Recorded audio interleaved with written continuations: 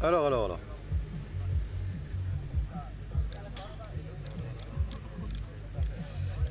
Ouais, ce petit S5 des familles, c'est dommage que... Moi j'aimerais bien l'avoir, tu vois, pour ça. Là, les présentations là, au 35 mm 1.8 autofocus, ça pourrait être chouette. Sur Ronin. Mais bon, faudrait que les TV puissent prendre du 1080p. Ouais, bon, ça... Et en plus, si tu rec en 4K, bon là c'est pas notre cas, mais si tu rec en 4K, tu ne peux pas sortir en HD. C'est ça le... Vous faisiez quoi sur vos téléphones? Ça avait l'air d'être ce matin.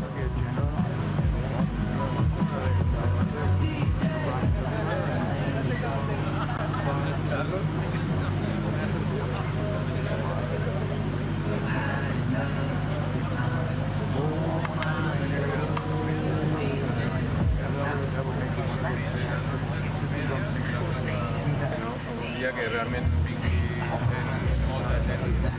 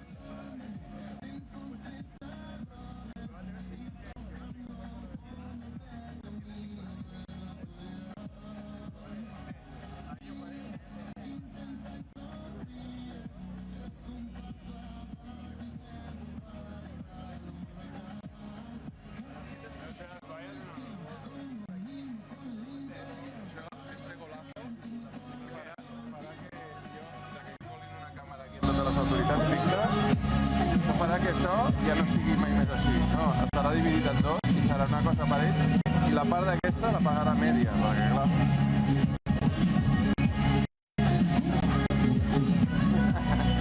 for the start. It's too expensive. Get on the phone. Wear my jacket. Hace molt bé la boia. No.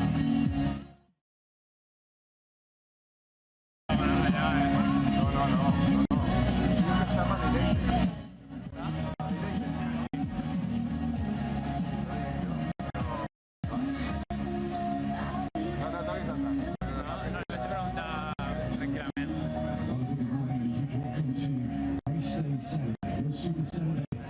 Zafiro IRONMAN 70.3 Alcúdia-Mallorca. For the athletes in and around our start area, huge welcome to you. Just a confirmation of the water temperature today. It is 17.4 degrees Celsius. Wetsuit leading.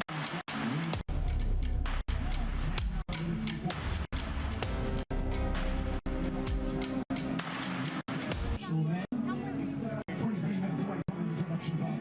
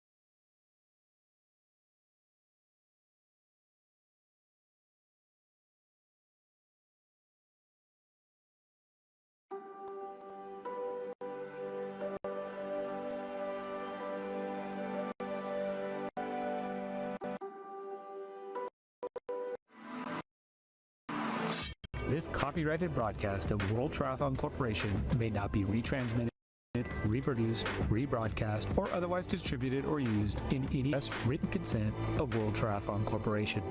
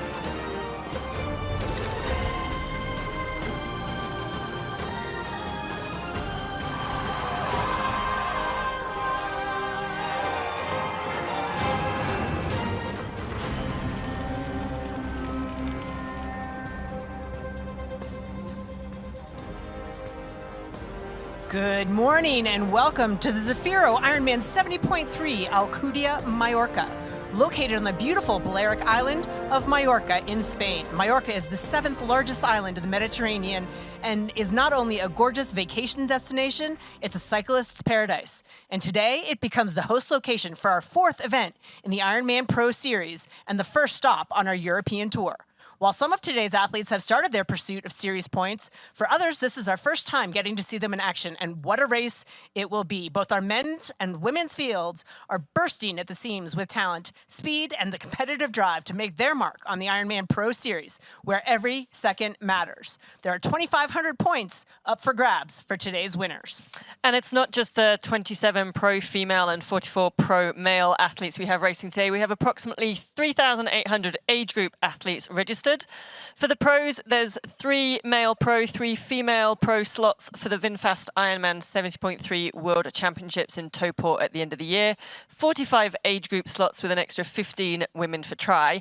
And an added bonus, there are VinFast IRONMAN World Championship Nice slots available for the top 5 women in each age group. And in case we didn't say it before, I'm Dee Griesbauer sitting alongside Laura Siddle here in studio. Today's weather presented by our friends at Roca. Air temperature is 57 degrees Fahrenheit, but since we're in Spain, we'll say that's 14 degrees Celsius. We have clear skies, light winds at just 1 kilometer per hour. Our water temperature this morning is 17.4 degrees Celsius. That's 63.3 degrees Fahrenheit. So all of our triathletes will be in wetsuits today. That's quite chilly. It is a bit chilly when you come out into 57 degree air temperature as well, but I think the heat of this race is going to take care of it for our athletes out there. I don't think they'll be feeling the cold at all. And since we mentioned it, let's talk about some of our notable athletes here today.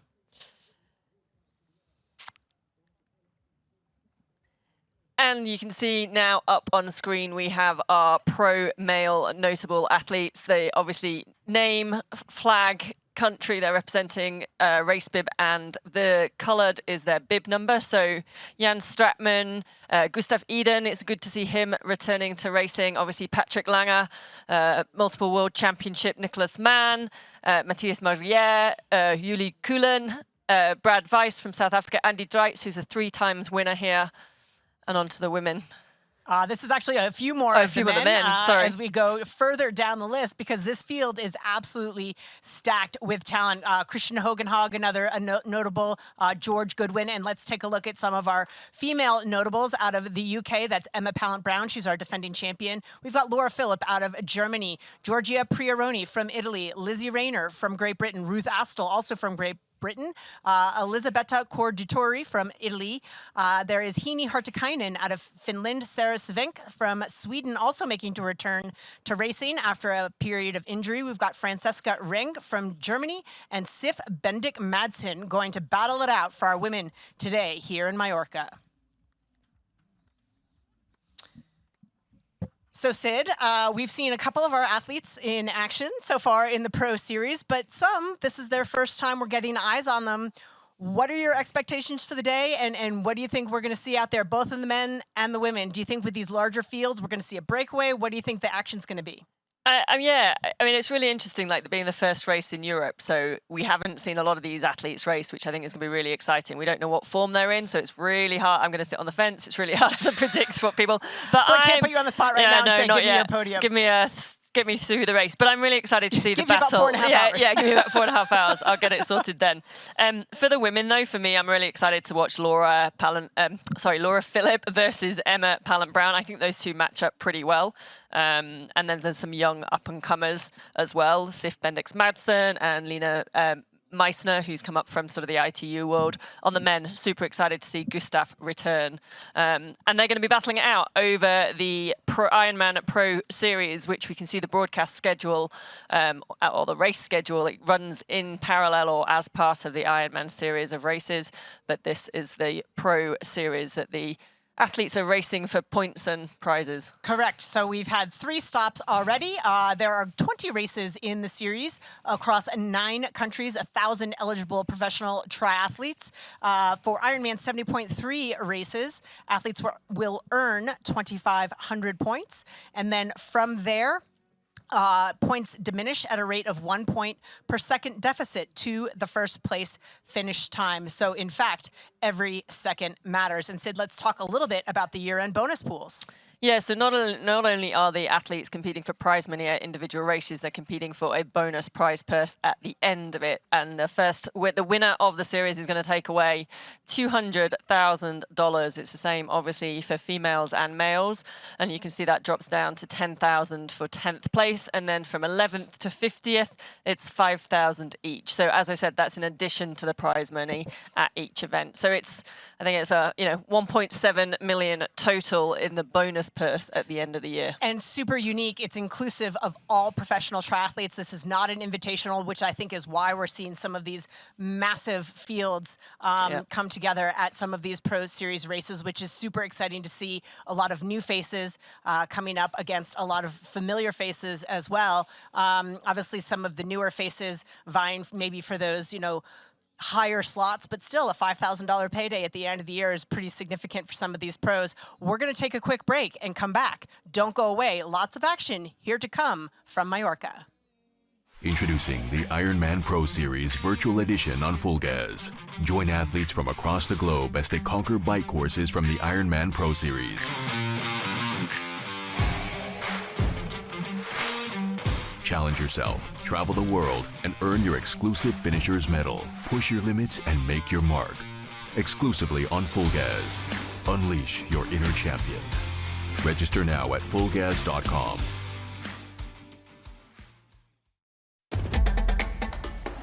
You know, and we know. The thing about challenging yourself is, you're always looking for what's next.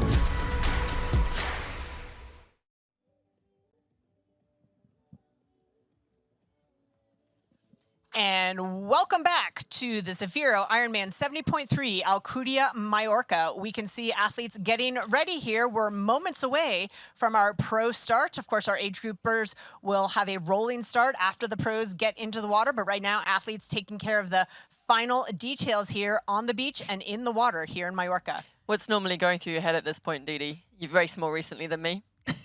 I'll say what's going through my head is, oh my goodness gracious, but in different words than that. I think I'm normally panicking. I'm in the queue for the Portaloo again. One more time. Yeah, I mean, obviously, yeah. athletes, nervous energy here. Maybe a last goodbye to friends and family who are supporting these athletes throughout the year. Some nervous energy, obviously, some warm-ups going on. Oftentimes, the pros will have the opportunity to get in the water. Sometimes the age groupers will have that opportunity as well. Topping up the hydration there, we see Laura Phillip with a water bottle in her hand. There's Ruth Astle. We're going to talk about a lot of these pros. We're going to do our introductions momentarily, but basically a lot of nervous energy, but also remember to take a deep breath. Yeah, and a lot of excitement, I think. Like you said, it's for a lot of these athletes, it's the first race of the year. Some of them did race 70.3 Valencia a couple of weeks ago, but it's the first race of the Pro Series, and I think that puts kind of another level of excitement on it. And there's so many age groupers. It's such a popular destination for athletes. Mallorca's a big training venue as well. So I think it's always a popular one to start the year as well. Like a lot of Brits trying to get out of the UK weather and come and find some Spanish sun. True. I think if you follow any of these pros in the socials, you'll see a lot of them came in to do a lot of their final tune-ups here on the island because it is such an ideal place to spend some time training. As we take a look here at our Roca swim course and we talk about some of our male notables wearing bib number 1 from Germany and the pink swim cap, it's Jan Straatman. He was third at the Ironman 70.3 World Championship in 2023. And in bib number 3 and a green swim cap, it's so good to see Gustav Eden back. He hasn't raced since 2023, but he is a 2-time world champion over the Ironman and 70.3 distance. So fantastic to see him back on the start line. And wearing bib number 4, Patrick Lange, a familiar face and a guy who's been very busy already this year. He's a 2-time Ironman world champion, and of course we've seen him race in Oceanside and in Texas. And Nicholas Mann from Germany, that was a silver swim cap. He was 3rd at this race in 2022. And we've got bib number 7 out of France. That's Mathis Margirier. A lot of expectations on this young man right here.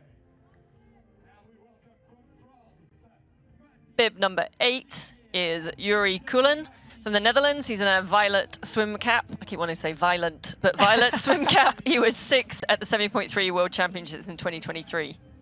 And wearing bib number 9 out of South Africa, wearing a silver swim cap, is going to be Bradley Weiss.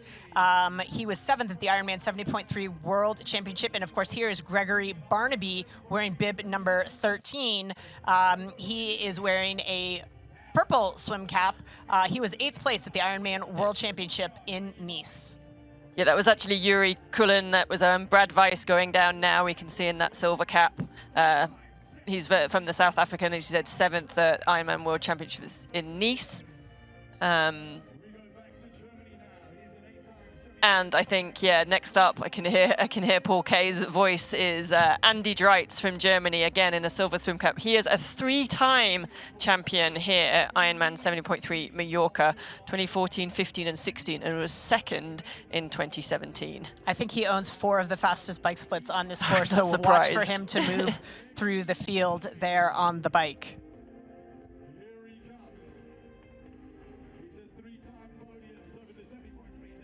And up next is now bib number 13. This is Gregory Barnaby from Italy in the yellow swim cap. I wonder how he might want to put his wetsuit on as well. Also nicknamed Lord Barnaby, which we can come on to later. He was 8th at the Ironman World Championships in Nice last year.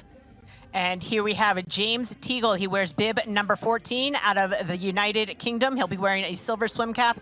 He was the 70.3 champ at Staffordshire in 2023.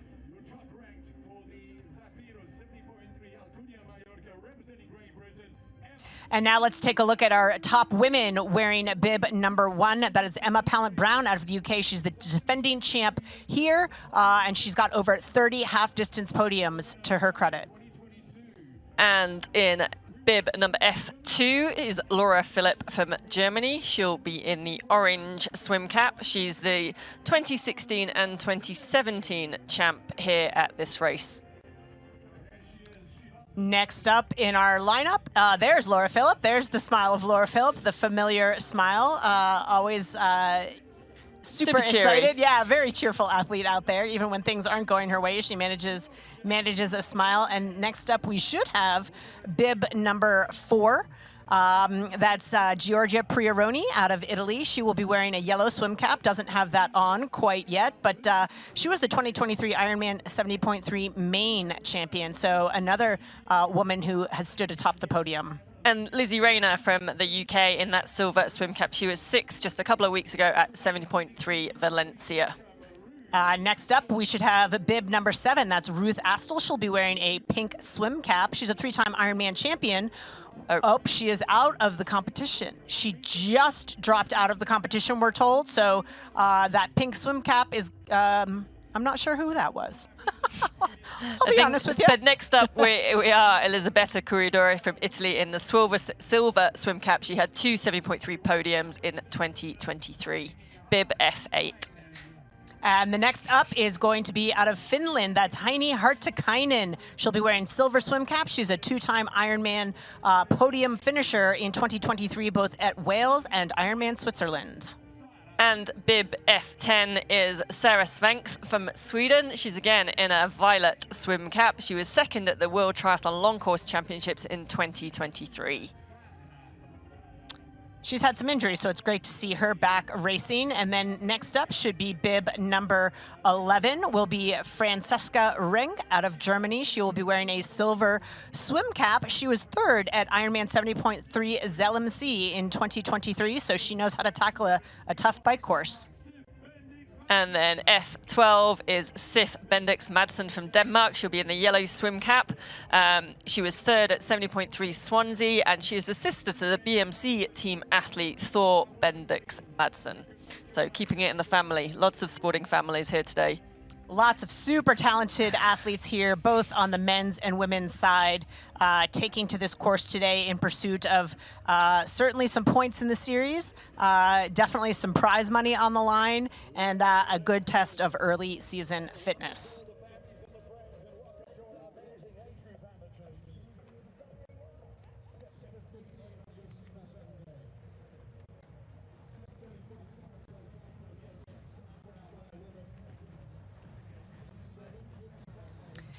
And our athletes getting their final warm-ups here. They might have done a quick warm-up before, but getting back into the water here to just settle the nerves a little bit and get down to business. Yeah, I think when the water's that cold as well, it's sometimes a good idea to just like try and get in and get acclimatized a little bit before the gun goes and your heart rate goes sky high and you're trying to get the blood flowing. So yeah, hopefully the athletes are just trying to get themselves in the water, get their faces in, calm the nerves, before they, before that gun fires. And something you can't see from this angle, but something that is typical of this course here in Mallorca are the droves of fans that come out. What a popular event, and all of the spectators have come out to cheer all of our athletes along today. So you can't see it now, but the beach is absolutely lined with fans, and what an exciting opportunity for these athletes to put on a great show. And just a little bit of an update. So we just announced as we were calling the pros out that Ruth Astle has unfortunately dropped out this morning.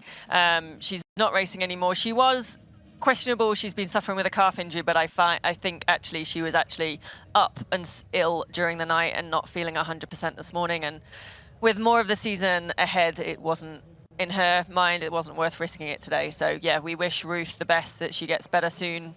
Not just sickness, but with the calf as well. And it's a shame because I know having raced here and won over the Ironman distance, she loves the bike course here and she will be gutted not to be on the start list now. Yeah, she definitely caught us off guard because we were expecting her to be in the lineup and saw the cap and thought, oh dear. But here we go to our current men's point standings. Patrick Lange looking to increase his lead and will no doubt do that. He currently sits atop our rankings at 6,519 points. Matt Hansen in second place at 5,884. Chris Leiferman in third. Thomas Rodriguez Hernandez after that outstanding win at Ironman Texas just a few weeks ago. Andre Lopez out of Brazil sitting fifth in the rankings. Sam Long sitting in sixth. He's yet to do a full Ironman, so his 70.3 points have moved him up 19 places in the past since we've recalibrated our points. Clement Mignon out of France is in seventh.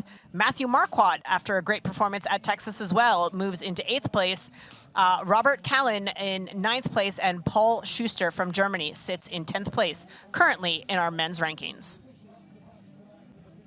And, of course, our women. Yeah, and on the women's side, so Danielle Lewis sits at the top. She's raced every single race of the Pro Series so far, hence why she's got those points up there. But that's the way to play. You've got to be consistent and race a lot, I think. Fenella Langridge from Great Britain is in second, and Kat Matthews, after that fantastic race in Texas, it's her only Pro Series race, but that's why she sits in third with those 5,000 points.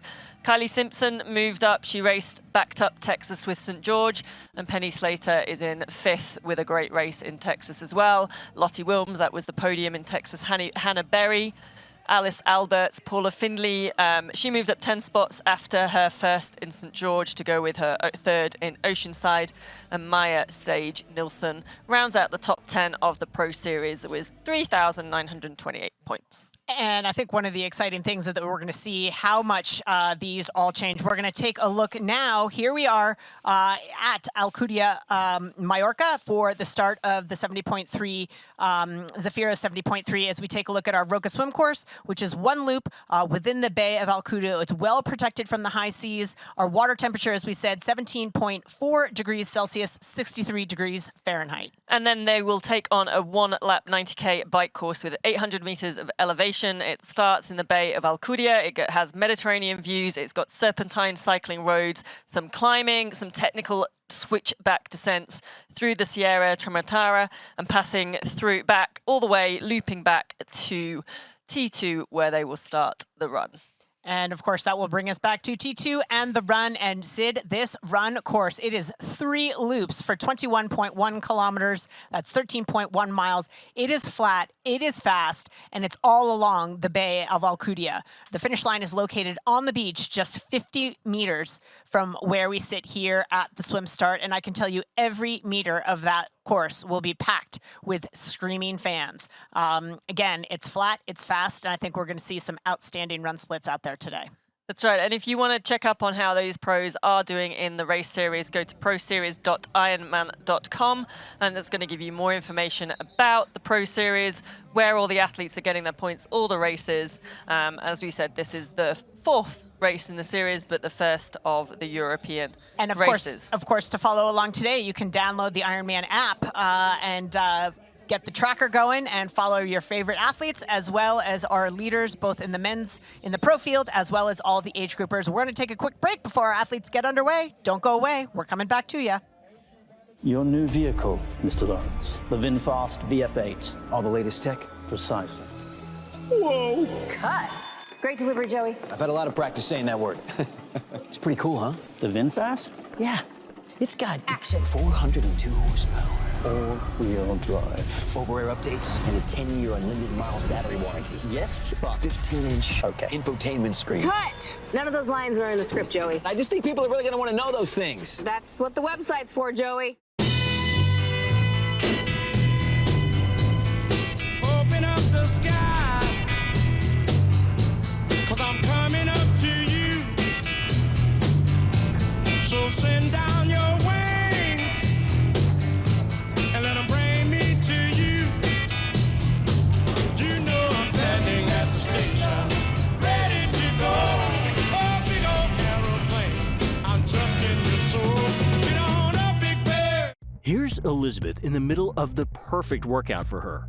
To create it, we analyzed her biometrics and genetics, her recovery rate, injury risk, and aerobic potential, her recent training sessions, the temperature, humidity, and elevation, the demands of her next race, and billions of data points from athletes just like her. With TriDot, Elizabeth gets faster. And what does she have to do? I just opened TriDot and did my workout. TriDot. We do the technology, you do the training. And we are back with the action here at the Zafiro Ironman 70.3 Alcúdia-Mallorca. Of course, this is the 4th stop in our Ironman Pro Series and the first stop on our European tour. We are getting our first look at some of these outstanding European athletes. Yeah, it's super exciting. And for me, what I'm really excited to watch today is the return of Gustav Iden, the 2 times Ironman World Championship, or Ironman and 70.3 World Champion. Didn't race in 2023, obviously had some injuries and had some, fortunately, family things to deal with. He isn't making the Olympic team for lucky for us. Yeah, exactly. So he won't be partnering Christian on the team, but he means he's sort of back racing, or hopefully back racing. He's been pretty coy about his preparation leading to this race, but we did catch up with him leading into the race for a fighting chance. Should we do the waving now? Here I am. Here I am. How I'm feeling. Unsure, I would say. I know I'm not going to be at the top. That's a certainty. But how far behind I am and how the others have improved over the last 2 years, I don't know. But yeah, I'm feeling actually a bit excited. Yeah. I'm not at the top now, but it's good to be back, and I choose this race because of, yeah, everyone is here and it's good to measure up where people are. Bike should be okay. Nothing major there, but it's okay. Run is obviously, yeah, much worse. I'm still not injury free, I would say, but it's not that much pain, and I'm running okay. Do I sound confident, or? Beginning of 2024 up until now, what's been happening? I bought a house, which is pretty exciting. So many athletes you got coming up for training camps now. Yeah, we should have a training camp in Bergen. I think Bergen was the 4th warmest place in Europe a few days ago. So we should get the Ironman Pro Series to Bergen as well. and I can host my favorite pro athletes in my house. Who are those 7 athletes? Ah, that's secret. No, I can't tell. But have you been following the Pro Series, the first few races in the US? Yeah. Patrick Langer is top of the leaderboard currently. He's leading. What do you think to this? Is your competitor this weekend? If he's running with me, he would be severely disappointed, I would say. No, I am looking forward to riding with someone. So that's like, if I'm all alone on the bike, I would be a bit disappointed, and hopefully start running with some of the guys. But yeah, Patrick is leading and it's looking good. Sam Long is obviously performing so good at the moment as well, but he won't dare to come to Europe, you know. But yeah, it's a good level here. Awesome. Should we do some training as well? Yeah. Not only chatting.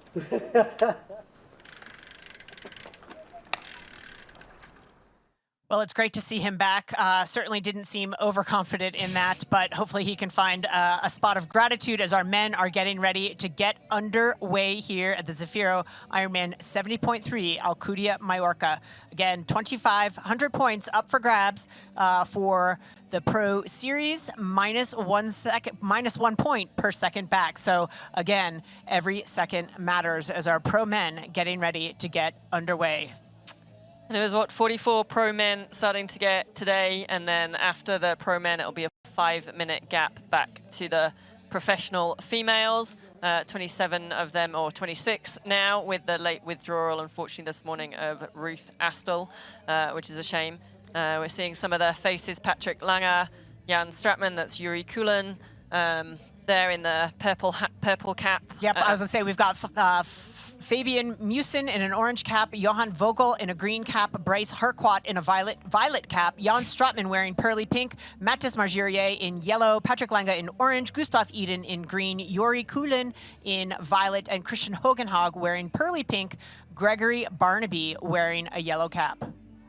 Pearly pink. It's pearly very pink. It's different than different than pink. It is different than pink.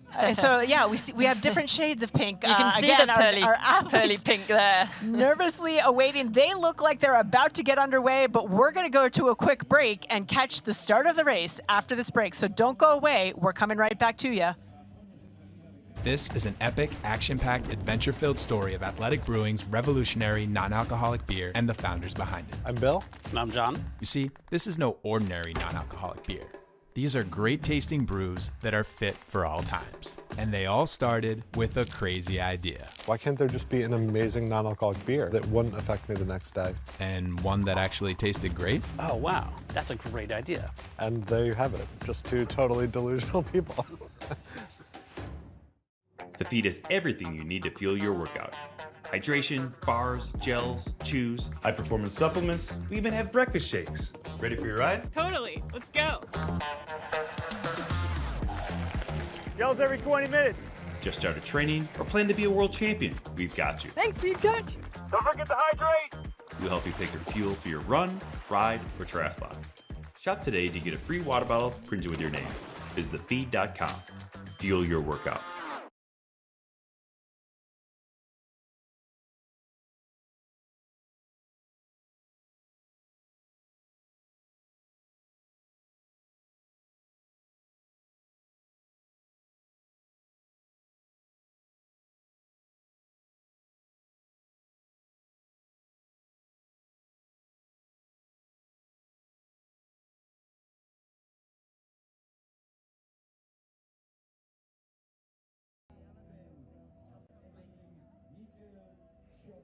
And here we are back at the start of the Zafiro Ironman 70.3 Alcúdia-Mallorca. We are lined up here for the start of the Roca swim course.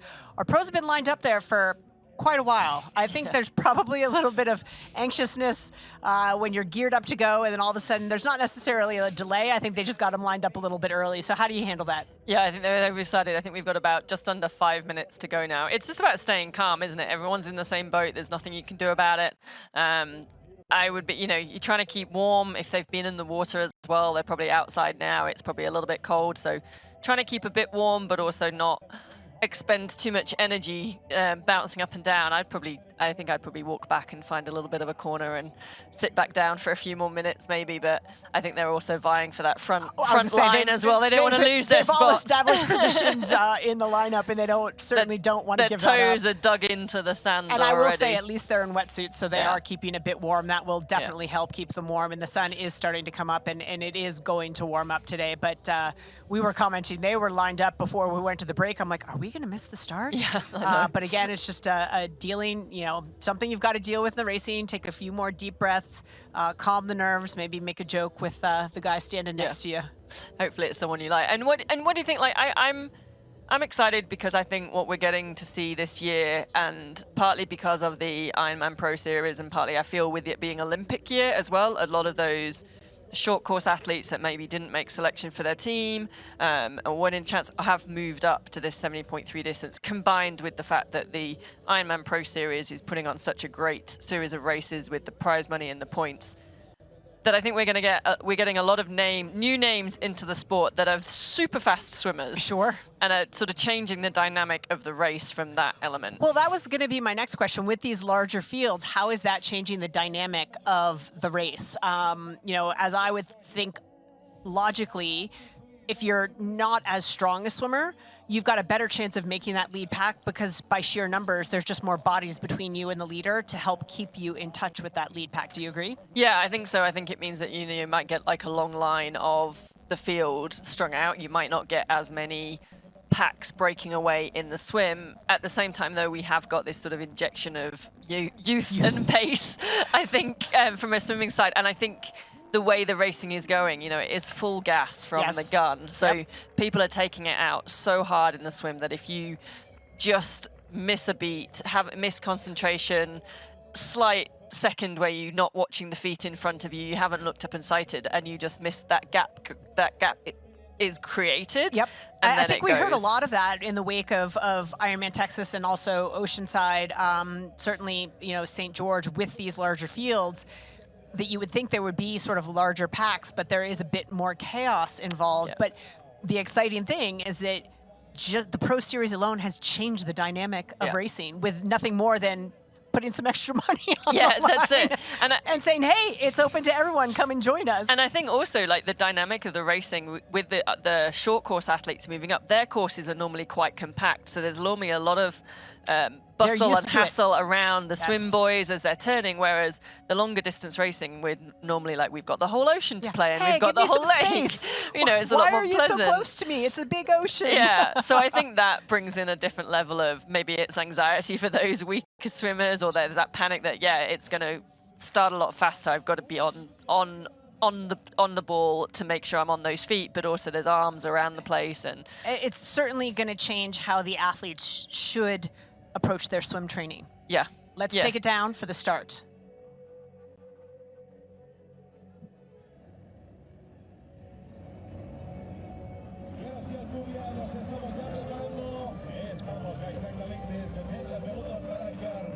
Oh, we still have a minute to go. I went a little bit early. I was getting ready. See, I'm even anxious.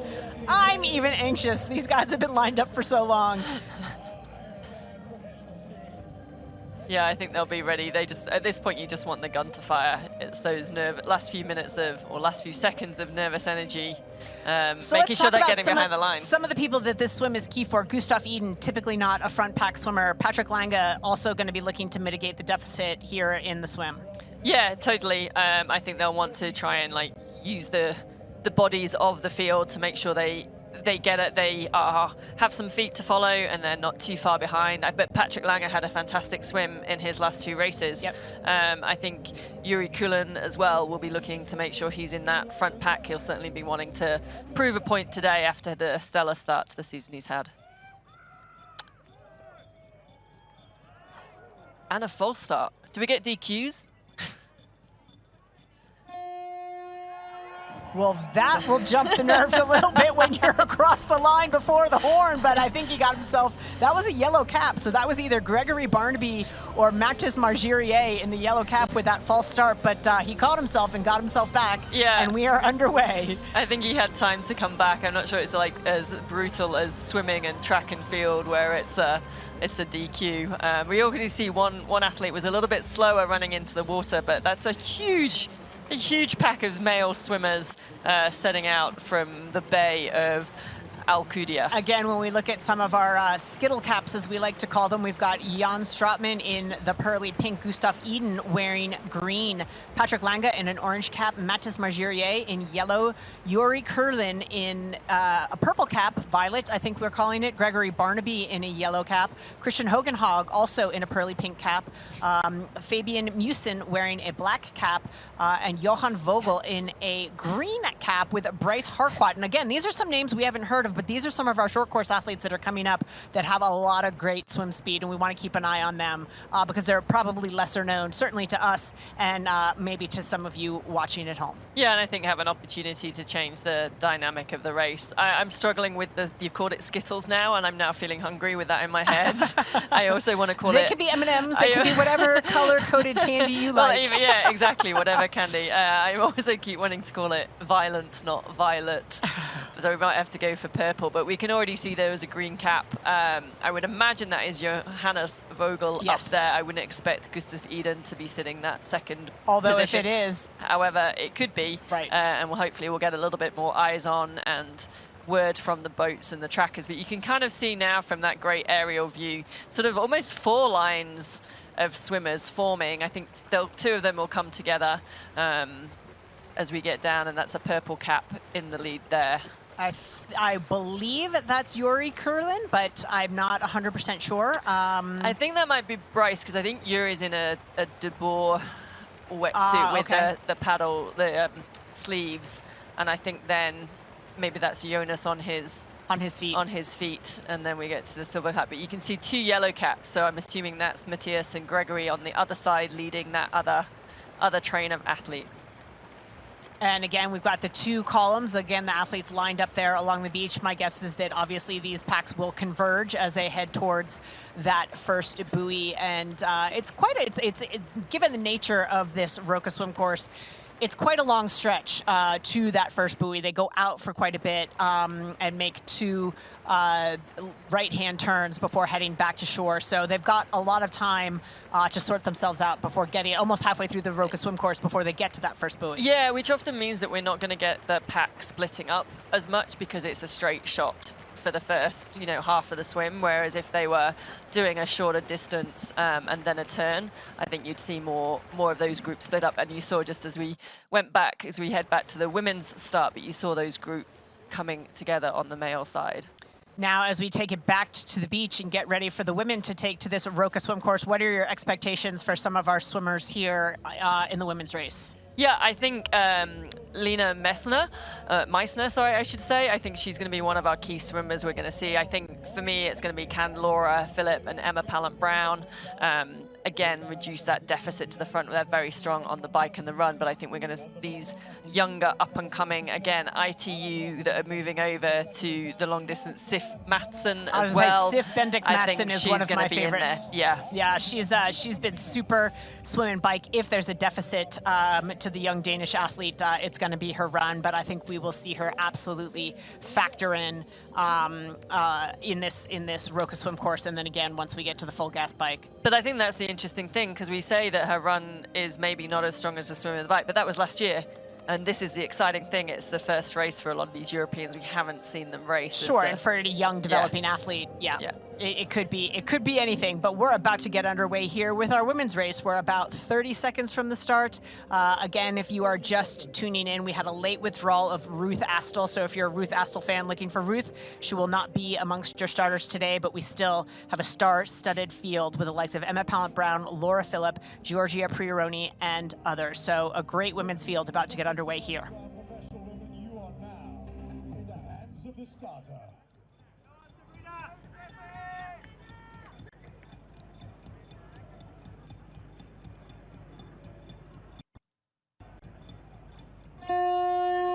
And that orange cap of Lena Meissner there, expect to see her get out hot and hard at the start here on this Roka swim course. That's right, and I think did he talk? They started on the beach, so they're running into the water, and you could see them wading quite a long way, maybe like 20, 30 meters at high knee before they then started to dive. How difficult is that, or what's the technique for running in? Do you practice that before the race starts? You definitely practice that, because that sort of high knee running at the start of a race is going to jack the heart rate a little bit. And the other thing, you're going to want to get down to the race venue the day before the race at a similar time, particularly if it's a tidal location, because the amount that you run and the depth of the water will be different at different times of the day, depending on the tides. Again, if it's a tidal swim venue, so you'll want to definitely get in there and practice that. It's hard to practice in your training if you're doing a lot of your training in the pool, but you can do dolphin dives in the shallow end and sort of practice that skill. That some coaches make you do as well. And in the deep end at altitude, it's horrifying. But again, it forces you to get that heart rate up and practice that skill. And it is a skill, and those are the things that are often overlooked in your training, and things that you should look into when you are researching your race in the venue, and the sort of skills you should be practicing. And right away, we've got the orange cap. Again, we're assuming of Lena Meissner there, an outstanding athlete coming up from the short course, and alongside her is the pink cap. I'm assuming that is Julie Yamolo. Yep. Also a very strong swimmer. Yeah, because the other pink cap was going to be a Ruth Astlund, as you've said. Unfortunately, she's not racing. And then the green cap, I would imagine that is Luisa from Italy. We can see a yellow cap there. I would again imagine that's probably Sif, I think. I can think. Actually, I recognize that stroke. I was just saying, I think I recognize that stroke. It's interesting with, again, like new athletes coming in to try and learn the swim strokes, swim strokes, and swim partners, and exactly. that sort of thing. But Sif is interesting. She's a quite small athlete. She's tiny. She's got short little arms, but she's so strong. Yeah. And so that is not a hindrance to her. You could compare that to sort of superstar swimmer Lauren Brandon, who has the long, lovely stroke. Sif, a very different style, but equally as effective. Are women well underway?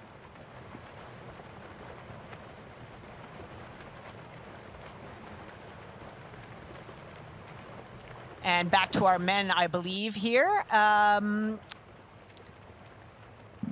With a silver cap in the lead. This is where we test our eyesight, trying to get a bib number or something on the cap. But he's But interesting to see that is one alone at the front. Definitely the men's field getting strung out here well before that first turn buoy. Yeah, and let's look at the difference in stroke from that first male to the second. You know, the first one had quite a high turnover, and then the second was a lot slower.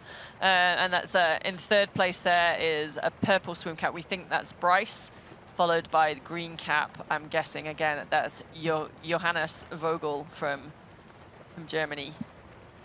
But yeah, already strung out at the moment at the front of the men, and they're still going this one-lap Roka swim course. So it's a straight shot out to the first turn buoy, then right-hand turn across the bay of Alcúdia before back to the beach. Now let's talk about drafting, because I know that's something that you are excellent at and always like to be on feet. So when you sorry, position yourself, I meant that as a compliment, by the way. I really did. I was like, I'd love to be able to draft off somebody's feet, but I tend to be far behind. I think you love a good pair of feet in front of you. So talk about how you hold those feet. Are you looking for specific feet at the start? Yeah. Would you rather be on a hip than the feet?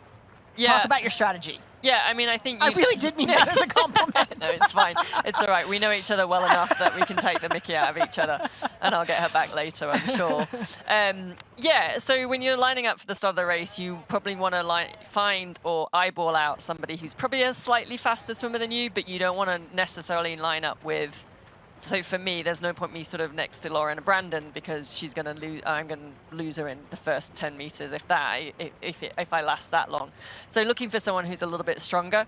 If it's a beach run, I'll try and get a better run into the water, so put me ahead of the other swimmers, the other females, so that as they come past, I can hook on to them. I would personally probably prefer to be on the hip because I think that gives me more chance if the pace speeds up, then I can drop to the feet afterwards. Whereas if you're on the feet, whilst it is probably a better position, I know a lot of people say when they're on the hip, it actually sort of slows down that lead swimmer because you're sort of you're sitting in the pocket of water that they're trying to move their hands through and push forward. So often it can be sitting on the feet is that bit quicker, but you have got to be you still got to be sighting. You got to be looking at those bubbles so that you don't miss a trick if you're on the feet. I will say when you're on the feet, you also have the ability to be anonymous, so that the leader may. I mean, I think in racing in this day and age, it's a big assumption unless you're Lucy Charles Barkley to assume that you've dropped the pack, and you have to assume that they're there. You can count on someone always being there, but if you're on the feet, you can be somewhat anonymous. Yeah, and the other thing as well that some people go into is like, what side do people breathe? Sure. And so if the person that you want to sit on their hip or their feet breathes to the left, will make sure you're on the right, and so they're having to switch their breathing to make sure that to see you. But we can see now with this women's race, we've got a pretty multicolored group of Skittles. I want to thank the women for performing according to plan, and our Skittle caps are in fact at the front of this race. And I'm interested to see. It makes us look smart. It does. I think that we've got an orange cap in the lead with a pearly pink, but I think I'm interested in that purple cap that's on the far side, which is Steph Clutterbuck, and she's a first-year pro. She's been a age group world champion over the 70.3 distance. She won Ironman Vitoria as an age grouper yesterday. What I'm looking at here is the turnover of Sif Bendix-Madsen in the yellow cap, and then above her, the turnover of Steph Clutterbuck. I think Sif is taking 2 strokes to every one, and it just goes to show you that different styles, like there is no right stroke rate. Yeah. There is the right stroke rate for you. People will alter their stroke rate. We've got a nice calm. This is a protected bay here in Alcúdia, and so there's not a lot of chop. Some will say that if it is a choppy swim, a higher stroke rate will be beneficial because the water is more turbulent. You're not catching clean water, but here in a nice calm swim, that long and lovely stroke can be equally as effective because you are grabbing nice still water, but you have to, it's sort of like running. There is a wide range of what is ideal for stroke rate, and we're seeing it there between the turnover of Sif Bendix-Madsen in the yellow cap and Steph Clutterbuck above her in the purple cap. Yeah, that's right. So I think we've got Lena Meissner in the lead in the orange cap. It looks a little bit kind of orange on our screens on the right hand side on the leaderboard. I think actually in second that might be that pearly pink cap. It might be Julie. That is Julie. Yes. Yeah, and then the green I'm thinking is Louisa with Sif, and actually, but you can still see that comparison. You've got Sif, and actually Steph Clutterbuck is on the far side of Sif in that purple cap, and you can see there's a difference in that length of stroke. Like I said, Steph, she raced 70.3 Valencia, but I think had a flat tire or a puncture, so this is her first pro race.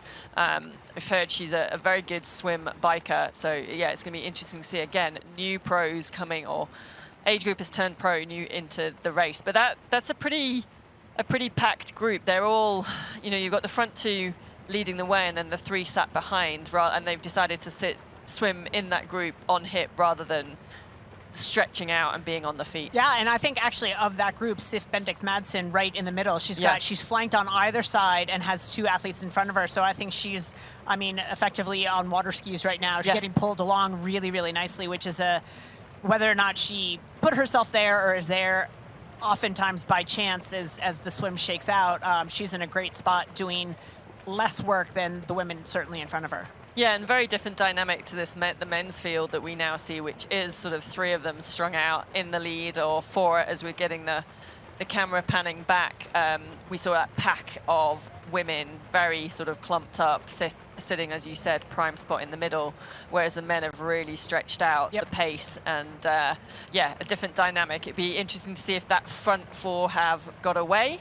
Or if there is a long line, like we said, of those 44 male It's hard pros. to believe with that many bodies in the water and that much talent that maybe small gaps, but we'll see when we come back after this quick break. Don't go away. We're going to have the conclusion of this Roka swim just after the break.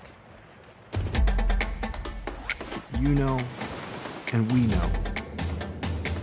The thing about challenging yourself is you're always looking for what's next.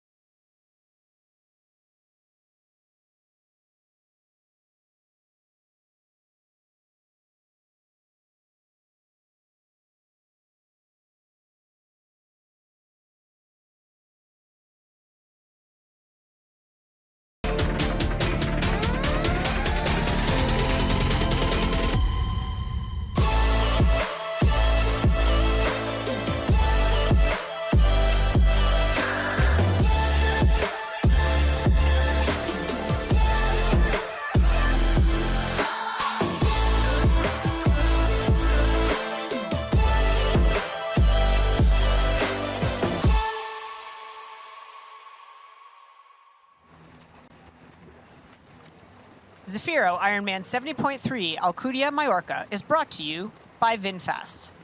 Boundless together. And by TriDot. Better training results in less time with fewer injuries.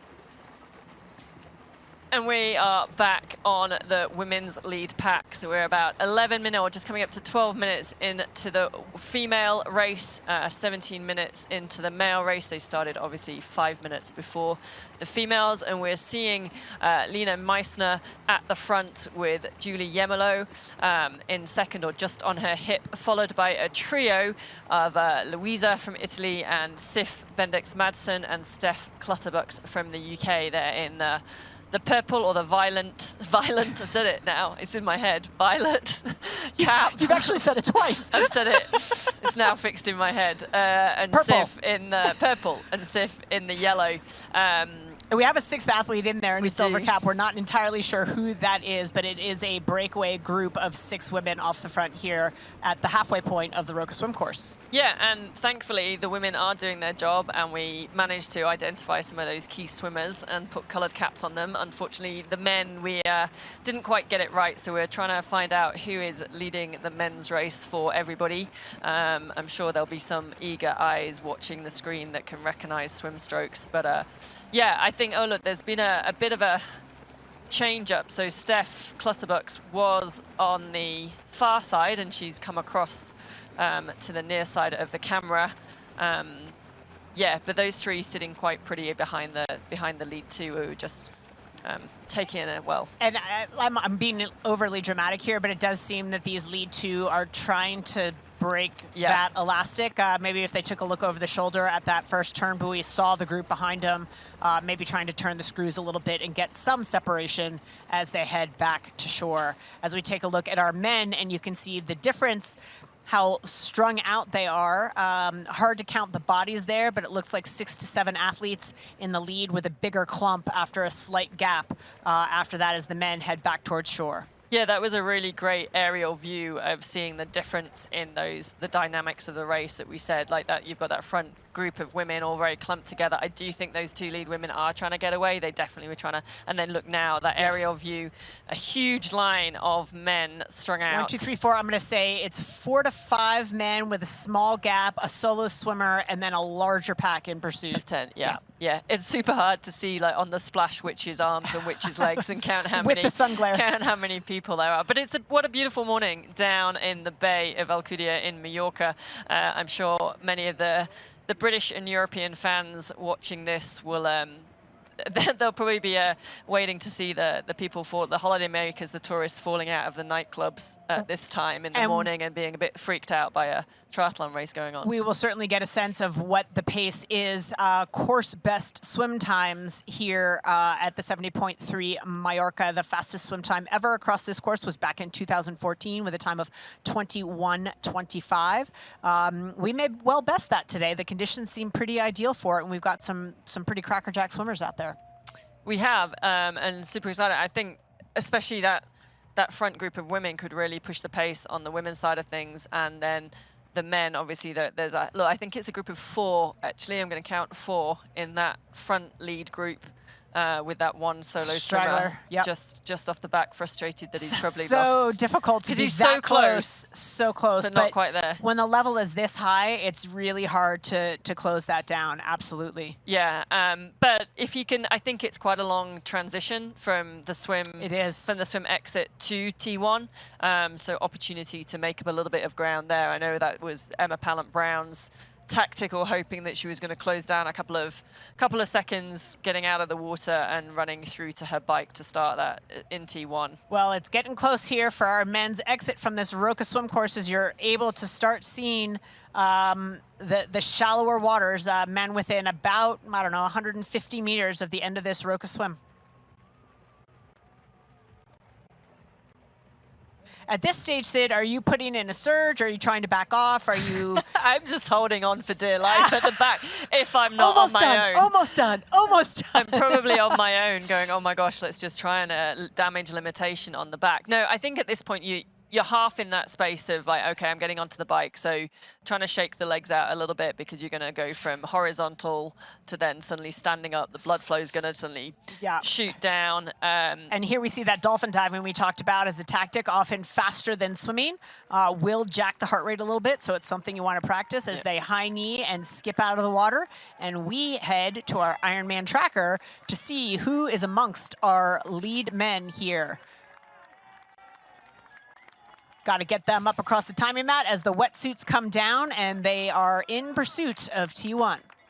Look, that's a classic European beach site with a transition, a triathlon race going through the middle. Those day beds and sun umbrellas that we're going to be packed full, I'm sure, of holidaymakers later in the day as we see the pro males exiting the water. So a lot of them, it's quite a long run to T1 to transition. So it does give those time a chance to get your wetsuit down. You can see the athlete we're looking at here, his wetsuit's down by his waist already. He's had his suit down underneath his wetsuit. So he's now trying to get that back up. It can be quite tricky when you're wet. So the long run from the swim exit to the bike is often appreciated by those athletes that wear their race suit down. As we're following through these athletes through transition.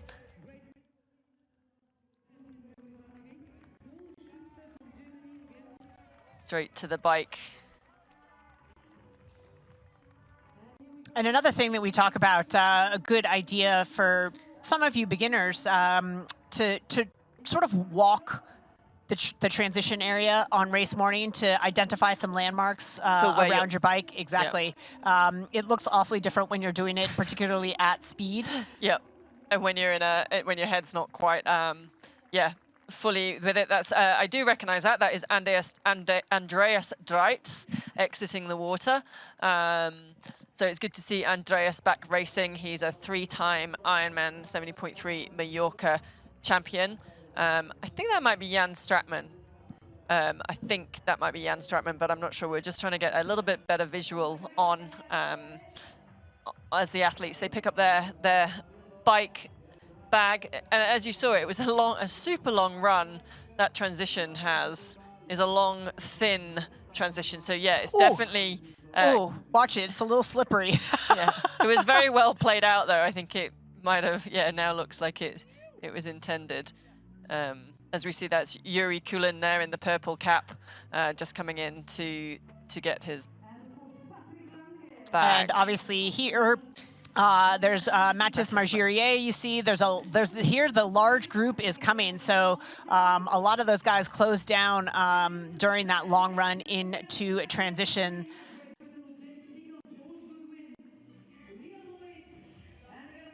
Guys frantically looking around.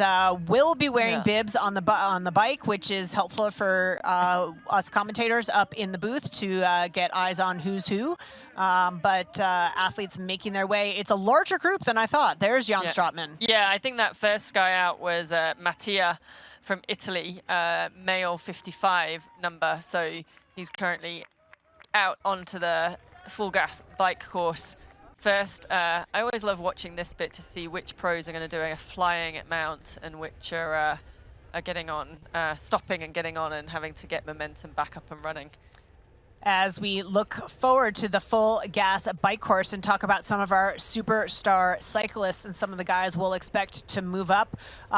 Ordinarily, we would say Gustav Iden would be somebody to move up, but he was questioning his fitness. So all eyes on Gustav to see where he is at.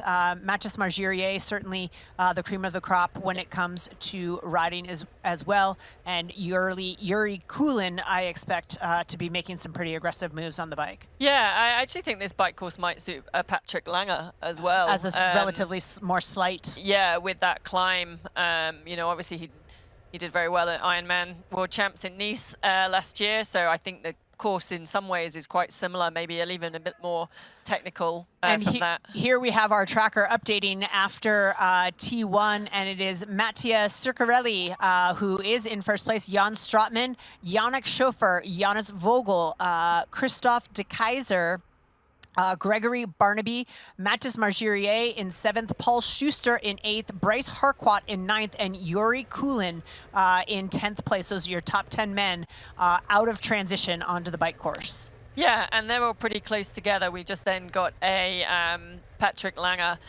just then in 11th, and our Wahoo Element rival swim time is 22 minutes and 23 seconds. From Rinal Puras from Estonia, was first out the water. As we look at our men's leader on to the full gas bike course, coming back to our women's swimmers who will be exiting shortly. If we look at course best times for the women, that time has come and gone. That course record held by Chelsea Sodaro at 21:26. That time has come and gone. We're at 22:07 race time for our women, but still, we'll see how many are in this lead pack. It was a group of 5 to 6 at the last turn. We'll see if they've stayed together on the way back into shore. Yeah, interestingly enough, Gustav Iden was out of the water a minute down off the leaders and just sort of 10 seconds behind, or 15 seconds behind Patrick Lange and 10 seconds behind Christian Hogenhoud. Actually, our male swim leader didn't have a great transition, dropped to 16th. So after just announcing him as in the Wahoo Element rivals split swim time, but we did see it was quite a long transition from the beach. He might have been the one that ended up on his keister. The one that took a little bit of a sit down. Some people do that on purpose. Some do. I think I saw him slip as he was trying to stomp out of his wetsuit, which they can be slippery suckers when they're wet. So again, these are all the skills that you need to practice. I recall back to Oceanside 70.3 with Taylor Knibb, who had a picnic in transition. Well, again, it didn't end up mattering, but her transitions were terrible, and you don't want to give away free time like that, so it's something you should practice. I was actually about to bring her up because I was watching her race in Japan earlier, and they were also again, abysmal. her transitions weren't amazing, and she was actually interviewed about them after the race, which I felt was also quite awkward. And she did say that if there is anyone in Boulder who is happy to practice transitions with her, she will be taking up offers, I think. And a great rear view of this women's lead swim pack. Still a group there of 1, 2, 3, 4, 5, 6. So still intact, that group of 6 women, many of whom are known to us. I think there's only one unknown athlete in there. And as expected, Lena Meissner, Louisa Pratt, Steph Clutterbuck, Julie Yomolo, and Sif Bendix-Madsen are lead women's. Let's see who can be aggressive through the transition and maybe create some separation as they get onto the bike. I think the other thing to notice, again, it's like coming down to practice that swim entry and exit days before a race is like you swim until you can feel your fingertips dragging on the sand at the bottom, and that's when you stand up. Our mysterious 6th place female was Bianca Bogan, who some will recognize as the sister of Rico Bogan, and our lead swim time brought to you by our friends at Wahoo Element Rival. That's Lena Meissner out of Germany at 24:13 for the 1.2 mile or 1.9 kilometer swim. And Rico Bogan being the 70.3 Ironman 70.3 2023 World Championships. Who's Rico Bogan? As we were saying in studio during the race in Lahti last fall. So this, Bianca Bogan is his sister. She's also a mum. I think we have a few mums racing again today. I know it's great to see Kristen Leopold back. She's got 2 kids now, and this is her 2nd return to racing. I don't think we'll see her feature in the swim. She's not renowned for her swimming ability, but we might see her. She was always one of those great runners in the sport more over the full distance. But yeah, very much a sub 3-hour runner. So yeah. And then out of the swim in 7th place solo is Lizzie Rayner out of Great Britain. She is a minute back. Still looking for the likes of Laura Philipp and Emma Pallant-Brown, and the big question, will they be together? And they are. It's just come up as you were saying that. That's fantastic timing. Laura Philipp is 1:21 down off the lead, and she's with Laura Addy from the UK and Emma Pallant-Brown. So I think the fact of Laura Philipp and Emma Pallant-Brown together is a super powerful bike combination. And let me ask you this, question number 1. You're going to ask me to predict already? No. It's too soon still. I'm asking, on paper, I would say Laura Philipp is probably slightly stronger cyclist than Emma Pallant-Brown. Will Emma Pallant-Brown be able to stay with Laura Philipp? And what is your assessment of a gap of 1 minute and call it 20 to 25 seconds on the lead group? Is that more or less than you might have expected? I think that's a pretty good swim by both of those to that front group, especially knowing the caliber of the ITU swimmers coming through and the youth. And also this long transition, I think Laura and Emma it'll be interesting to see how much time, if they do make up anything through transition. I think it's a really powerful combination having Laura and Emma together. And if they play it smartly, they work together on the bike. Yep. And use each other to claw back the front and then get on the run and go, okay, it's every man for yourself kind of thing. But don't destroy each other on the bike, right? Trying to get away from each other. Just use each other proactively to ride hard, but taking it in turns or work off each other. And then, get to the run and let the running legs do the talking. As we see the pro women are now leaving transition. That was Sif in the white top. And the 2 leaders, I think that's Lena Meissner in the green at the front. And that's Bianca Bogan. There we go. Yep, Bianca Bogan right with her. It's always fun first races of the year as well. Both with a flying mount. Kudos. Well, again, short course athletes probably. It's always fun. You won't see any of the dedicated long course athletes doing that. You certainly won't see your commentators in studio doing that. Actually, I can do the flying mount. I can do a flying mount. Don't if you saw me at a race in New Zealand. But it's always also fun at the start of the year because everyone wears new kit. And so you're trying to identify who's in a new kit this year. Emma Pallant-Brown is fairly obvious because she does race in the swimsuit, and that is Sif Bendix-Madsen in the white, as we said, as she's heading out onto that bike course with that front group of, it looks like 4 women out onto the course. And we're about 28 minutes into the female race, 33 minutes into the men. And again, just looking at transitions, we talk about Steph Clutterbuck giving up 30 seconds there. And as we look at our overall transition times brought to you by our friends at Morton, it was Bianca Bogan at 3:08, Lena Meissner at 3:12, and Sif Bendix-Madsen at 3:13. Steph Clutterbuck giving up 30 seconds in transition. Yeah, but quite long. Oh, we've got a new one in coming. Emma Pallant-Brown. I don't know if you mentioned that. Apologies if you did at 2:52. Oh, but she just updated. Yeah. Yeah, I think she just updated. And our men on our men's side. And our men brought to you again by Morton. Our transition times, the top 3 fastest. Patrick Langer, 2:47. Impressive for the long course athlete. Impressive for the long course athlete. It does use his running ability. It does play to his running ability strengths. But interestingly, only Emma Brown was only a couple of seconds behind Patrick Langer, and then James Teagle and Gregory Barnaby, as we see, back out on the bike course. That's a long line of the male athletes that we're seeing. Look at this, stunning. Isn't it stunning? The beginning of this bike course, which does hug the coastline. It goes from the port de Alcúdia into the Bay of Pollença before they head inland and hit the hills. And I think it's a good opportunity as we look at this line of men to talk about Race Ranger as an addition to our Ironman Pro Series. Ironman has partnered with Race Ranger to utilize this new electronic drafting detection technology across all Ironman Pro Series events in 2024. This, of course, will include the VinFast Ironman and Ironman 70.3 World Championship.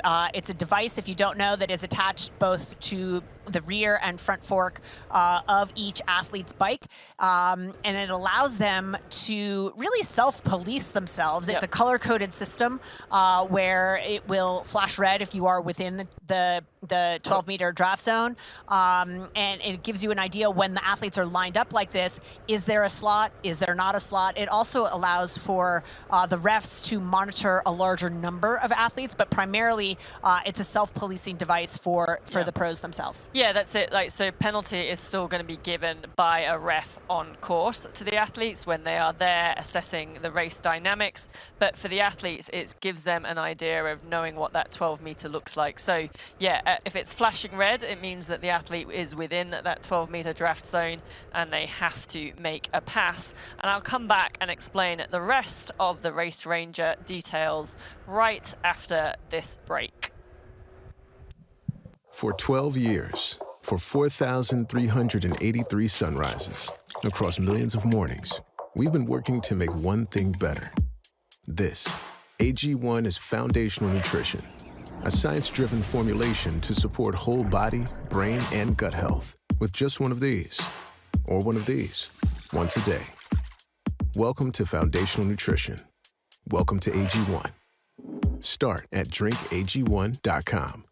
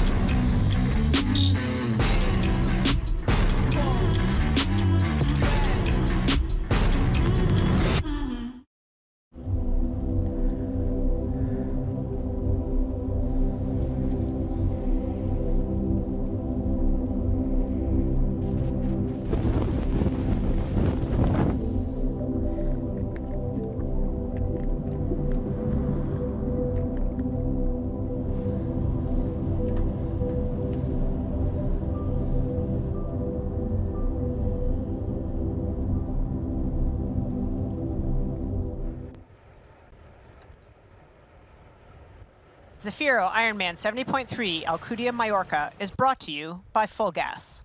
Real roads, real results. And by Mortal Hydration. Thirst quenchiest hydration.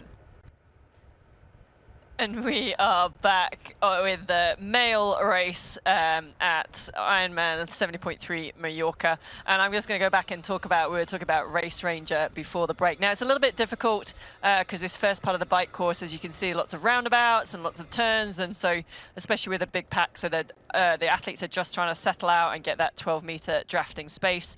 So as we said, the Race Ranger unit sits on the bike on the rear. You can see it just underneath their water bottle on Matthias's bike there. And what the athlete behind is seeing is a color-coded system. So if they see a red flashing light, that means they are within the 12-meter draft zone. It means they have to make a pass, in which they have 25 seconds to do.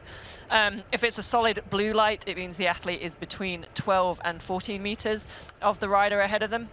And a solid orange light means it's 14 to 17 meters. So ideally, as an athlete, you want to sit in that blue zone because obviously if you see that red flashing light, it does mean you have to make the pass. And obviously a long line of athletes, you're going to have to keep going because you shouldn't really be slotting in.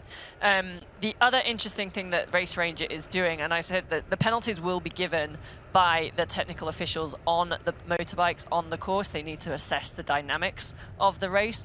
But all this data is being collected and recorded. So at the end of the race, we can go... We know who the cheaters are. The technical officials, the race directors can go, can go into the data and see which athletes have... They record lots of different things. So one is the number of times they've gone into that draft zone and come out. Yep. Then they we also call that yo-yoing. Yo-yoing, that's right. It also records the total cumulative time over the whole course of the race that that athlete spent within that 12 meters. Correct. So it's going to be really useful for development in the future. It is, and why they're still working with kind of how to manage that data, because they still have to parse out. There are the normal drafting rules still apply, so they still have to parse out things like transition, exit, and entry. We tend to accordion in and out of transition as the athletes tend to be a little bunched as they take to the course. Also aid stations, where athletes are slowing and entering aid stations at different rates of speed. There tends to be a little bit of leeway given through an aid station. We talk about safety concerns. If there's an emergency vehicle on the course, obviously that data needs to be, you can see that yellow light right there. And also sharp turns, 90 degrees or sharper, and we certainly will see some of those on this course. There tends to be an accordion effect. So the data will collect whether or not you're in that zone. What the officials have to do is judge the intent. So the official still has to witness the infraction and deliver the penalty. But a lot of really interesting data making for better racing and more fair racing. Yeah, and as you see, we've just seen that. So the orange light meant that the athlete behind was sort of over 14 meters. It's gone back to orange now. We saw it at blue, so they were creeping up to that 12 to 14. And yeah, I think it's just going to be really, and now the athlete... And see, we see the flashing red, but now she's making the pass. Right. That's right. Yep. Yeah, so she's had to go past, or she made the decision to go past anyway.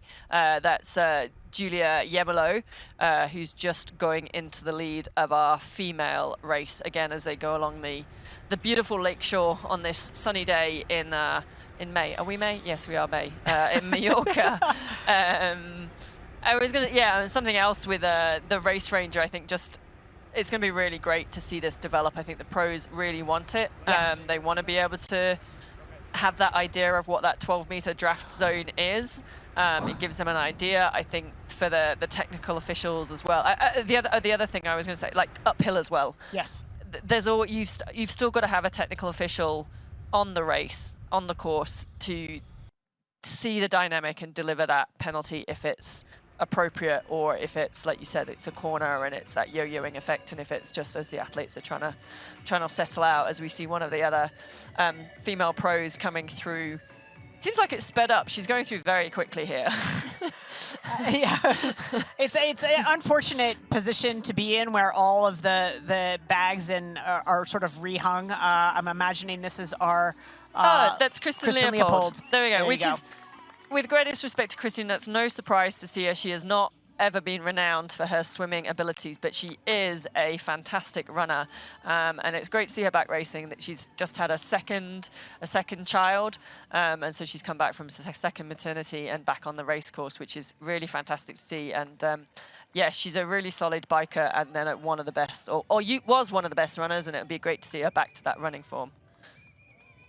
And good to see her again in pursuit. We'll see how many athletes ahead of her she can pick off. I believe the one remaining bike in there would be Ruth Astles. Again, she was a very last-minute withdrawal from the race this morning. So when you saw that one bike still hanging in transition, that would be Ruth, and she is unfortunately out of the race. Yeah. And that is, Christian was 10 minutes back from those lead women.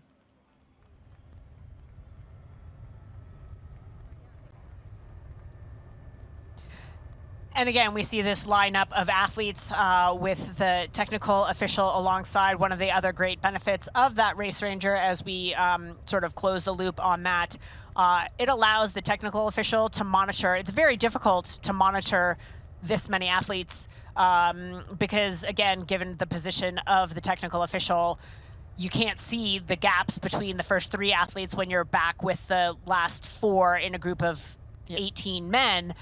However, you can see flashing red lights. And I think if the technical official on the moto sees a flashing red light for an extended period of time, he's going to get a little bit closer to the action and go check it out. So many benefits to this technology. And another thing that we'll be studying the data, you know, hopefully down the road, is 12 meters the appropriate draft zone? Do we need to be longer?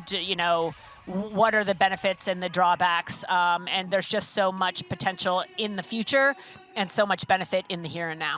Yeah, and I think what's going to be super interesting to see if it can be developed, that data that they collect, actually, if it can go in real time to a central hub where technical officials can be looking at it, and then they can see a race dynamic and go, oh, look, there's something going on here with this group of athletes. Let's get a motorbike up there. Let's assess it. I mean, could we fast forward to a day in the future, a la George Jetson, where it can all be remote and we don't need to have officials and motos out on the course?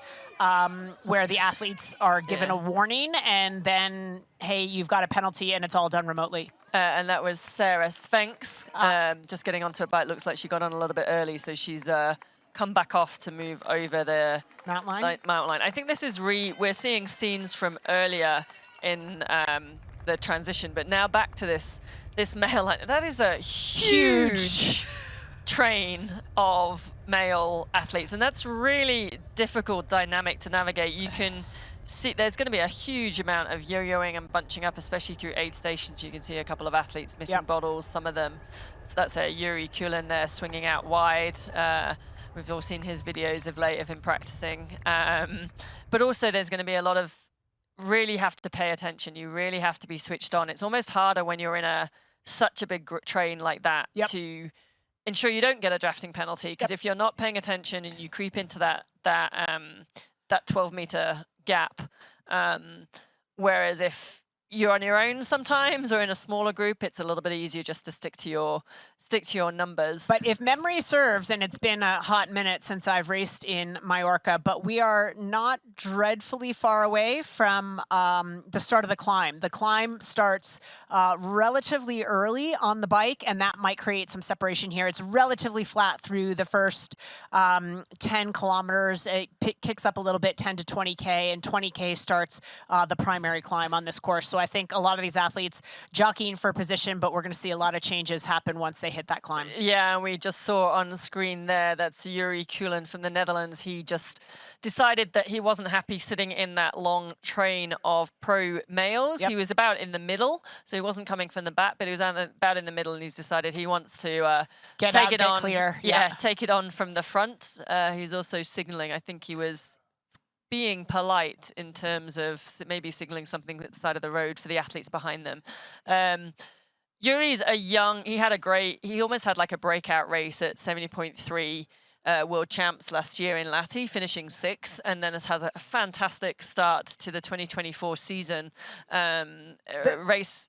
There was a lot of buzz about him going into Lahti that perhaps he would wind up on the podium. A lot of the, there's buzz when your fellow pros are talking about, well, you guys really got to keep an eye on this guy. And a lot of the pro men were saying, you got to keep an eye on this guy. Yeah, that's right. And he's young. He's super focused in what he wants to achieve. He's built a team around him over the last couple of years. He's got a swim coach in to work specifically on his swim because he identified that as a weakness.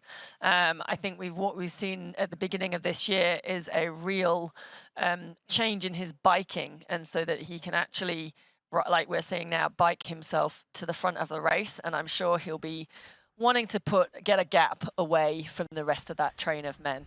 So we're going to take a minute here as we take a look at our screen, and we see a turtle, a rabbit, and a rocket ship.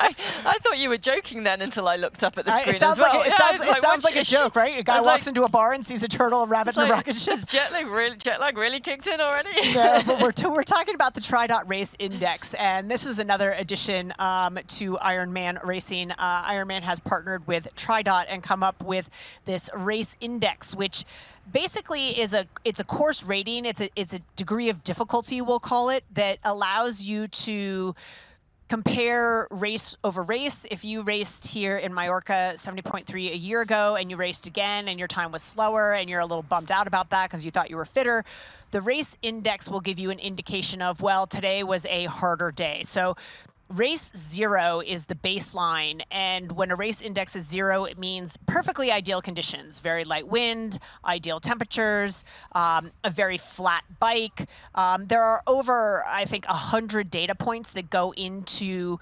what makes between 0 and 100 a race difficult. The scale does go from 0 to 100, maxes out at 100. So Ironman Lanzarote, perhaps on a really hot and windy day, might be a 90. Ironman 70.3 Nice on a really hot and windy day might be an index of 90, 95. Ironman Florida on a very cool day will be a much lower, maybe a 15 on the race index. So it also gives a sense of what that impact will be based on your level of skill and experience as a triathlete. So if you are a front of the packer, you are a rocket ship, an elite athlete with loads and loads of experience, a race index it'll give you today's race index score is 60, which is above the midpoint. This is a challenging course, very technical. It's going to be warm today. So for an elite athlete who might ordinarily race 4 hours, they might expect a time almost 40 minutes slower than that.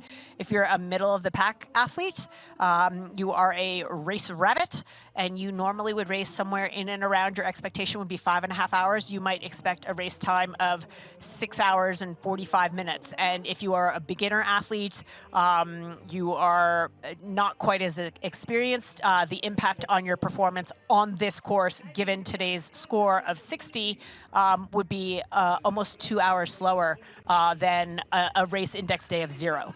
It's fascinating, isn't it, that you can now kind of track your race and like have that comparison as we're seeing. I think this is some of the age group athletes that we have, over 3,800 age group athletes racing today. He looks very happy with himself. Either he's had a good swim or he's happy to be out the water. Well, he's one of our rocket ships. He's one of our rocket ships, that's right. Yeah, yeah. But that race index also allows you to sort of compare, hey, I raced Ironman Haines City and you raced Ironman Lanzarote. How can we tell who raced better?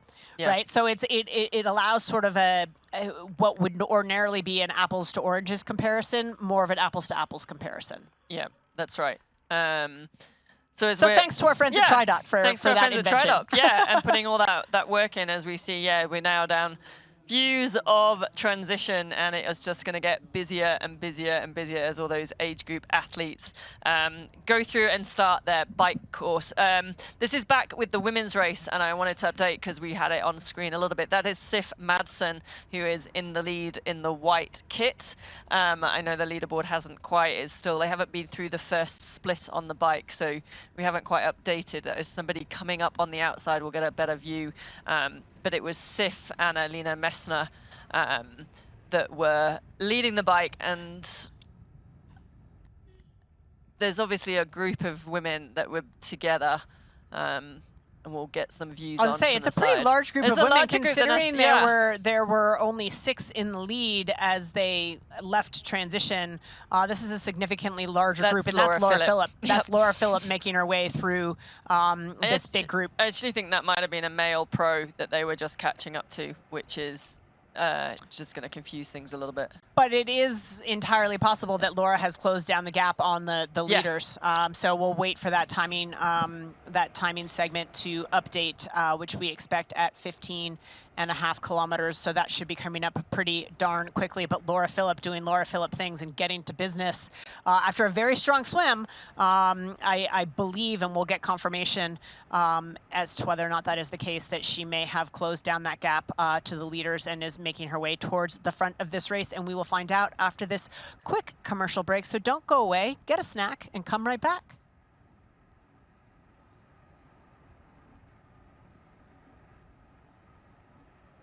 Your new vehicle, Mr. Lawrence. The VinFast VF8. All the latest tech? Precisely.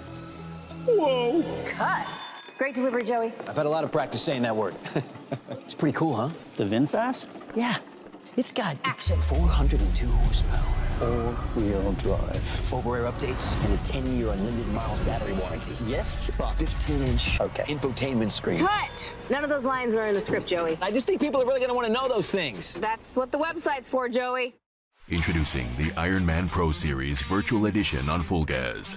Join athletes from across the globe as they conquer bike courses from the Ironman Pro Series. Challenge yourself, travel the world, and earn your exclusive finisher's medal. Push your limits and make your mark. Exclusively on Full Gas. Unleash your inner champion. Register now at fullgas.com. The feed has everything you need to fuel your workout. Hydration, bars, gels, chews, high-performance supplements. We even have breakfast shakes. Ready for your ride? Totally. Let's go. Yells every 20 minutes. Just started training or plan to be a world champion? We've got you. Thanks, Speed Coach. Don't forget to hydrate. We'll help you pick your fuel for your run, ride, or triathlon. Shop today to get a free water bottle printed with your name. Visit thefeed.com. Fuel your workout. And back to the action here in T1 as our age groupers are taking to the Full Gas bike course. Our pro men are through nearly 25K, so they have started that climb. Yeah, and Diddy, you've raced this course, albeit the full distance, back in 2014, I think it was. Ancient history. I hardly remember it. I think you got a podium as well, if I can hardly remember it. What do you like about the bike course, or what's similar? I know obviously this is 70.3, so it's not going to be the full course that you rode, but give us your memories and highlights as we watch. Sure. The course, I mean, generally speaking, cycling in Mallorca is just delightful. It is an incredibly cycling-friendly community. So training there is joyful in terms of the interaction with, say, automobiles and other cyclists that you'll find out on the road. It's terrific. The roads are great. There are some great climbs. There are also some flatter sections where we are right now with our lead women. But what I loved about it, this 70.3 course, if as compared to the full Ironman, is this is the second half of the full Ironman course. So we didn't see the first half of the full Ironman course, but this is the, I'm going to say, more challenging section of the course. The athletes went through a flatter sections, and now they are starting the climb up to Juk. I believe there is like a monastery or something up there. There's some historic buildings up there, and it's a steady climb, but the descent is just next level.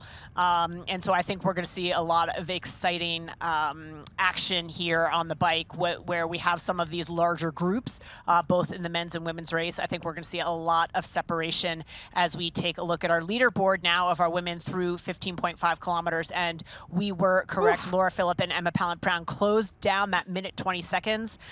They suffered out of the swim and are now in the lead alongside Steph Clutterbuck and Lena Meissner coming up from short course and holding on. Julie Yamolo at 9 seconds back. Sif Bendix-Madsen also in there. Bianca Bogan still there. And just about another 10 seconds back, Pratt looking like she's getting kicked out the backside of that group. Yeah, that's pretty impressive to gain that 1 minute 20 in 15K. In 15K. But as I said, there was Laura and Emma working together. We don't know how much. They might have made a bit of time up in transition. Yep. And also, like, Sif and Lena, they're no slouch on the bike. Like, Correct. Sif is one of the stronger cyclists. I wanted to comment on her position when she was on screen earlier. Like, she's so compact, she's so powerful and strong. And so for Laura and Emma to close that gap down, they are definitely mean serious business. And I think now with those two at the front of the race, it'll be interesting to see who can hang on. And I think once they start that climb that you just described, I think that's where Laura and Philip potentially are going to come into their own. Both very good climbers on the bike. But yeah, that dynamic of the race has changed. And we're seeing it more and more with the women's racing. And it's really fantastic as the start fields get bigger, that we're getting these bigger packs on the women's side, similar to you see on the men's racing. And we're seeing that now. Laura and Emma have closed up, brought Steph back into that group. And there's a group of kind of 6, 7 of them now riding together. And it's a different dynamic because a lot of women are used to just getting on the bike and they're riding on their own because it's less numbers or they're more spread out. And now they have to have, again, their head-up awareness of that draft zone and not overcooking it too soon by trying to stay with the group, being confident and sticking to your own numbers so that you've still got the legs to run at the end. Well, and as I said, as they make their way up this climb, I think we're going to see some separation even amongst some of these stronger cyclists, Laura Philipp, even to a Steph Clutterbuck, and perhaps a Sif Bendix Madsen. But as we visit these great communities who host our Ironman races, we like to learn a little bit about the communities, and as our pros attack this climb, we know that this stunning mountain range that we are about to climb was recognized as a UNESCO World Heritage Site back since 2011. The Serra de, I'm going to mess this up, so my apologies, Tramontura mountain range is celebrated for its beautiful natural scenery and rich cultural heritage. The rugged peaks and picturesque villages offer a glimpse of the island's history and the relationship between the inhabitants and the land. As a UNESCO site, it is protected and cherished for its significance, serving as a reminder of the importance in preserving our natural and cultural landscape. So hopefully we'll get back to some of the action at the front of the race and see some of those magnificent vistas. I do love our fun facts. I do, yes. I do love our fun facts. That so we thank know you. stone cold. Yeah. Because we're just smart. Yes, exactly. We've done our research. So I thank you for the team that support us in making us looking good with the fun facts. I was taking credit for it, Encyclopedia Britannica. I know, like I said, you have race discourse. My experience of Mallorca is not on a bike. We'll get to that probably later. It's probably a bit too early in the program. It's too early in the morning. In the morning for that.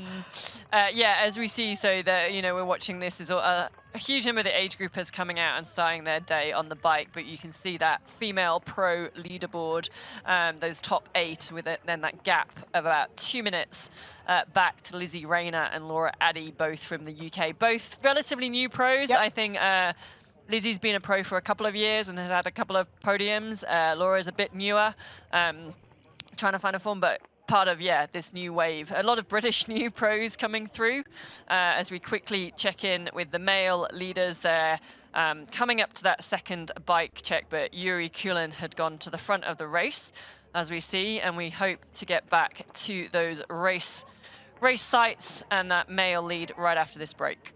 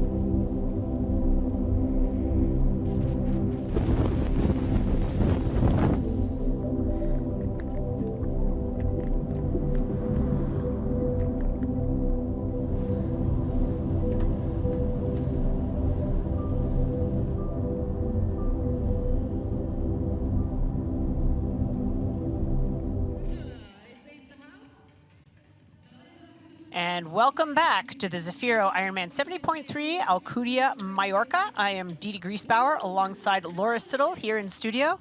And we are in the full gas bike course. And you might ask me, Sid, why aren't we seeing scenes from the full gas bike course? Didi, why aren't we seeing scenes from the full gas bike course? Why, thank you, Laura. I will tell you right now, it is because we are having a little bit of, again, here in the mountain ranges, it's hard to get coverage to get that feed back from our cameras into studio here. But just as I said that, it came back. So we are getting some scenes now of the men making this climb, but that is a little bit broken. So as we are getting broken footage here, we're going to talk about, we got a chance to catch up with one of our strong cyclists in the field today, none other than Laura Philipp, who is licking her chops at the opportunity to race here in Mallorca. And here is what Laura had to say in A Fighting Chance.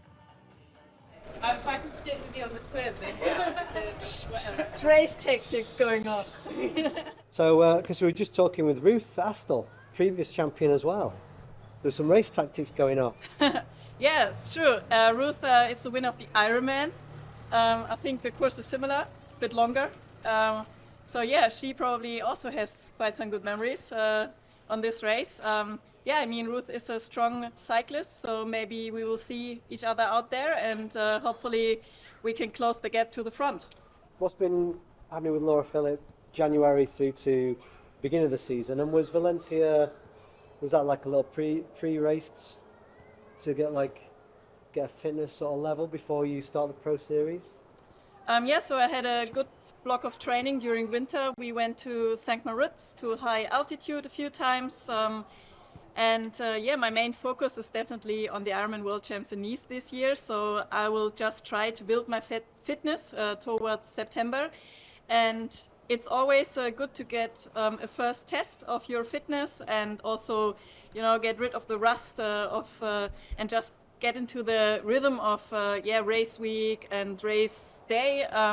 Yeah, I think it's an awesome time to be in the sport right now. We have so many races to choose from, and I was especially happy to see Mallorca on the Pro Series, because yeah, I think like this we have a stronger field and more exciting racing, and yeah, hopefully I can attend more races of the series throughout the season.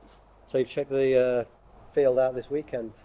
Have you got your eye on anybody? A few, and then of course also Emma Pellant. I think I've raced her nearly every time I was here, and we were always on the podium together. I think the proudest of my podium moments was standing on the podium with Nicola and Emma, and I was on number one, so that was special. And so she's definitely a fierce competitor, always strong, and especially on the run, of course. So yeah, will be exciting to see how the race plays out. So maybe a Philipp, Pallant, Brown and Meisner podium? Well, Philipp on the top spot? That would be really cool. I will be working hard for that. And welcome back to the Ironman 70.3 Mallorca. That was Laura Philipp on the Fighting Chance talking. Now, I'm really interested. She mentioned in that race Emma Pallant-Brown, and the two of them have raced twice here at the race, 2016 and 17, which Laura won both of those times. They've actually had 9 head-to-heads in races over the year. They're very similar match. They came out of the water together. They now look, they've biked up to the front. What do you think their tally is on head-to-heads out of that 9? Who's won more than the other? I'm going to say Laura Philipp has won 6 and Emma's won 3. You saw my notes, didn't No, you? I didn't. I really didn't. I totally guessed. Damn you. I totally guessed. You that are was correct. 100% gut. You are correct. Good job, Didi. It's a 3-6 to Laura Philipp over Emma Pallant, and 2 of those wins have been at Ironman 70.3 Mallorca. Laura has one, obviously, here. She's got a lot of history at this race. She's coming off a 4th place at 70.3 Valencia a few weeks ago, which I think to her would have probably been a little bit disappointing. So I think she'll be out to prove a point. She's not used to not being on the podium, let alone not the top step. Yeah, I think so, but I think, I looked at some of her comms after the race, and she was very matter-of-fact about it, that it wasn't to expectation, but that it was also the first race coming off of a an off season where she obviously celebrated her podium finish at the Ironman World Championship, which was a massive breakthrough for her, well deserved.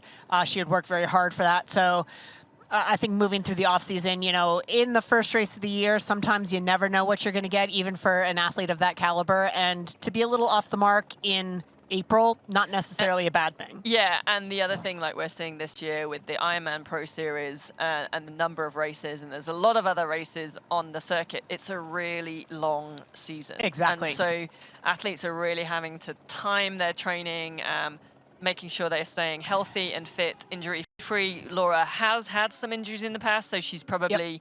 And she said that Ironman 70. The VinFast Ironman 70.3 World Championships is her goal, very much like Emma Pallant-Brown's as well. You know, and that's not till December, which is super late in the year. So well, I think Laura Philippa is also very excited for Nice. Of course, Nice, which is September. Yeah, correct. But focus on championship race season as opposed to where if she is more than going to make up for the points deficit if we're talking Pro Series at those races, opposed to a fourth at Valencia in April. Totally, and she needs to prime time herself and her fitness to be peaking at the end of the year in that September, December, not in April. It does make that the Ironman, let's talk about the Ironman Pro Series. I'm really fascinated because obviously there's 2,500 points on offer at a 70.3, and there's 5,000 points for an Ironman race. Sure. And athletes over the year, they can race as many times as they like. I think it's, 20 races in total, which does include the World Championships in Nice, Kona, and I would race all 20. in Topor. You would race all 20, even the male and the female separate ones. So athletes can race as many times as they want, but it is their 5 best results that count.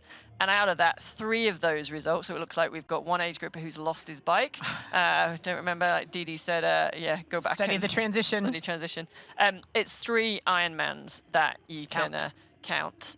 And we can talk more about the dynamics and the tactics in racing.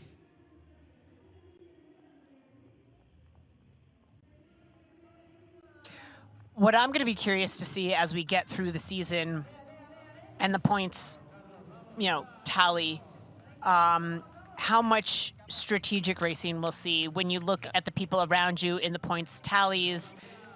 I go back to when we were on a qualification system for the Ironman World Championship that was a point system, and you would sort of track your nearest competitors if you were on the bubble as to who was racing where and who you were racing against. And are you going to choose races strategically so that you can be closer to the leader so that you're not giving up as many points? We look at Oceanside where Taylor Knibb was in a different zip code. You would strategically choose as a female not to race in a race that Taylor Knibb is racing in because you're not going to get as many points. Are we going to see that sort of chess match as the season develops? And I absolutely am. I'm here for it. I hope we do, and I am here for it when we do. I think it's hard at the moment because we're in these first few races and everyone's trying to understand how it's going to work. Yeah. I think that the full distance, the Ironman athletes are going to be prominent in the series. That's double points for them and they can have 3 of those races. But doing 3 Ironman distance races in a year is really tough. Yes. So the other thing about this series is who can be, you might not have to win every race, but are you consistently performing? Sure. Across those races at that high level, and can you stay injury-free? Can you stay healthy? Can you pick the races that, your competitors aren't at, or that Taylor Knibb isn't racing, so that you actually score some points? Well, and we also talked offline a little bit about the fact that if you're Emma Pallant-Brown, who has raced Ironman in the past, but has moved away from it because the half distance is truly her bread and butter. It's her specialty. It's what she is dominant in the world at. It's still worth her while to participate in the Pro Series because of how deep the bonus pool runs. And so while she may not be able to look because of the lack of a points hit from an Ironman race, she can still pick up $5,000 for being 11 through 50, and that is well worth her while to race half-distance races that she was going to race anyway. So it really behooves the athletes to take part in this series. And that's what's going to be interesting is like those athletes that are in that the 40 to 50th, like what races did they do? How many races? It's a real opportunity. And as you're seeing on the screen now, if you look at the bottom, the rolling scroll is our current female Ironman Pro Series standing. So yeah, Maya Stage Nelson rounding out that top 10.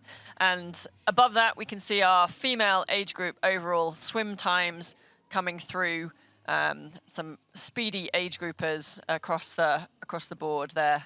Yeah, so if you are tracking your favorite age groupers and they are swim superstars, keep your eyes peeled on that bottom menu there, because you will see their names flash along, and you can also keep track of our Pro Series tallies. And let me ask you this, Sid, are you a fan of cycling, nature, and wildlife? Always. Yes. Well, if you are a fan of cycling, nature, and wildlife, this region of Mallorca, known as Alcúdia, is perhaps the perfect place for you. With diverse terrain ranging from the lung-busting climbs and the more relaxed flat coastal routes, it's no surprise that the northern region of the island is known as a premier destination for cyclists and tourists alike. So on your next holiday or your next training camp, I think we should, take a look at Mallorca. Again, very different to my previous experience of Mallorca. But another race you could do, not just celebrating Mallorca, but come and celebrate with us the 10th anniversary of Ironman Calella Barcelona on the 6th of October 2024. The village of Calella is on the Spain's eastern coastline of the Mediterranean Sea. It hosts one of the most popular end-of-season races in Europe, a sea swim in the bay, a fast bike course, and a flat run. This race is ready for your new personal best. And again, thank you for your patience. We are struggling to get a steady feed here in the mountains, particularly along this climb, but here are some great scenes.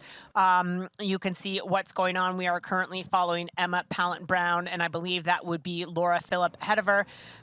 Gives you the sense, the nature of this climb, and if you think this climb is spectacular, I do hope we are not blacked out of the descent, because it is nothing short of magnificent when we get to that section of the course. But thank you for your patience. It's just hard to get a steady feed with the mountainous terrain here. Yeah, and the women are about 30 kilometers or 30.5 kilometers through the bike race, the bike course, the full gas bike course. The men are like about 37.3 kilometers through. Hopefully we will get some splits, but again, as we said, they with the tracking and with this mountainous terrain, I think this is now back to the male lead race. I think that's Christian Hogenhaug. I think we saw his BMC kit. There we can see a side view, very tucked in. Now, did you talk to us a little bit about this? We're seeing a lot of the pros now with their arms, the aero bars at quite a tight angle, and you can see on the view of Christian then, just before we moved over to Jan, quite a tight it's a great contrast, because Jan has a relatively flatter hand position, much like Jan Frodeno used to ride. But we do see a lot of the athletes with that. Yeah, exactly. If your name is Jan, you have to ride like that. But no, the difference between the more traditional position that we see Jan Stratman with and the high hands that we had of Christian Hogenhaug. And the thought behind it is when you get those hands up, you can sort of tuck your head behind it. As you can see, there's very little space there. His nose is practically on his wrists. So there's very little airflow there. And he is basically one unit going through the air, and it is very aerodynamic. For some, it's an adjustment in terms of comfort. So that's why you see variations in that position. But a lot of time in the wind tunnel has told us that high hand position and the ability to tuck your head in behind it. Again, last season, we saw a lot of athletes actually shoving a water bottle down the front of their race kit to take up some of that airspace as well, so that you are sort of a solid unit moving against the air, and there's not airflow as you would see sort of in Jan's sort of chest there and in front of his arms between his face. That is all taken up, and the wind tunnel tells us that is in fact faster. Of course, that bottle down the chest has been, that rule has been updated, that is no longer allowed. But what we're seeing now is a lot of athletes position their bottle outside of the kit, but in that same pocket of space. Yeah, that's right. And I think it's especially on when you've got a course that is then climbing, and we're going to see more of those stunning mountainous pictures, hopefully, when we come back right after this break. Your new vehicle, Mr. Lawrence, the VinFast VF8. All the latest tech? Precisely. Whoa! Cut. Great delivery, Joey. I've had a lot of practice saying that word. It's pretty cool, huh? The VinFast? Yeah. It's got action. 402 horsepower. All-wheel drive. Over-air updates and a 10-year unlimited miles battery warranty. Yes, but 15-inch okay. infotainment screen. Cut. None of those lines are in the script, Joey. I just think people are really going to want to know those things. That's what the website's for, Joey.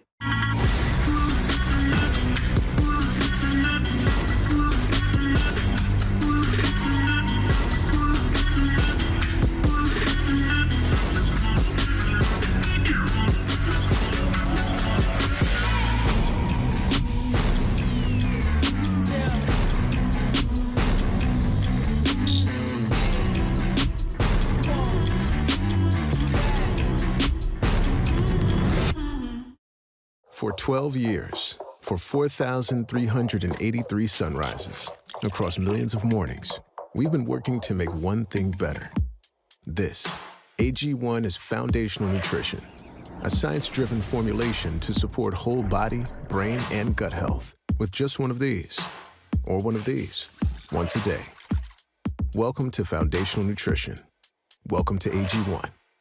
Start at drinkag1.com. Back to the action here at Zafiro Ironman 70.3 Alcúdia-Mallorca. We are here on this Balearic island in Spain. It is the 7th largest island in the Mediterranean, a great vacation destination, and as we've been discussing, a cyclist's paradise, as we see right now Christian Hogenhaug taking advantage of. Yeah, and the Balearic Islands, not to be mistaken for the other Spanish islands, the Canary Islands, which involves Lanzarote, Gran Canaria, where we know there are races there as well, and very popular as cycling and training destinations with British, European triathletes, because they tend to be fairly good weather all year round. But you can certainly see why Mallorca is a cycling haven. We are getting a little bit of coverage cutting in and out as the athletes go through this stunning section in the hills. But, you know, the view on screen now, Christian Hogenhaug, I apologize. It just looks fantastic. It looks stunning. I want to ride my bike. I know. You might, the crazy thing is you might look at these roads and be like, oh my gosh, that seems so dangerous. It's so twisty. It's so turny. The lanes are so tight. But the cars are so used to the cyclists and actually... Yep. And you won't believe me, but I have experienced it, yield to the cyclists. Yeah. Oh, they are very patient, very friendly, and know that there are cyclists out there. And so you can ride these roads freely without, you know, relatively, you don't want to be reckless, but without concern. Yeah, I mean, obviously it's race day. Right. I think, you know, the closed roads, which is fantastic. Sure. But yeah, from my experience as well, from living in Spain and living in Girona, it's just a different culture. The drivers, the local drivers will just sit behind you and they'll just happily wait there till it's safe to pass. They might give you a friendly toot, but there's no rush about their lifestyle. It's a very, the Mediterranean lifestyle. It's very mañana. Very mañana. I should say. As we look at our pro men here, they are through the bulk of the climb and on to the descent of this course. Again, because our coverage is spotty, therefore our timing updates are spotty as well. That is all transmitted over the same signal, so we will get you the updates as soon as we are able. But we do know that the top of that climb was at 35 kilometers into the race, so pretty early on in that first third of the race, and we saw those views as they were going into that descent. Now the back end of the course, it's more rolling hills. Yes. So from a race dynamic, you definitely wanted to make a move probably on that climb to break up. Yeah. As I think that's Jan Stratman overtaking one of the other male So pros, here we Italians. are on the bulk of this descent, and what is extraordinary about this, and I'll just share my experience since we're having difficulty being live with the race, but as we are getting some of these scenic shots on the descent, actually hired a car to drive me to the top of the climb to ride the descent, because I think the first 2 kilometers of the descent, there are something insane like 7 180-degree switchbacks in that section of road. And not being a great technical rider, I wanted to ride it a few times prior to race day. Well, it is so technical that after doing it twice, I was like, well, nobody can go very fast down this, so it wasn't even worth it. But it is stunning, and my broader message is that if you get the chance to travel to Mallorca, even if you're not a super competitive triathlete or cyclist, it is worth going and riding there, because it's stunning. Yeah, I think the great thing, we talked about the Calais race a few moments ago at the back end of the year in October, and this race in Mallorca, it's at the beginning of the year in May, and it's kind of those Spanish European races that sort of bookend the season when perhaps those people coming out of the UK, they're fed up of the winter weather and they're looking for some sun, and they use Mallorca, the island, to get away and get some great training in and get that warmth of the sun again and just enjoy racing. It's like, go and have that if you can, obviously. Go and pick those races that are in those stunning locations that aren't just the freeway. And, Mallorca here, we're seeing it on screen now, is just beautiful. I mean, I want to kind of get on my bike now. I think I'd prefer a road bike on this course at the moment, climbing up that hill. You can see the athletes on their base bars as they're working through those rollers. But yeah, I mean, I think to go and have your road bike and just go and explore everything that Mallorca has to offer. And as we look at one of our men's hopefuls here for the podium, we got a chance to chat with Jan Strootman about this course before the race, and here's what Jan had to say. I think I'm well prepared for this course. I know the run course, I know the bike course. I think I know every corner at the uphill and downhill part, which is crucial. And I'm also aware that you need to have something in the tank left after the hill, because it's another 50K. The bike course is more difficult than the one I raced 3 weeks ago, and I think you can make more of a difference on this course. And mostly I'm looking forward to the downhill because it's so much fun. I was a bit surprised or also honored, but having I think 5 World Championships titles right in my neck with the legends of the likes of Patrick and Gustav, Mattes and Yuri racing, I think it's a really, really stacked field. And as I told you earlier, it might be one of the best, if not the best, 70.3 field this season out of the worlds. So yeah, it's a real test, and I'm really looking forward to see where I'm at in this field. It will be a really long and exciting season. I will do now Mallorca, then I'm gonna race in Samorin next weekend. Another big race. Back-to-back racing is like a really hard test also for the first long distance in summer. I'm gonna go to Roth as a German. I think it's crucial. And then the focus switches a bit. I'm trying to qualify for Nice next year in a late Ironman. And as well, as you said, the second big goal this year is Taupo for sure. And but this is still far away. Well, there you have Jan Strootman, and during Jan's chat with us, we got some updates from our men's race through 35 kilometers, and it is Christian Hogenhaug in the lead of our men's race, and he is clear now of Mattes Margirier, who is 35 seconds back, and Jan Strootman there at 37, and the pack Matthias Cesarelli at 41. Gregory Barnaby in that group as well, with Nicholas Mann and Johannes Vogel at 49 seconds back. So as we can see, just in that 30 kilometers, 15 kilometers from that first checkpoint where we saw on the camera, Yuri Kulin had made a move to the front of the bike. Yep. And now at 35 kilometers or over 35 kilometers, they've climbed up and over the main point of the bike course, and Yuri isn't now nowhere to be seen. Yep. So we hope he's not had a mechanical or anything like that. Obviously, we're struggling a little bit with the images from that bike course and the tracking. Actually, 2 more through that timing, Matt. Matthias Peterson at 2 minutes 11 back, so still no Yuri Curlin. So we'll have to get an update on what is going on with Yuri. Hopefully we can get that from the course, or Yuri makes his way to that timing map. But again, as we predicted, some significant changes as we take a look at that overhead. These are the turns I'm talking about.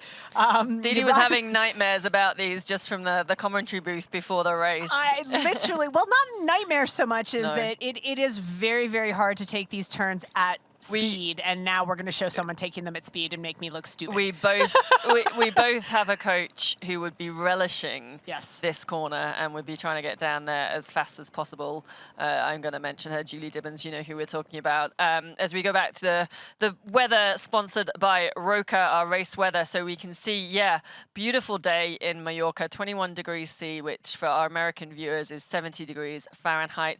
Clear blue sky, as you can see when we do get those images. Very little wind, 2 kilometers an hour. The water temperature this morning was a bit chilly at 17.4. It was a wetsuit swim, 60% humidity. It is a stunning spring day in Mallorca, and gosh, yes, I would like to be out there on that bike course riding my bike rather than, I do love being in the studio with you, Didi, I do have to say that. But that bike's looking pretty appealing at the moment. As we saw, I think that was Giorgia Prioni that we just got a quick glimpse of from the women's race before cutting back to the men. And as we said, for those people joining us expecting to see Zafiro IRONMAN 70.3 Mallorca, it is a stunning bike course that we are just struggling with some of the footage as the athletes go through those hills. But talk about Mallorca, there are, for the pro races, 3 spots for the pro males and the pro females for the Ironman, the VinFast Ironman 70.3 World Champs in Topor in December. And we do get some footage now back on our race leader on the women, female side. I do have some updates from out on the course that we are getting from some of our spotters. We've had a couple of blue cards issued to our athletes. Men's bib 54, Bruce Harcourt has received a blue card for drafting. Lena Meissner has also received a blue card for drafting. Bib number 8, Yuri Kulin, also received a blue card for drafting back at 24 kilometers on the bike. And Steph Clutterbuck has received a blue card for drafting. So again, we're seeing more drafting penalties, but which is a great thing, because it is upping the level of fairness in racing and allowing the refs to see an awful lot more going on. But I'm gonna do a little finger wag here at the booth at the athletes, because there's a red light flashing in their eyes that's telling them you're too close, and it's not just a suggestion. So again, any athlete that gets a penalty with Race Ranger intact, it's on the athlete. Yeah, and I think that's where we're seeing this change of dynamics with more packs racing. Like, you really do have to be clued up. So don't sit in the blue zone, which is 12 to 14 meters. Sit in the orange zone, which is more than 14 meters, and you're going to be okay.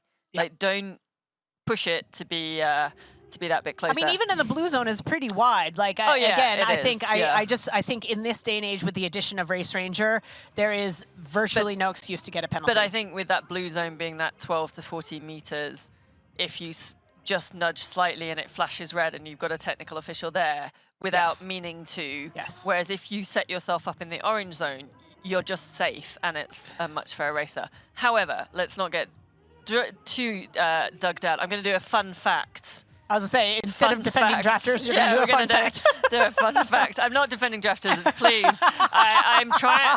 Actually, I was trying. I know, I'm stirring the pot. No, I know you are. And I was trying to subtly say that we should have bigger drafting distances, because then the effect is not so much. Maybe surprisingly, the humble almond, I can't even speak now.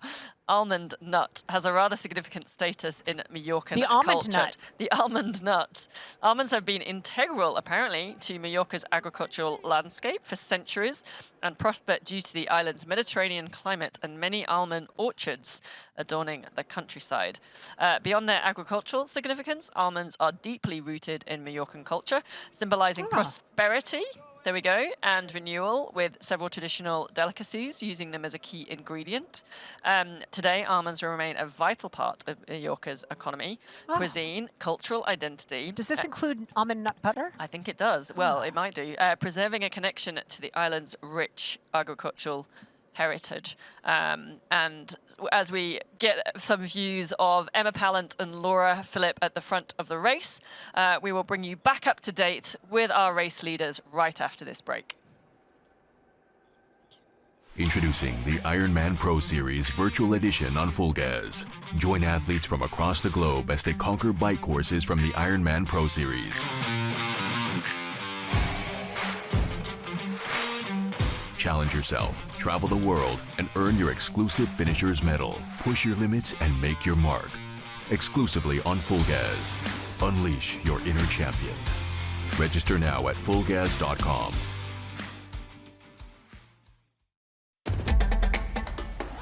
You know, and we know.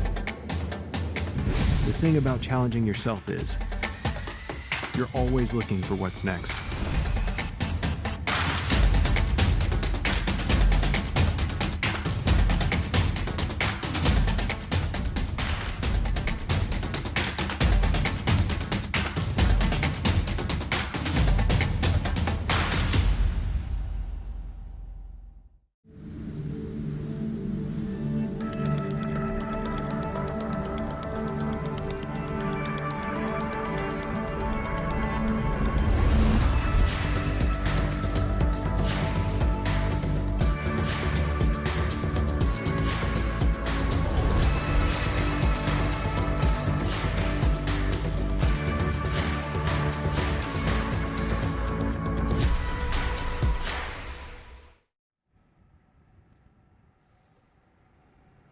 Zafiro IRONMAN 70.3 Alcúdia-Mallorca is brought to you by Morton. Get used to it. And by AG1. Better finishes start with AG1. I actually use AG1. I like AG1. I do like it as a drink in the morning. I like how Laura Philipp descends on a bike. Yeah, exactly. And another one of those tight switchbacks that we're seeing, which, look at that, beautiful, look at those. This is the switchbacks that you were These are the talking switchbacks about. I was They referring almost to. Double back on themselves. Heretofore. It's not just it's the more 180. than 180 degrees. It's That's what I was definitely saying. more than 180. Yeah. But wow, look at that stunning view and vista. And yeah, it certainly challenges your bike handling skills and having the confidence. But what a fantastic race for those females that might be wanting to do Ironman Nice 70.3, not 70.3, VinFast Ironman World Championships in Nice in September.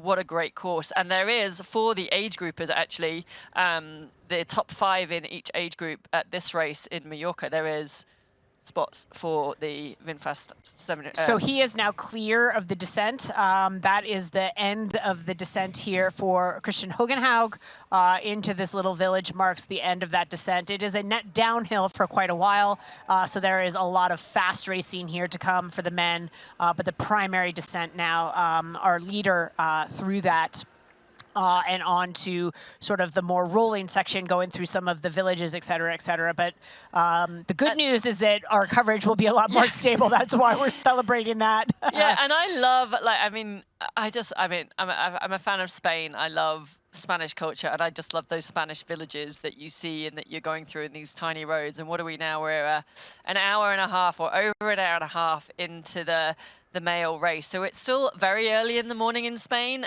Spain's a very late rising country. They tend to shift their hours of getting up late and then partying late into the evening. So it's super quiet, which makes it amazing for riding, as we're seeing this chase group of athletes also just exit down at the bottom of the descent. Yep. The next 2/3 of the race is sort of rolling hills, as we're back on the leader. Christian Hogenhaug from Denmark, another one of those, the incredible Danish athletes, or the Nordics even, I should expand it to, that are just really prominent and dominating over both the Ironman 70.3 and the full distance full distance racing. As we take a look at our VinFast performance analysis, Christian Hogenhaug traveling through the last split at 30.68 kilometers per hour, which is pretty slow, but that's inclusive of all of those switchbacks. So let's not give poor Christian a hard time. Estimated through the next time check at 2:07:02. And if you are just joining us and wondering why Yuri Kurlin isn't in this lead pack of men, he was issued a drafting penalty, so was sat down at the penalty tent for that. And Christian Hogenhaug is our current leader, although as soon as I say that, well, these are our guys that are in chase, I believe. Yeah, that's right. And then just a couple of other penalties that we had.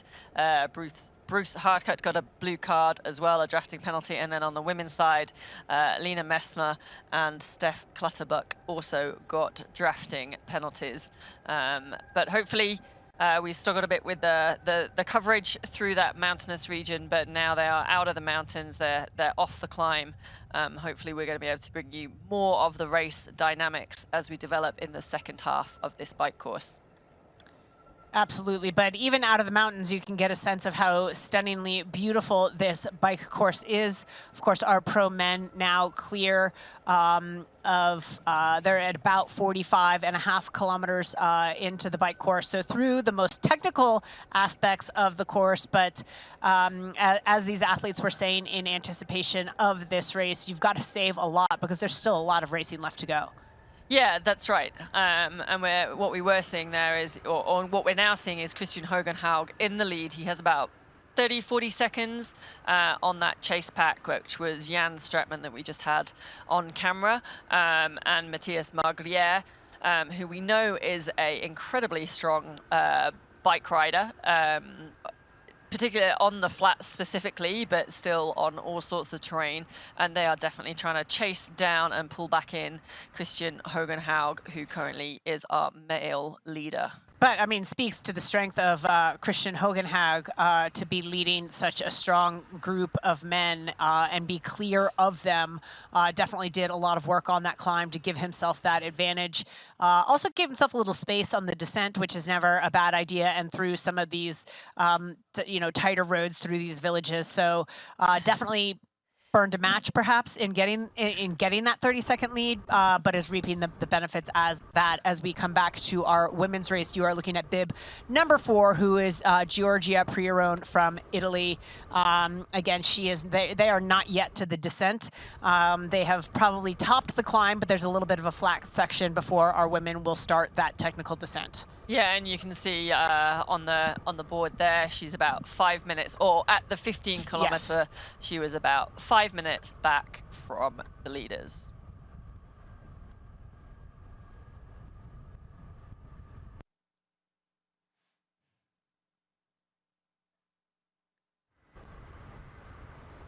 And back to our men's leader here, that is Christian Hogenhaug, who we said had built up about a 40-second lead over the male chasers. We'll get an updated split from the men. The next timing update is at 60 kilometers of the bike, but our lead women, Laura Philipp and Emma Pallant-Brown, riding together through 35K. And so start your watches. We will see what their lead is. Again, they were with Steph Clutterbuck. She has been assessed a penalty.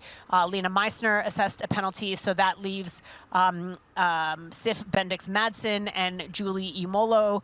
Of course, all through that climb, we'll see who survived that in our women's chasers. Yeah, I wonder if that's also where Christian managed to get away from the men's group with those penalties in that group. Maybe just those guys backing off or pulling out just gave him that opportunity to get a little bit of a break. Now, I wanted to ask you, so now we have on screen Yannick Schaufler, who's about 50 seconds down on the lead. He's in 9th place. You can see a couple of riders up ahead. If you were going down, because you talked earlier about maybe giving yourself a bit of space before you go down those switchbacks. So if you were going down those switchbacks in a race, would you prefer to be with a rider where you could follow their line? It depends on who the rider is. If they were confident, or would you prefer to have your own space and be able to pick your own line? See, that's where it comes down to knowing your competitors and knowing who is a good technical rider. If I'm following someone who I know to be good technically, then I'm happy to have that company to pick up that line and try to match that line and that speed. And but if it's somebody who isn't the strongest technical rider, I'd probably prefer, yeah, honestly, a bit of space. But that comes down to knowing your competitors, which is, you know, somewhat easy in this day and age, but also not. Yeah. Fun factoid time. I love how it's all about food. Maybe it was just the ones that I know that are about food. That's the ones that you get first. That's the ones that I get. Oh no, you know, obviously my knowledge of the island is all based around food and probably alcohol as well, but let's not get into that. Unsurprisingly, Mallorca offers some of the world-class seafood options thanks to the island's abundant coastline and rich maritime heritage. Calamari, prawns, red mullet, sea bass and cuttlefish. I was about to say a really bad joke of not to be mistaken for cuttlebutt, are among the many treasures harvested from the surrounding waters. With these incredible ingredients, there's no need to overcomplicate the cooking process. A local favorite is simply grilled fish, squeeze of lemon juice, drizzle of oil, olive oil, I should say, from Spain's Spanish olives. Mallorca's seafood offerings are not only delicious, but also a reflection of the island's deep connection to its sea and culinary traditions. It's definitely Mediterranean lifestyle. They're very ingrained in, yeah, their food and long lunches and healthy living from that perspective. Well, while not on camera, we do have some more splits in our women's race. They are atop of the climb at Juk. And as we had reported, Laura Philipp and Emma Pallant-Brown through that, trailing them. Bianca Bogan leading the charge with Julie Yamolo, Lena Meissner, and Sif Bendix-Madsen. I don't know if that Lena Meissner split is inclusive of her penalty. I'm assuming she has not sat that penalty yet. She sits at 3:15 back, so my guess is that she will not have served that penalty because that time gap doesn't reflect it. That would have been a drafting penalty. So for her to only be, it would be a 5-minute blue card. So she's only 3:15 back. I doubt she has served that yet. So she's still in the mix, and Sif Bendix-Madsen in there. So 6 women now through 35 kilometers on the bike as we look at our chase group of men. I know, isn't it fantastic as well, going through this, again, these tiny streets in these Spanish towns. Obviously early morning, there's nobody about or just a few locals walking about, but that's what I love about Europe and Spain is everyone's so appreciative of sport and respectful and know that there's a race going on and people riding their bikes fast through these tiny little streets at 9 a.m. whatever time we are in the morning. Yeah, just amazing. What a race experience. And you get a sense of how tight these streets are, but our pro men handling it no problem here. A couple of speed humps along the way, making short order of those. Nearly lost the cameraman there as well, which I don't think would have been a great idea. Yeah, and as we said, like the race dynamic, it certainly got broken up going up and over that climb, and I think having that climb quite early on the race, it's now going to be interesting to see if over the next 50 kilometers whether any of those groups come back together. As you can see, a little bit of a red flashing light, brakes put on. You know, he just came into that corner a little bit hot. And that's what does make it hard. I mean, the race ranger lights are fantastic from that, but when you are on quite a technical course like that, it is tricky because everyone, like we're just saying, you corner at different speeds. So yeah, but this guy. Well, that's again why, you know, the race official being present is essential, judging intent and assessing the situation as it's playing out. And is there an advantage being gained, you know, through the action? Christian, however, has no issue with seeing any red lights ahead. In fact, he doesn't see anything ahead apart from clear, open roads on this stunning full gas bike course at IRONMAN 70.3 Mallorca. He's well and truly in control. Head down, nice high cadence, and leading the race. We get a couple of other splits through for the men. I think we just saw Patrick Langer down in 20th position, was that around, and Bradley Weiss, I saw a name back there. He was a little bit further back. Still pretty early in the race. We're only 1 hour 46 into the We've male got race. Gustav Eden at 4:26 back. Oh, yeah. A lot of people keeping an eye on him. I know, exactly. We're so used to him being at the front. Having talked about him so much at the start of the race, I'd forgotten. Yeah. Yep, and there, Patrick Lange at 21st place, again, 6:16 back. So some surprises there that they are quite as far back. But again, you look at, our series leader, and have to wonder, while it's unusual for Patrick Lange to be perhaps that far back, number one, I think his strength more lies in full distance racing as opposed to half distance racing. And he's raced an awful lot. He's already raced Oceanside. He raced Ironman Texas, which was just 2 weeks ago. So to make that long travel back to Europe, after an Ironman, which was only 2 weeks after a 70.3. I mean, that's a hefty early schedule for Patrick Lange. But knowing Patrick, our series leader, he's throwing some points up on the board, and then he's going to regroup and refocus on the second half of the season to make an assault on that Ironman World Championship in October. Yeah, I was going to say, I think he's probably got an eye on the prize in October. But yeah, for Patrick as well, it's quite unusual that he races, or he's raced quite so much in such a short amount of time. Those, like you said, Oceanside, 2 weeks to Texas, and then 2 weeks back to this race. So a little bit of a gamble maybe to see how his legs play out, but I think he's fully committed to the Ironman Pro Series, fully committed to that Kona World Championship title that he wants to sort of claim back, and he's understanding the racing and putting points on the board. And every second matters, so we don't know come the end of the, we know he has a really strong run, and so he's 6 minutes down at the moment. Can probably pull some of that minutes back. Still, when you talk about it, it's a point per second. He's still going to get a decent amount of points. He's already at the top of the board, and he's the only male pro who's actually got points in the series. He'll stay at the top, even if he comes in last place. He'll stay at the top. He'll stay at the top of the points. I mean, even if he doesn't finish, which I hope he does, he's going to stay at the top. But knowing, you might look at that aggressive style of racing, and certainly the Pro Series rewards frequent racing and consistent racing. But he's a smart athlete, as you said, with his eye on the prize, and I don't think we'll see him. I think we'll see him shut it down and regroup and refocus towards the end of the year. But lots more racing coming to you here from Mallorca, so don't go away. We'll be right back.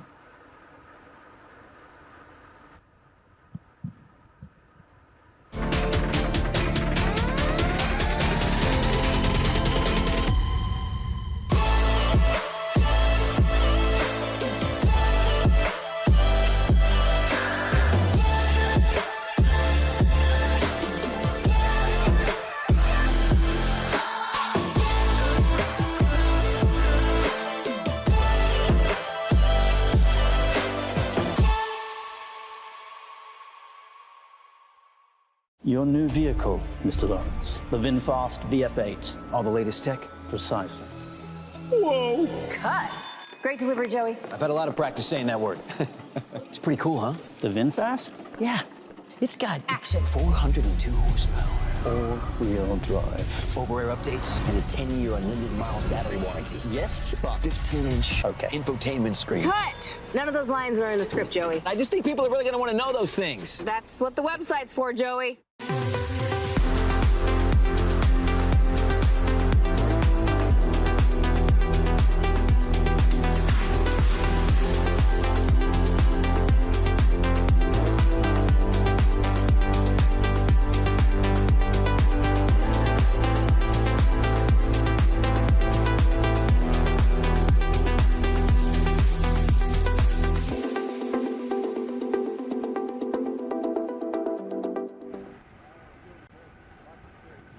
Back with our women's leader here at the Zafiro Ironman 70.3 Alcúdia-Mallorca. We are trailing Laura Philipp, who has made her way down the technical descent.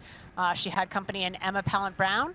I assume Emma is still there, although the technical skills of Laura Philipp, Laura may have distanced herself a little bit as the moto is right on Laura's tail, so Emma might be back just a few seconds as she comes out of that descent.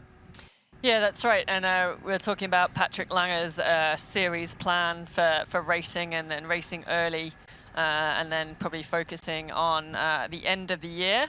Another athlete that we know has similar plans is Britain's Emma Pallant-Brown. She's raced a lot of races early on. She's the only female pro in the series at the moment with points on the board. And we caught up with her before the race to find out a little bit more about what she had thoughts on this race and her season ahead. Well, you bid number 1. Am I? You bid number 1. Yeah, take that. That's never boded well for me.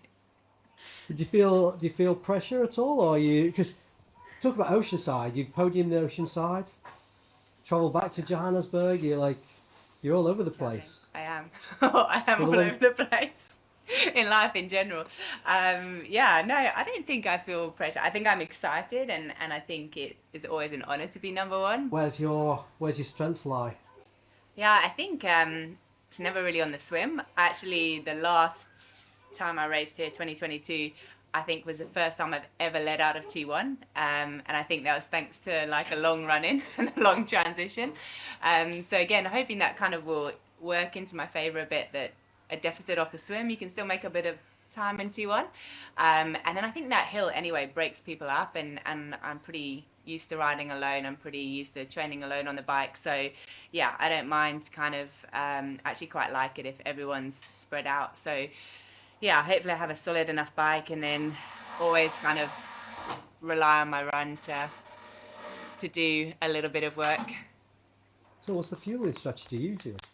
I'm a super kind of sweaty person. I need my salt, I need my sodium. So they've helped me put together my personal plan, where a lot of it is, yeah, hydration. Like, I just feel like carb drink works well for me. So both of my bottles will be full of, I try and get 120 grams of carb drink in each bottle. Normally start off with 2 bottles. I think on this course, with that big hill coming early, I'll probably just have 1 bottle and try and drink it quite early on, and then grab at the top. I think the big plan is Taupo, really. I just want to race big, and I said I'd race less this season. So I'm having quite a busy start of the season, and then I'm going to really spread them out, hoping that's where I'll perform. Well, there you go, outlining a similar strategy, racing mostly early, although she is an athlete who typically races a lot. So I'll be curious to see what racing less actually means for Emma Pallant-Brown. Yeah, just the 1 less from the normal. Yeah. But interesting to see, yeah, she's going to take 14 instead of 15. Exactly, yeah. That's right. And while we were listening to Emma, and now we see our women's leader, Laura Philipp, on the screen at the moment, we did get word, we're just trying to get it fully confirmed, but we think Gustav Eden may have had a mechanical, may have called for assistance. We're just going to get confirmation that he suddenly sort of dropped down a little bit in the rankings. I think it was about 18th, but we'll try and bring you an update. Obviously, again, for those of us joining through that mountainous section, we did lose some of the coverage and some of the tracker. So trying to bring you up to date as much as you can as we go in and out of these sort of dark spots, so to speak, in the coverage. But not in a dark spot, in the sunshine. The Mallorcan sun is our current female leader, Laura Philipp. Laura Philipp, who just is such a superstar on the bike and looks so good. Nice long levers on those legs, turning the pedals. Such a strong cyclist, and this course really does suit her and her technical abilities as well. Yeah, and she loves riding her bike, so I think this is where she's just sort of licking her lips and was super excited. She obviously has history at this race as well. She's won here twice before, so it's great to get back. I think there's been a couple of years where it's been a full distance race where there was no pro race, so back on the pro circuit and part of the Ironman Pro Series, I think she was had targeted it pretty early on. And I think she's one of those athletes that, as soon as the World Championship split was announced and the venue was announced as Nice, France, I think she in particular was an athlete who was licking her chops at the prospect of getting to race a course like Nice as a World Championship event. And I think given the breakthroughs she had landing on the podium at the Ironman World Championships in Hawaii in October has given her the confidence boost that she can move up further from that, given how the Nice course is going to suit her strengths even more. She's an athlete that I feel has not yet had that big win. That her talent, her abilities, her team and everything about her kind of suggests is there and ready. And I just think it is going to be a matter of time. This is Sarah Spence on screen at the moment coming down that descent through town. But I think, yeah, for Laura Philipp, is one of the best in the world. She's so good over the half, the 70.3 distance and the full. But I think what she's really looking, and she's won a lot of races, what is saying, over 30 race wins in her career. But I think she's waiting for that big world championship title, and I think it will happen. I think it will. It's just one of those, some of the cards have to fall on the right way. Yeah. But yeah, she's certainly teeing her. The VinFast Ironman World Championships in Nice is certainly a course that will suit her. Yeah, and I think, you know, that's something to be excited about, and one of the great benefits to the switching of the venue is that it's going to highlight a different skill set for the athletes, demand a different skill set, and I think we'll see a different sort of cream rise to the top as we check in here with Sarah Spence, who is coming back from some injuries. She's won, I believe, 2 Ironmans. Certainly a very talented athlete. If she has a weakness, it's her swim. She's very strong on the bike and getting stronger. And she's always been a very, very good runner. But we haven't seen a lot from her in recent times. She's been battling some injuries. Yeah, I think she had one of the fastest Ironman times. Barcelona a few years ago now. I'm sure that there's been a few more fast times since then. A little bit surprised maybe that she was, I think, about 6 minutes. 6 minutes down, but I think that actually shows, if you look at the splits now, it shows the caliber of riding that Laura Philipp is pushing at the front of this race. And as far as we're aware, Emma Pallant-Brown is still with her. If we might just get a pan back and maybe see a bike behind that it is Emma Pallant. If not, nope, Laura. Given how close the moto was to her, I thought, you know, certainly through the descent, and again, not that Emma Pallant-Brown is a shoddy rider. She's a very solid rider, but technically I would give a little bit of a nod to Laura Philipp, and I think she was able to give herself a little bit of a gap. We won't obviously know exactly how much of a gap until 60K, unfortunately, where our next timing mat is, but yeah, a little bit of separation. Yeah, and I think I was going to say, you know, the gap that they've put into the rest of the women, you know, it's 2 minutes back to the next pack, and I think goes to the caliber of, I was going to say, those front 2 riders, knowing that Laura Philipp is doing a lot of the work at the front. And yeah, but she is on her own. And we're going to take a short break. We will come back to the live race coverage in a few seconds. The feed is everything you need to fuel your workout. Hydration, bars, gels, chews, high-performance supplements. We even have breakfast shakes. Ready for your ride? Totally. Let's go.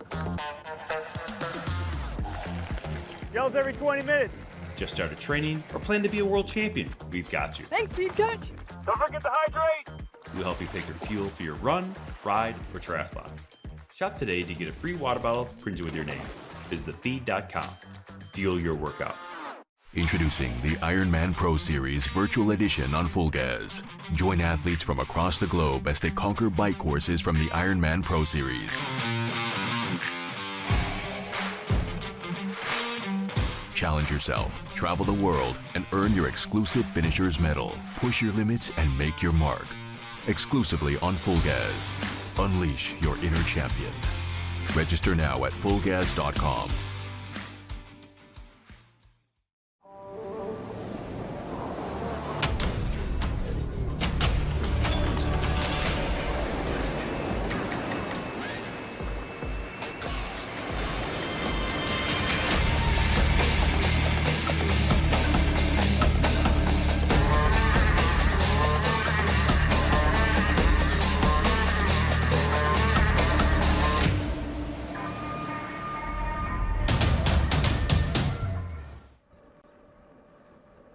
And checking in here, we are with Laura Addy out of Great Britain. What do you know about Laura? Laura? Laura, yeah. She has a great name. No, that's a little bit. Yeah, she's a relatively new pro. Again, kind of this wave that we've had of, I mean, a strong contingent of British athletes coming through, or British women, as other countries as well, but kind of turned pro the last couple of years. I think struggling a little bit to find her form in the pro racing. It is a big, or not a big jump, but it is different. But it also had some sort of injuries and a bit of bad luck in that as well. So yeah, but looking pretty good on the bike here. Like, she's obviously climbing a minute ago. She's back on the aero bars, super tucked in. As we take a look at our VinFast performance analysis graphic with Laura Addy traveling at 24.51 kilometers per hour. Again, that is inclusive of the descent, so if that pace seems a bit off for half distance racing, you are correct, but that includes the very technical descent estimated at our next time split at 2 hours 32:26, and that is Laura Addy. As we take a look at the back half of this 70.3 full gas bike course, again, just stunningly beautiful terrain here. This section looks very flat through here, but it does get a little bit roly-poly, but certainly not like the climb and descent they've just tackled. Yeah, that's right. The main bit of the climb was that first third of the bike, whereas the second 2/3 are a little bit flatter as they head back into T2. And we can check in with our men now who are through 60 kilometers. It is Christian Hogenhag who continues to lead, but Mathis Margirier has closed down the gap at 1 second back. Jan Strotman at 3 seconds back. Gregory Barnaby also in that group. So our lead men's pack, as you had suspected, they did converge once they got through that descent. So our lead group now, 5 athletes strong with Christian Hogenhag in the front, Mathis Margirier in second, Jan Strotman, Gregory Barnaby, and Nicholas Mann. And then it's a minute back to Mattia Cesarelli, Johannes Vogel, Yannick Schofer, and Christoph de Kaiser. Yeah, and if we look now, Patrick Langer back in 19th, and even further back, 7.5 minutes. Yep. It's back Brad Weiss. A little bit further afield, but we're seeing, that's going to be quite an interesting run group. The fact that those guys have caught back up with the leader. Yes. I don't see that breaking up over the last bit, but I'm happy to be proven wrong if somebody goes on an attack going into T2. Right.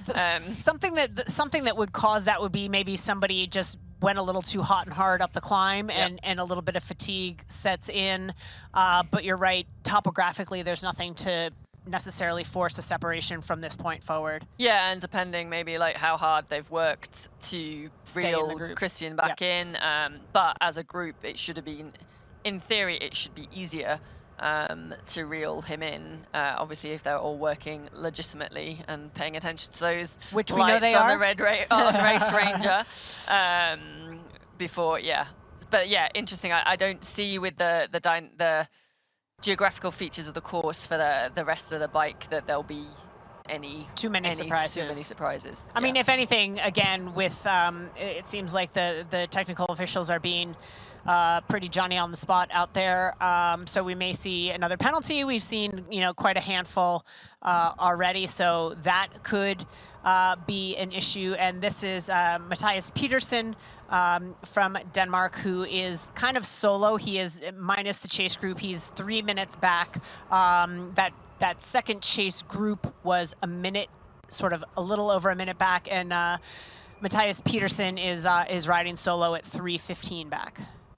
That's right. Maybe just ahead of, I think Brad Weiss might have him in his sights as a good there location. He is. Yep. I think there might be sort of, Sorry, I didn't turn the page on the tracker. It's fine. I was trying to skim through. It might be 3 of them together, but he's certainly leading that as we now go to our, who we believe is in second position. She certainly was at the last tracker, Emma Pallant-Brown.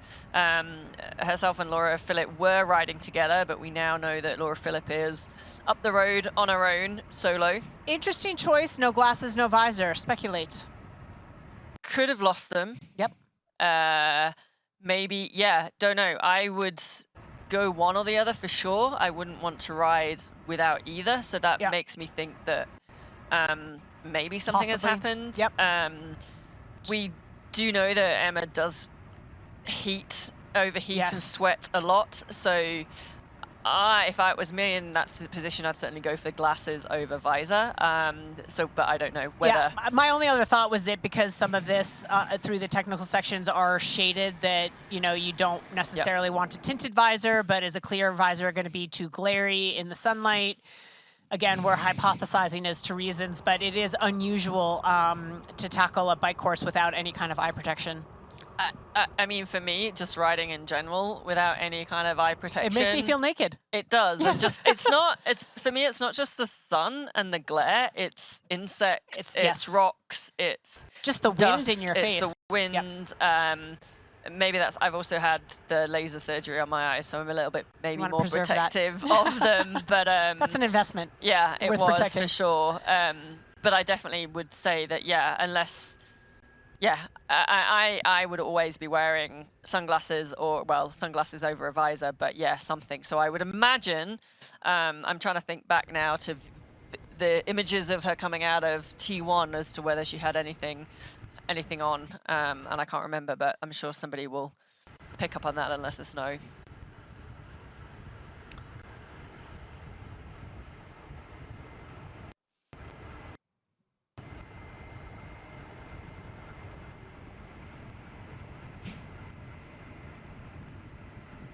As we are back with the in the male race here at Zafiro Ironman 70.3 Alcúdia-Mallorca. This is Mathis Magirier. Thank you, on screen, Frenchman. We're doing our best with the pronunciations. I think I got this one. I think you're doing pretty well. I think you're doing a lot I got it better than I am, and we just do apologize to those pros if we do mess up your names. It's not intentional. We are doing our best, but sometimes I get the wrong word fixated in my head, like violent, like not violent over violent. Violence. Hey, it happens. But I think I just studied up on Mathis Magirier, and I think I'm doing it better than I have in the past. As we come back to the South African Bradley Weiss, he does not look happy to me. Yeah, he doesn't, does he? He looks a little frustrated. He does look a little frustrated. I wonder if I think word on the ground from a fellow South African. This course is very up his street, and I love Brad as a racer, as an athlete. Yep. Comes from an off-road background, I think, as well. But really, he's trained with Jan over the years. Yep. Was a training partner last year, and I think probably thought this course would have suited him, and maybe is a little bit disappointed at being where so far off those front guys. He had such a breakthrough race at the Ironman World Championship last year in Nice, in a similar course. Climbing, technical.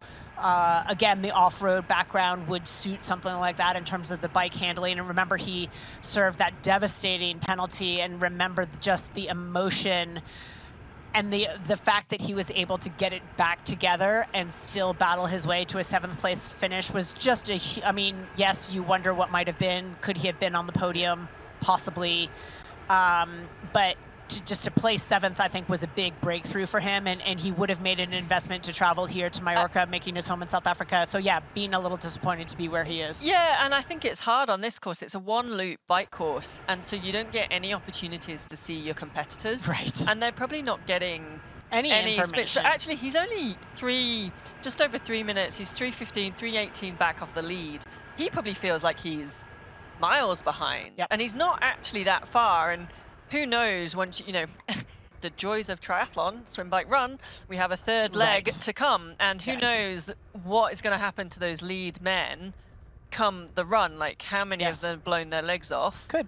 And he just needs, it's that classic, it's never over, keep your head in the game, it's never over till that finish line. And so I feel with Brad as well, he is an emotional racer, which I actually love.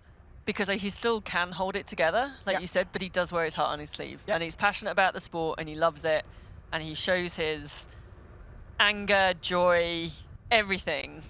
In equal measure. In equal measure, yeah. And it is hard, because you do feel like, particularly on a course of this nature, you're in a vacuum, you're out there, you have absolutely no idea, and it's easy to fixate on a negative, perhaps, when he's going to get back to town and get a lot more information and be like, oh, well, why was I so upset about? Like, I can still run my way onto the podium. You know, you never know. Exactly. He'll get back in. He'll get into T2. He'll get that split, and it's either that surprise of going, oh, it wasn't as bad as I thought, and then you kick yourself on. Why did I waste all that energy? So important. Why, like, age groupers, pros are like just keep your head in the game.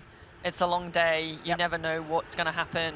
Everyone's going to go through their ups and downs, and just keep pushing forward. Keep pushing, and it looks to me like Mathis Margirier might have taken the lead here. I don't think he's solo in that pursuit, but as we take a look now at our supplemental stats presented by AG1, it is Mathis Margirier from France, expected at the next timing split at 2:23.16, traveling at 48.61 kilometers per hour.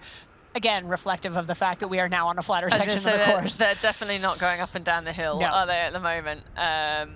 Definitely going a little bit faster on this second half of the bike course. I think that's back on the women's race there, as we see a pass taking. Now I think, again, back on one of the chase packs of the men. There's a group of 4 of them together. You can see that orange light, so that shows that the athlete is sitting over 14 meters behind the athlete in front, which is a good place to be. I think this is the Bradley Weiss group. There we go. It's just gone to blue, so that's just the athlete. This is the Race Ranger devices that are being used in all the Ironman Pro Series, and the blue means that the athlete is 12 to 14 meters behind the athlete in front, which is a good place to be. You don't want to see the red flashing light, because that's going to get yourself a drafting penalty. So this group would have been Paul Schuster, Bradley Weiss, and Matthias Peterson was in that group as well. So that was that group. This is bib M25. Which is Paul Schuster. Yeah, on which is screen. Paul Schuster. Yeah. So that group at 3:15 back at the last timing, Matt. And again, hard to tell. Like, of the 4, is somebody getting information out there, and is that encouraging / discouraging? But coming back to our men's leader at the moment. Yeah, that's right. And just again, he looks like he's oh no, well, understand he might be second, it said there on screen. We're just trying to get an update. He's either in the lead. We did have the last split that chase group had caught up with Christian Hogenhaug, who was our leader for much of the first part of the bike over the climb. Matthias is now definitely leading the chase group, if not in the lead, but I understand. We think he's in the lead overall. And he looks super solid, relaxed, doesn't look like he's fighting the bike at all, and looks like he's played his cards very, very well. So actually, this is now his bread and butter. Like we talked before about him as one of the strongest cyclists in the race, but I think his strength is on the flat time trialing. And I wouldn't be surprised if it was Matthias that brought the rest of those group back up to the front and is now pushing ahead off the front. We saw it in a race in Miami earlier where he was very strong, pushing the pace at the front of a race. What sort of physiology differentiates a time trialer from somebody who's better on a hillier climbing type of course? Yeah, and just getting confirmation he has got a bit of a break over the other males there that we can see as that good camera angle panned back. I think like the time trialist just has this ability to lock into an aero position and just hold power, and they can just maintain that position and power. Whereas I think someone who's good on climbs or rolling prefers to handle the bike by getting up and getting out and moving around a little bit. Still very capable bike riders. It's just, again, finding out what your niche is. We're going to take a quick break and we will be right back. Don't go away.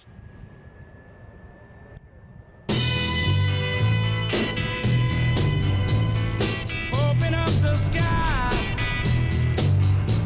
'cause I'm coming up to you. So send down your wings and let them bring me to you. You know I'm standing at the station, ready to go. Open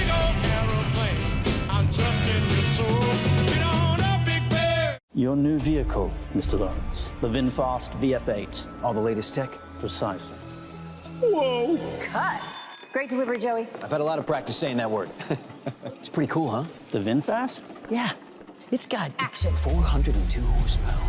All-wheel drive. Over-air updates and a 10-year unlimited miles battery warranty. Yes, but 15-inch infotainment screen. Cut. None of those lines are in the script, Joey. I just think people are really going to want to know those things. That's what the website's for, Joey.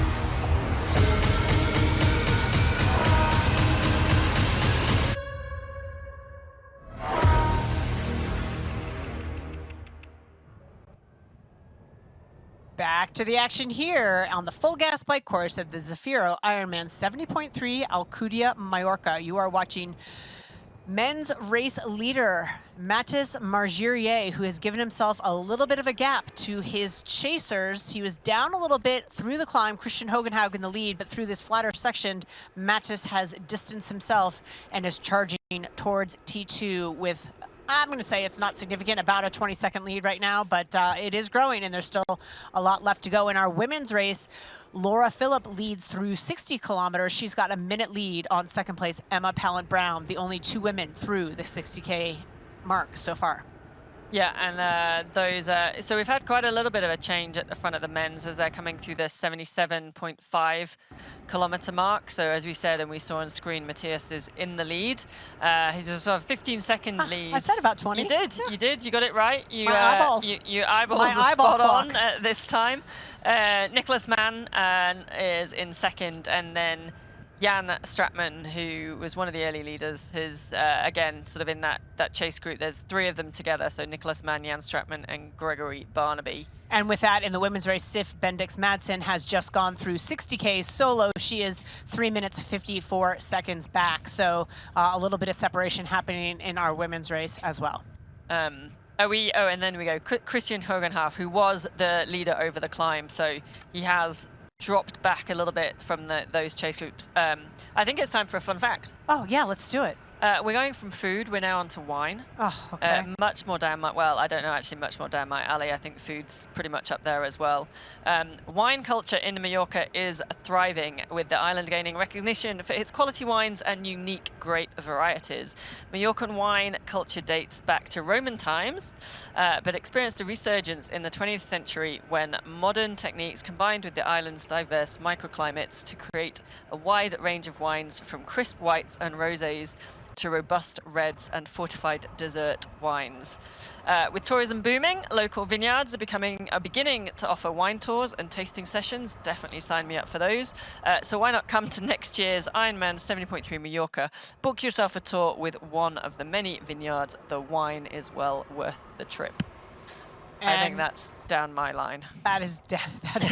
You're going to be hitting that up after we get out of here. Definitely going to be hitting that up. We are checking in with the men's chase. That was Yannick Schaufer there on screen. He is riding along with Johannes Vogel, Christoph de Kaiser, and who else was in? Mattia Cesarelli was in that group as well. And those guys, waiting for them to get to 77K. They were about a minute back at 60K, so they are charging towards that 77.5 kilometer mark. We'll see if that gap has been extended. That's right, and I feel like I should admit that I have actually been to Mallorca before. Now that we're talking about wine? Now that we're talking about wine. You saw your moment, you're going to take it. I saw my moment, and I was going to take it, because I think on some of the videos we've seen and some of the athletes talk about, and we've said it's such a good training venue and so many people go there to ride their bikes. I went to Mallorca back at age 18 after my A-levels at school, when it was a holiday destination, and as a result I have never drunk tequila since. Okay.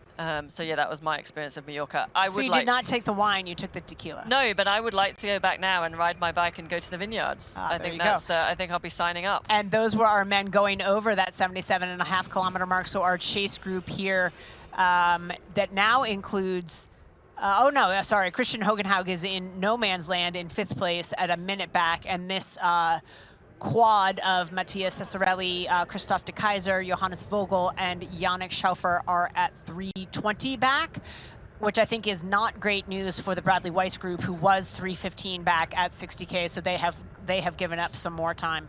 Yeah, and a few more women through the 60K mark. So we said that Sif Bendix Madsen was sort of flying solo on her own in 3rd position. She was just under 4 minutes back from Laura Philipp in the lead, with Emma Pallant at 1 minute behind Laura. We've had Bianca Bogan and Julia Yemelo, about 4:44 back, and then we've just had through the 60K mark Lizzie Rayner, Steph Klasevuk, Sarah Svenks, but they're sitting more like that 6 to 7 minutes back. So it would assume, we do think that Steph Klasevuk got a penalty, a drafting penalty. It would appear that she has served that with that drop off in time. The other person we believe who has a penalty on the women's side is Lena Meissner. She's not come through that tracker, so yeah, just waiting to see where the rest of the women are going through the 60-kilometer mark, so 2/3 through the bike course. So this is men's chase 3, men's chase 2. Men's chase 1 is a solo act of Christian Hogenhaug. This is men's chase 2, that quad of athletes we just mentioned. They are charging hard. They are 3 minutes and 15 seconds back, and at 77.5 kilometers, and still waiting on the Bradley Weiss group. So not great news for that group. They're giving up some time. Yeah, so just through now, as you were talking, 4 minutes back. So they have lost about another 45 seconds in that, what are we talking, 17-kilometer flat section to that leading group. So yeah, a little bit further back now. Not surprising for an athlete like Bradley Weiss. I mean, again, he's a small, I can't speak to the other guys necessarily, but knowing Bradley fairly well, smaller guy who on a flat time trial course isn't going to be able to make his mark in the same effective manner. Yeah, and really interesting, like those having had the climb so early on in the bike course, those athletes that now can still put that power down in that time trial position. Like, you know, for Brad, he probably would have preferred the climb to be in the second half of the bike course and sort of hung on in those early stages and then being able to make his move.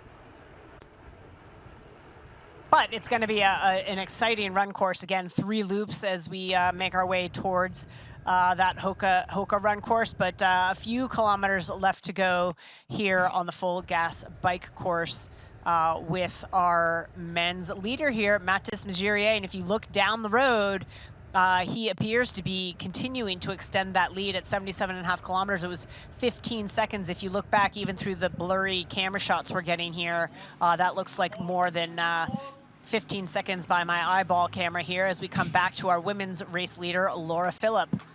Yeah, your eyeball camera's been pretty good so far. So we do know Laura Philipp, so she's obviously up at the saddle going up a little bit of climb here. She has got the lead. She has got a gap on Emma Pallant Brown. I still think it was only a minute, as we're seeing at the last split. It'll be interesting to see if Emma is holding that, because I think if it's a minute, there's still a foot race to be had. Yep. I certainly, I'm not Laura Philipp, but I certainly wouldn't be comfortable with only a minute on Emma Pallant Brown. I couldn't run from here to the front door a minute faster than Emma Pallant Brown. That's it. I mean, and Laura Philipp's a fantastic runner and should be confident in her run. Sure. But I think anyone who's got Emma Pallant Brown behind her, you want to put as much gap into Emma as you can before you get there. But I think it's going to be interesting on the. You know, those two have got quite a clear gap, but I think on the men's race, it's going to be really interesting. We've got a good group of 5, 6, 7 men who are pretty close together. Yep. And so coming off the bike, explosions always happen, and that's where the race really kind of takes off. So it will be good to see that really good foot race. Sure, a lot of questions still to be answered. I think our men's race is still pretty much wide open. Our women's race, I would be surprised if Laura Philipp and Emma Pallant Brown didn't finish 1, 2 in some order. That order is still to be determined. And then what's going to happen for third? Sif Bendix Madsen, again, we know her to be a very strong swimmer biker. Can she hold on for the run? Right now, her lead over fourth place, who is Bianca Bogan, is about 1:15. What runners behind Sif Bendix Madsen might we see, you know, factor into the equation? And there's still plenty of time for that to happen. Obviously, an entire half marathon still to go. Yeah, and back on screen now with Steph Clutterbuck. So she has, or she did get a penalty, a drafting penalty.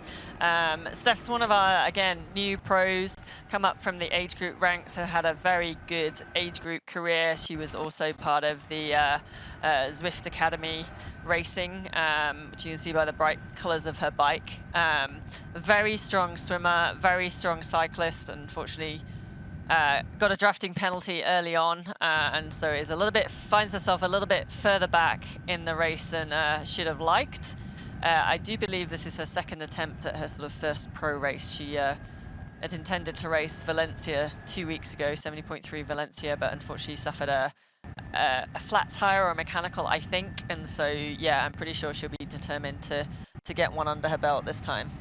Yeah, definitely. And again, we don't know the circumstances, certainly, of the penalty, where, how it was issued, and the circumstances under which it was issued. But racing pro is different than racing in the age group race. The dynamics are different.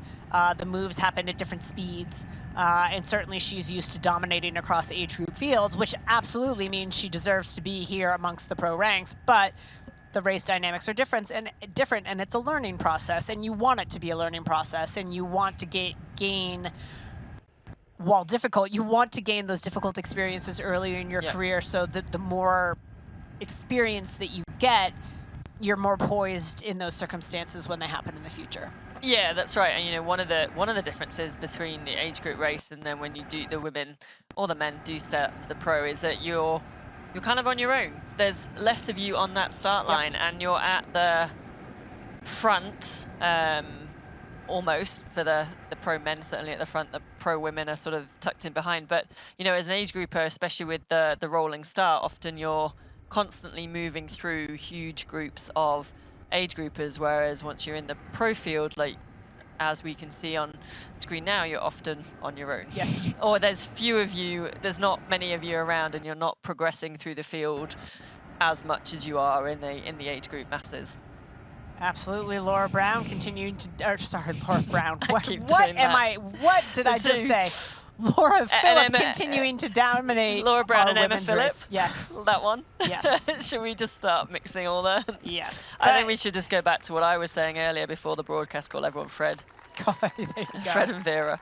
Much easier. But Matthias, see, I can't speak now. Matthias is very close to T2.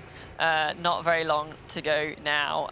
You know, they've been through that 77.5 kilometer split, so only a few kilometers left. As you can see, you know, the terrain has changed. We've gone from that Spanish countryside back into cityscape. This is the chase group, so not too far behind either. That's Christian Hogenhaug, who was one of the early leaders on the bike over the mountainous section, sitting in 5th currently, but only a minute back. But yeah, the men. Although interesting, because there was a cyclist in front of him, so did he get caught? I don't think he would have gotten caught by the group behind him, but I thought there was a cyclist in front of him. So who is this, and who has he caught? Because through 77.5 kilometers, he was solo at a minute back. M13? Is that 13? Group. He's with a group. Well, that's Barnaby, if it is. So maybe he has caught back up with that chase group. Which would be impressive. Yeah. He was a minute back, and that chase was, you know, yes. So that group has converged as they come back into town, making for an exciting start to the Hoka run course. Yeah, that's right. So yeah, just the last few kilometers of the men. Gregory Barnaby on screen now, or Lord Barnaby. Apparently that's his nickname. Gregory Barnaby, I find this fascinating. Gregory, please don't take offense. You are Italian and you have the most British name. And the fact that your nickname is Lord Barnaby is even more British. I probably need to do a bit more research to see his heritage, but he's very much Italian from what I understand. Actually, his partner's racing in the women's race as well. But yeah, Lord Barnaby was in that chase pack. And so they're about, I think they're, 15, 16 seconds back off the lead, but only a few kilometers away from starting the Hoka run course and T2. And let's take a quick preview again of that Hoka run course. It's 3 loops for 21.1 kilometers or 13.1 miles. The run course is flat and fast all along Alcúdia Bay. It is going to be absolutely stacked with screaming fans. That's not a lot of geography to cover. So 3 loops, you know the fans are going to be out there in droves. And the finish line will be located a mere 50 meters from where the athletes started well earlier this morning. So as you're coming into these final few kilometers of the bike, what are you thinking? Shoot. I've got to run. You're like, damn. Yeah, no. No, I am optimistic that I have nailed my nutrition. I am topping up any calories left on my bike, any hydration left on my bike. I want to make sure the tank is full as I get off the bike and start to tackle the run. You might lift your cadence a little bit depending on what kind of cadence you ride so that you're matching your bike cadence to what you anticipate your run cadence to be, so there's not some sort of transition. You're not having to speed up your legs as you take to 2 feet on the half marathon. Certainly if the opportunity presents, as we see Mattis here sitting up a little bit, maybe stretching out the back, getting ready. We can see him standing up. He's actually taking his feet out of the pedal, so he is super close now. And we will see him dismount and make his way into transition as he acknowledges some of the fans. We're going to have to break away for a quick commercial break as our pro men leaders enter T2, but we'll come back with all sorts of action in just a second, so don't go away. There's so much racing left to come. Oh no, we're just going to keep going because this is too exciting to break away from, so never mind that. Mathis Margirier into transition here. He will be solo, although the chasers are not far behind, Sid. No, but looking pretty good. Like, I think, what is it that you guys call it, this first run into the judgment zone? The judgment zone, that's right. It's much better in full distance racing than it is in half distance racing. You can't really judge in a half because everybody looks pretty good. True. It's much more easy to be judgmental in a full. This is true, but we'll call it that. Yeah, the half distance. But Matthias looks fantastic. I thought actually he was going to stop at the portally there, but no, just stopping to grab his bag. He looked fantastic as he was running through. We've got the split screen up, which I love because you can then see where the chase pack are, because they're getting close to T2 as well, as we see on the left of our screen. Matthias taking his bike helmet off, changing out his bike shoes into his run shoes before he tackles the Hoka bike course, as we see on the right. The chase pack are now coming into transition. Now, if I was Matthias, I would want to be out of there. Well, that's what he's trying to do. He's trying to get out and gone before they even have eyes on him. And so a pretty quick transition. We'll see when our transition times come up if it will be one of the faster transition times. But yeah, exactly. His motivation to get in and get gone. Of course, over the speaker, his competitors are going to hear that he is exiting transition and have some sense of where he's at. No doubt they will also be getting splits and updates from the fans on the course. And vice versa. Yes. He will be able to hear that the chase pack are coming into transition as well. So again, at the front of the race, you don't often it's always the chasers that get the timing splits to how far from the front, and at the front of the race, you don't often know how far ahead you are. Yep. So T2 will have the voice. I think Paul Kay, one of our great Ironman commentators, is down there at the race. It might be Paul Kay voice, it might be one of the other team, but they'll be giving him an indication. He'll be able to hear the other team, the other chasers coming in. It is a ridiculously long transition. It is a very, very long transition. And again, as we preview what to expect coming up across the next 21.1 kilometers, some of our fastest runners, I mean, Gustav Eden, certainly not to form. Yuri Kurlin, another great runner in the field. He's well back, served a penalty. Bradley Weiss is a great runner. He'll want to try to see if he can insert himself back. Certainly Patrick Lenga is going to want to see if he can insert himself back. Mathis Margirier, he's a solid runner. He's not the best runner in the field, but he's given himself a nice cushion and opened up the door that potentially he can hold on to this, given who's around him. You never know, but no, if we're hypothesizing based on past performance, which past performance doesn't equal future results, but it's possible. He's put himself in a good spot. He has. He's given himself the best chance to have a great run and a great race and take that win. I still think it's pretty early on to call that. As you say, he is an athlete that can ride incredibly strongly and have a really good, solid run. He might not be the fastest, but he's not well, nobody on this course is a slouch. None of the pros are a slouch, but he's definitely up there as being one of the better runners as well. So I think he's going to be pretty tough to chase. You kind of want to say, is it his to lose? Not sure. There are some fast runners coming through, as we see the guys through T2. So Jan Stratman up into second. So he's got a minute lead at the moment, which, yeah, it's not a lot over the runners that are coming behind. But also the nature of this course, the out and backs and the multiple loops, there's no mysteries here. Unlike the bike, where they're somewhat blind on a single loop bike course. In this particular case, with the out and back nature of this run course, they've got full information as to who's moving, how they're moving, et cetera, et cetera. And also a different style of runner, because it's a lot of turns and a lot of corners. So it's a runner that's got to be able to... Short course background. Maybe short course background, but like adjust to that change of pace as they turn a corner, as they slow down, speed up again. You know, he's been... And they've just got off a bike course that's had 60K of just time trialing position. And now they're coming into a run that is switchbacks and turns, and they do get eyes on their competitors. That was Bradley Weiss. I would say here comes the Bradley Weiss group. Yep. So just coming through. And that gap now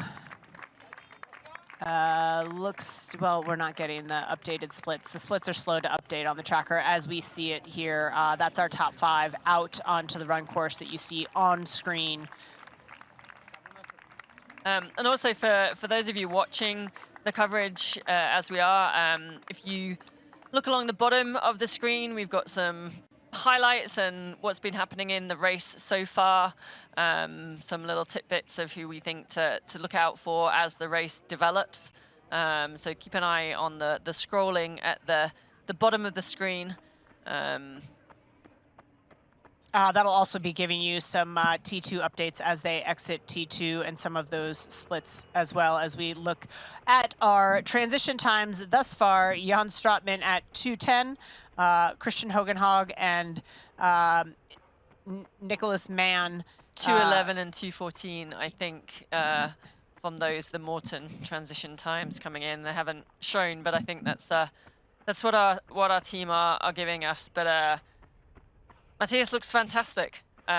He's got a fair bit of taping on his legs. Yeah, I was just going to say, I was like, I was really confident in his ability to run with this, and then I saw the tape and thought, don't know what's going on there, but you know, maybe it's a head fake to his competitors. You also don't know if that taping is bike-related or run-related. Absolutely. He certainly didn't seem to be having any issues on the bike, but on early days on the run, he certainly doesn't have So any that issues. Bradley Weiss group that we saw come in, that are now exiting transition, they are about 4.5 minutes back. That's Matthias Peterson, Bradley Weiss, Christoph de Keyser, Mattias Cesarelli, and Paul Schuster, all at about 4.5 to 4:45 back. Now, I know I should know this, but I don't, and I'm admitting I don't. How long is that transition? Because How long? It looks a huge distance to run from one lane. Maybe 400 to meters? The other. I always think long transitions, they should take that off your Run time? course. Well, I'm never going to Yeah. argue with that. I am never going to argue with that. We're going to bring... No. So, yeah, I always feel they should... I know I've done a race. I think it's Ironman Wales. And I know somebody's watching this that has done Ironman Wales as well. And the run from the swim to transition is about a kilometer. It includes like 18 flights of stairs, too. too. It does as well, yeah. But you actually, it's so long that you put a second pair of shoes by the beach, and then you can run up. But that's another fantastic race. But anyway, digress. As more of the pros are coming in, that was a very speedy dismount. I'm not even sure I saw the line coming there. He was flying across it, that is for darn sure. But Mathis Margirier through 1.5 kilometers, ticking over at a pace of 3:39 per K, and looking very good. He looks relaxed. He doesn't look stressed. And he's in the power position with his chasers about a minute back. Will he be able to hold on? And how will our women look as they come into transition, as we watch Laura Philipp continuing to dominate, holding her lead over Emma Pallant-Brown at 1:38 through 77.5 kilometers. We'll find out when we come back. Don't go away.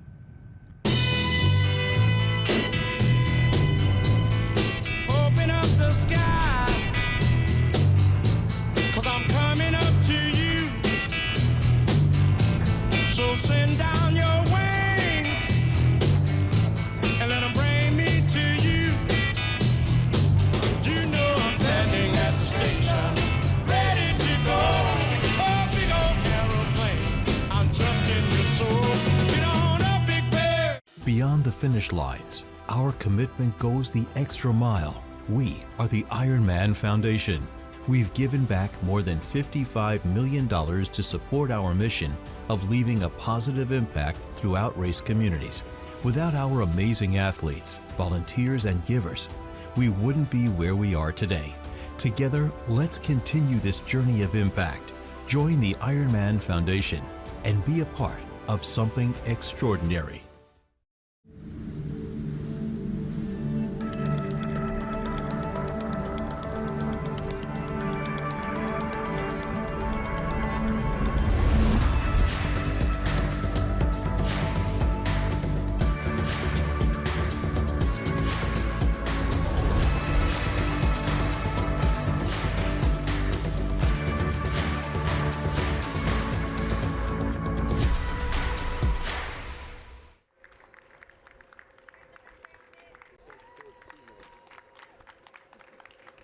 Back to our action here. We are following along with our second and third place men. There was a group of 4 of them that charged out of transition together, all about 1 minute to 1:20 back of our men's leader, Mathis Margirier. So our 4 men in pursuit include Jan Stratman, Nicholas Mann, Gregory Barnaby, and Christian Hogenhaug. I'm going to be a betting woman and say that this is Nicholas Mann right here on camera. Yeah, I think you're right there. As we see, like, and then Jan Stratman. There's Jan Stratman. Yep. Also looking great. I mean, I think he's so used to watching people in an Ironman in a full distance. You know, watching the Heart 70.3. He's running way too fast. He's running way too fast. He only has to go half as far. Yeah. Do you think you should tell him to slow down? I was like, actually, no, you probably need to speed up. But this is the kind of racing that we want and expect to see in the Pro Series. Look at the 3 of them together. These guys, you know, they could be running a 10K on the track. That's how close they are, and the level of competition here, it is fierce. It is on. Margirier did increase his lead slightly out of T2, but only a couple of seconds. Nothing significant. Yeah. But what great racing. It's not just us. Like, we get excited when it's a close racing. Everyone watching the broadcast at home around the world, hopefully you're getting excited with us. But the fans on the ground, the people out there on the street watching, like, those 4 guys battling it out, chasing Matthias down. They're getting what they paid for and coming out today. Yeah. Not that they, you know, paid. Yeah, there we go. I think that's that looks there's like Patrick Lange. Yep. Yeah. So let's get the stopwatch going and seeing how many he can eat up for breakfast on the run. Well, we know he's got about I don't know, 800 meters to run through transition, but we'll see. Again, let's check a look at this split. Patrick Lange at 11:25 back. Patrick, I love you, but not his day out there today. Yeah, but I think if we look at the overall goal for the season, it's just chuck some more points up on the board. Get those races in before, focusing on maybe on the back half. He knows that the 70.3 isn't perhaps his strength. On a day, he can still have a fantastic race. He does excel over that Ironman distance. I'm sure I think he's got other Ironman races coming up to secure those 5,000 points. I mean, right now, approximately he's he also knows that 1,815 points down per second. He'll make some of that back, I think, to our leader because he is such a solid runner. But if we do the math of 1 point per second. Oh, that was a good maths you did very quickly there. Very quick with a calculator. Very quick. I'd like to say that was my brain. That was not my eye camera. That was my iPhone. Also, he's the only one in the Pro Series at the moment with points in this race. Like the rest of them, they're just hoping to get their first race under their belts and points on the board. Yep. As we're with Jan Stratman here, looking very comfortable. We should say no slouch. One of the new eras. That's the wrong word. New wave of pros coming through, and obviously had a name to be reckoned. Or we all paid attention to him when he was 3rd at the Ironman 70.3 World Championships last year.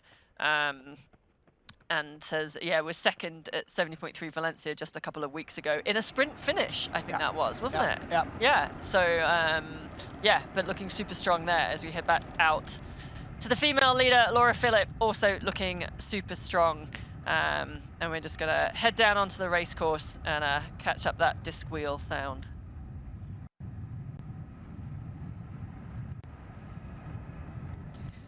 You know, if there was any degree of disappointment for Laura Philipp after her performance in Valencia, she is silencing that in her own mind now. What a great performance. Very, very strong swim. Came out stride for stride with Emma Pallant-Brown. Rode with Emma for the first part of the bike, but really distanced herself, not on the climb so much as the descent. Used her technical abilities to create some space. And had increased that lead to 1:38 back. There is an athlete behind her. That may be a straggling pro male, is my guess. I would have a hard time believing that even though she's a strong rider, Emma Pallant-Brown would have reeled in Laura Philipp by that degree in that small amount of time. So Laura Philipp having a great day.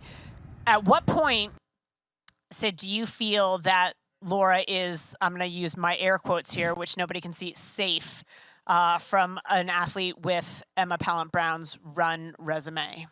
I mean, Laura's a great runner as well. At 21 kilometers.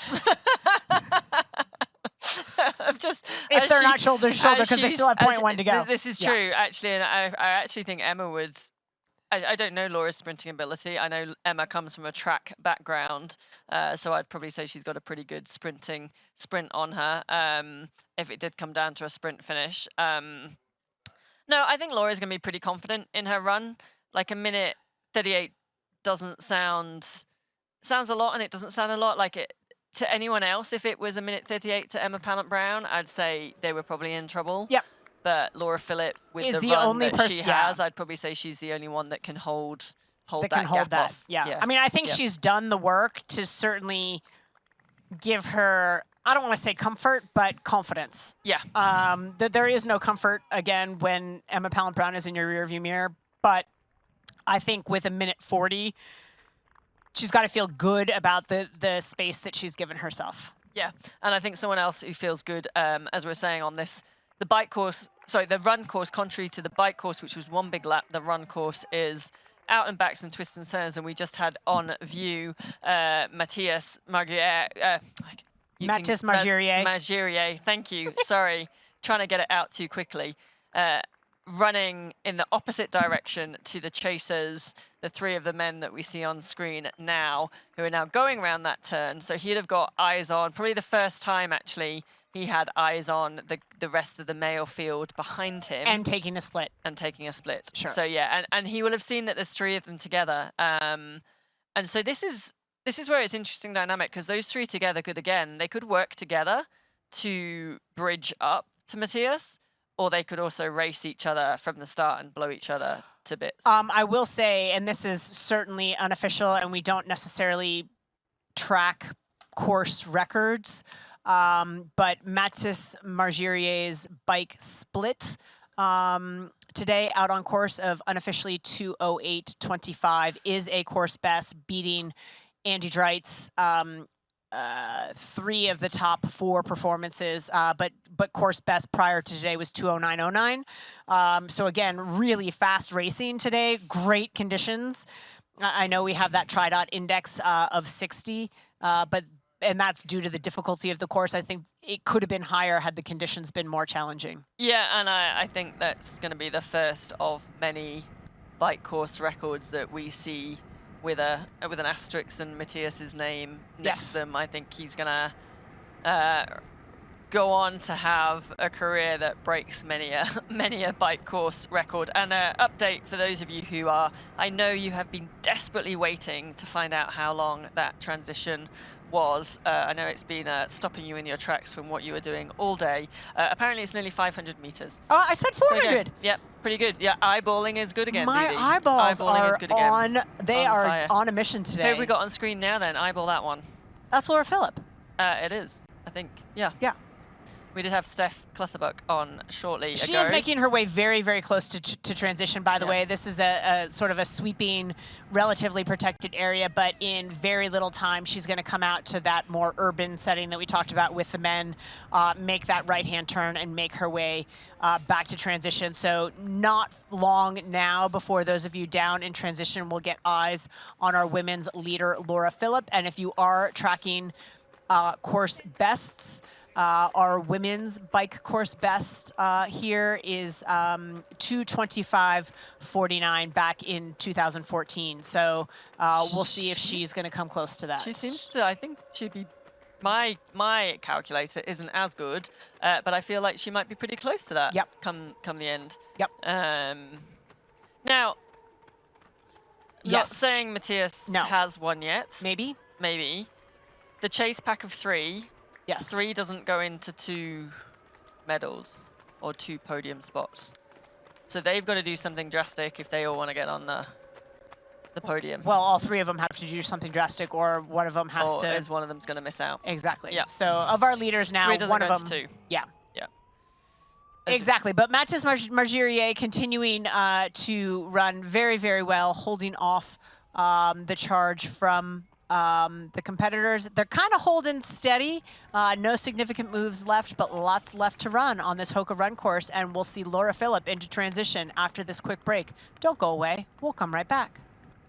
For 12 years, for 4,383 sunrises, across millions of mornings, we've been working to make one thing better.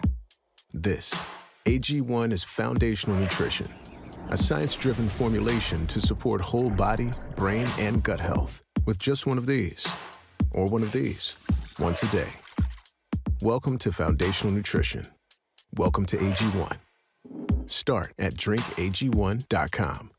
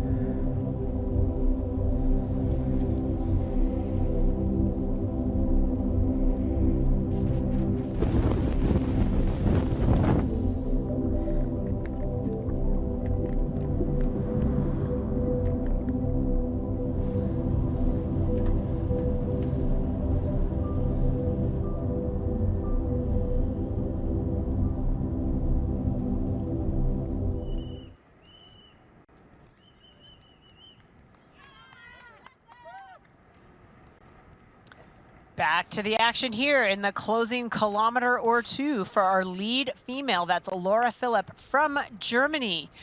She has built a lead of nearly 2 minutes over her closest competitor, Emma Pallant-Brown from the UK. The two were together to the top of the climb, and through the descent, Laura continued to build a lead, and now she charges towards transition solo. So Emma Pallant-Brown going to have her work cut out for her. If anybody can do it, Emma can. I'm going to put you on. I'm going to put you on the spot though, Didi. Yes. What do you reckon? Do you think this is Laura's day now, Laura's race? I think my guess is that it's going to be bigger than 1:38. It's going to be closer to 2, and I think that's going to be too much. Yeah. If it were any athlete other than Laura Philipp, I would say Emma absolutely has a chance, and Emma still does obviously have a chance. But if you're asking me to bet, I'm betting on Laura. Yeah. I think she's done enough here that if anything more than 150. I think I'm gonna give it to Laura. Yeah, I mean the one thing we do know about Emma Pallant-Brown is that she will go after it. Oh yeah, for sure. I mean, and that's what I mean that's why I'm saying what I'm saying, because I'm almost daring her to get her. But I think anybody else, I would say Emma's still in this, but Laura Philipp is the one that I'm like, she's done enough work that I think that gap is going to be enough, but we'll see what the gap is in just a few minutes. But Laura has done an extraordinary job in the closing kilometers here in the second half, really, to put some separation in there. And I think again, it's Laura is fresher. Emma's raced a bit more. Not saying that by this stage Emma is tired, but she has raced more than Laura has. Travel as well. Emma Yep. coming in from, well, she was in Oceanside, went back to South Africa, which is where she lives and trains with her husband over there, and then obviously making the trip back to Europe. Laura obviously is in Europe, so a little bit easier travel. But at the same time, she's a pro. This is what she does, so she knows how to handle it. She knows how to travel. She knows how to, exactly. So here we have Laura Philipp across the line at the conclusion of the full gas bike course.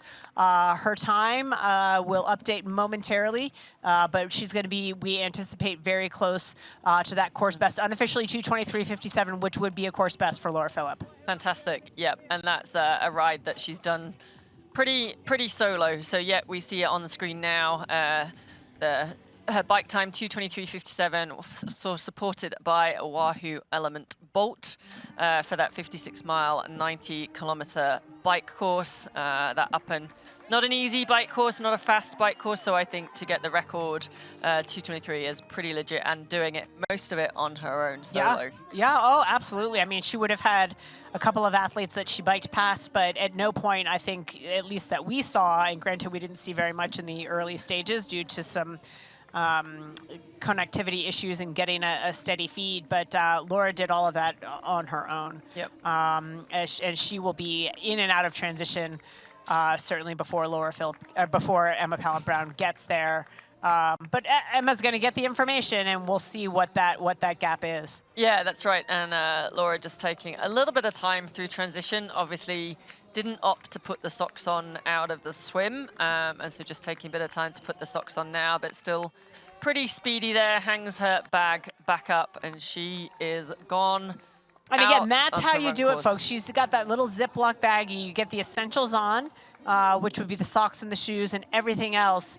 You know, Omia's headband, visor, sunglasses, nutrition. Do that, particularly in a transition this long. Do it as you run. Just don't litter and drop that bag, because you will get penalized for that.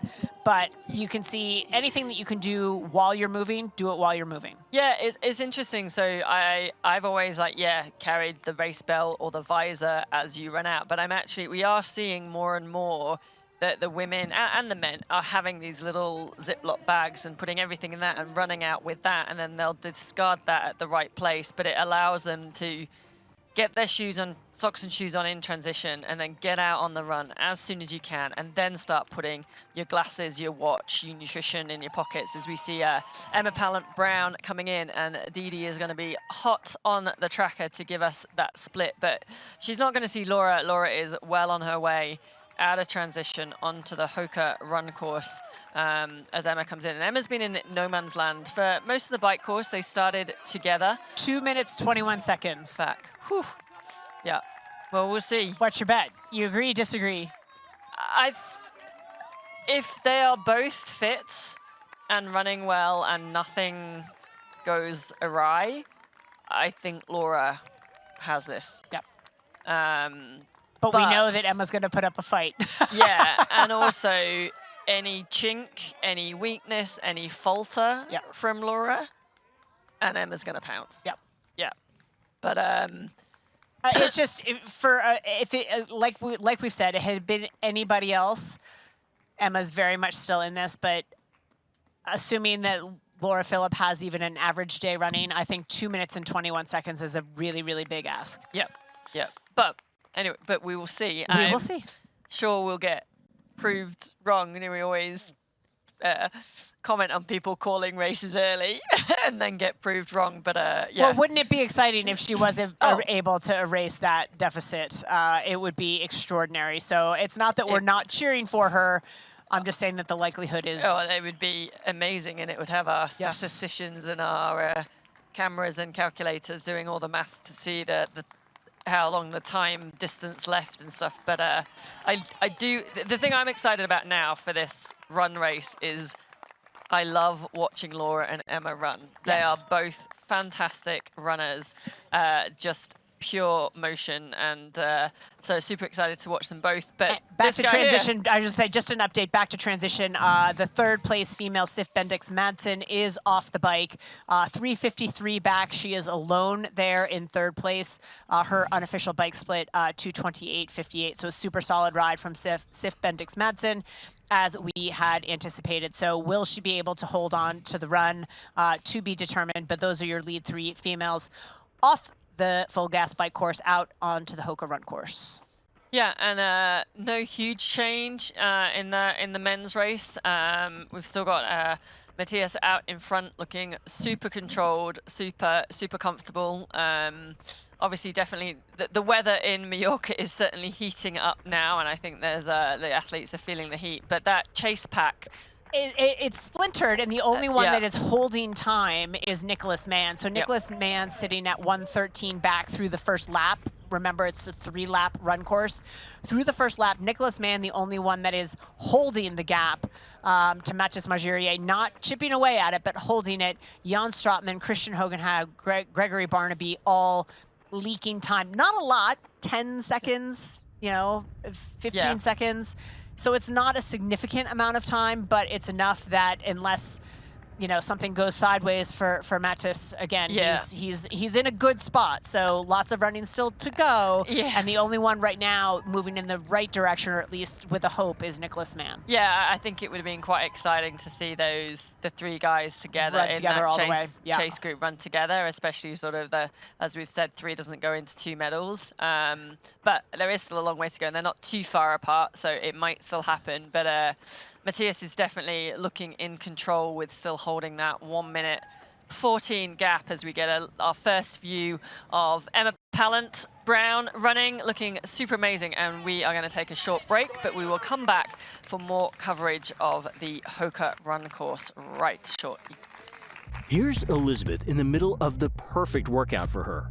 To create it, we analyzed her biometrics and genetics, her recovery rate, injury risk, and aerobic potential, her recent training sessions, the temperature, humidity, and elevation, the demands of her next race, and billions of data points from athletes just like her. With TriDot, Elizabeth gets faster. And what does she have to do? I just opened TriDot and did my workout. TriDot. We do the technology, you do the training. This is an epic, action-packed, adventure-filled story of Athletic Brewing's revolutionary non-alcoholic beer and the founders behind it. I'm Bill. And I'm John. You see, this is no ordinary non-alcoholic beer. These are great-tasting brews that are fit for all times. And they all started with a crazy idea. Why can't there just be an amazing non-alcoholic beer that wouldn't affect me the next day? And one that actually tasted great? Oh, wow. That's a great idea. And there you have it. Just 2 totally delusional people.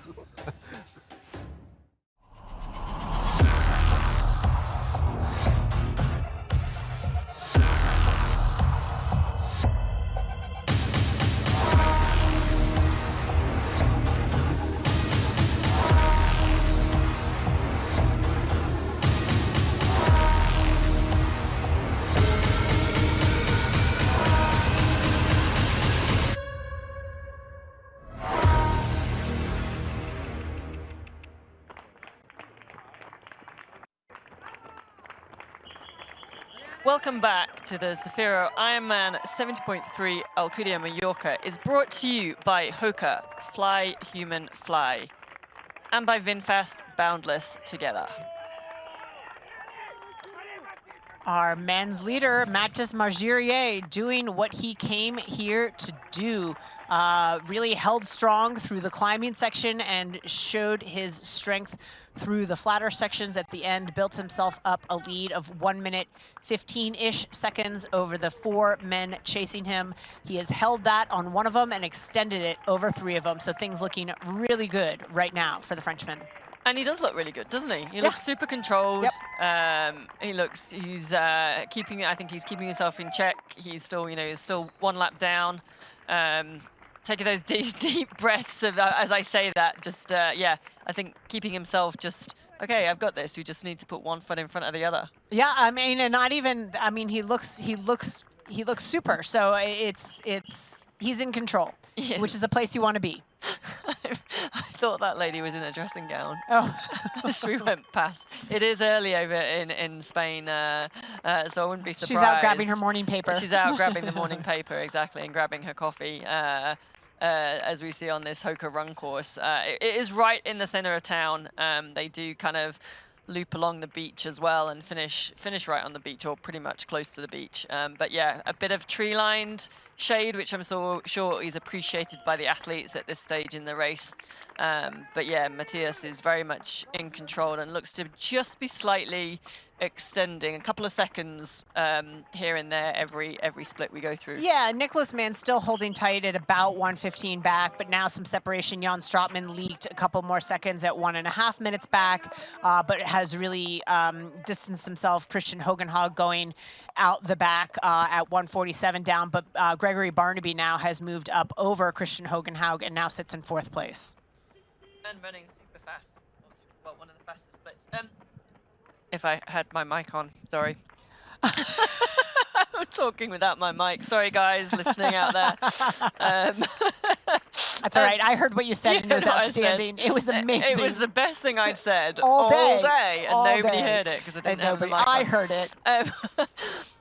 Going through an aid station, we just saw Matthias go through. What's your go-to? What are you grabbing? What are you going for? It depends on what stage I am at the race. Certainly with the temperatures climbing, hydration is going to be of the utmost importance. So you're going to want to grab certainly that water, that electrolyte, and the calories. You're going to want to keep those calories coming. So grabbing the Morton gels as we look at our women's transition times presented by Morton. It was Julie Yamolo and then the Brit Rainier, and then Sif Bendix Madsen, our fastest transition times today. So those athletes in and out. Sif Bendix Madsen holding on to 3rd place in the early stages of the run. And that's Sif on a screen now that we're seeing. So good to see some. We saw a little bit of her on the bike, but good to see some coverage of her on the run. She's in that 3rd place, no man's land. Now, Didier, can you remember what Emma Pallant-Brown's time was at T2 back from Laura Philipp? It was 2:20. Yep, and we are now through 1.5 Ks on the run, and she has already taken 15 seconds out. Now, we do know that Emma does go out quite fast. Yep. But maybe it's not. Maybe it's not over. Maybe it's not over. I still think it's an enormous ask, and if she does it, full kudos to her. Again, yeah. I am not bashing Emma Pallant-Brown. I have the utmost respect for her. I just think that 2:20 against Laura Philipp is a big ask, but we'll see if she can do it. But back to Sif Bendix Madsen. Has had a great ride. We know she was one of the stronger riders in the field, and she proved that to be true. Run form-wise, she looks great. We know that of the 3 disciplines, the run is probably not her strongest, but I see no faults in how she's moving so far. No, and I think when we talk about not being the strongest, this is all relative when we're talking about it with the pros, isn't it? But sure. Yeah, I think she'd probably say that herself. Fun fact about Sif is that it was actually Sif. So her brother is also a triathlete. That's Thor Bendix Madsen, who is the best name ever, her older brother. But it was actually Sif that inspired her older brother, Thor, to get into triathlon. So the little sister inspiring the bigger brother. And I believe they share a coach with... Yes. Yes.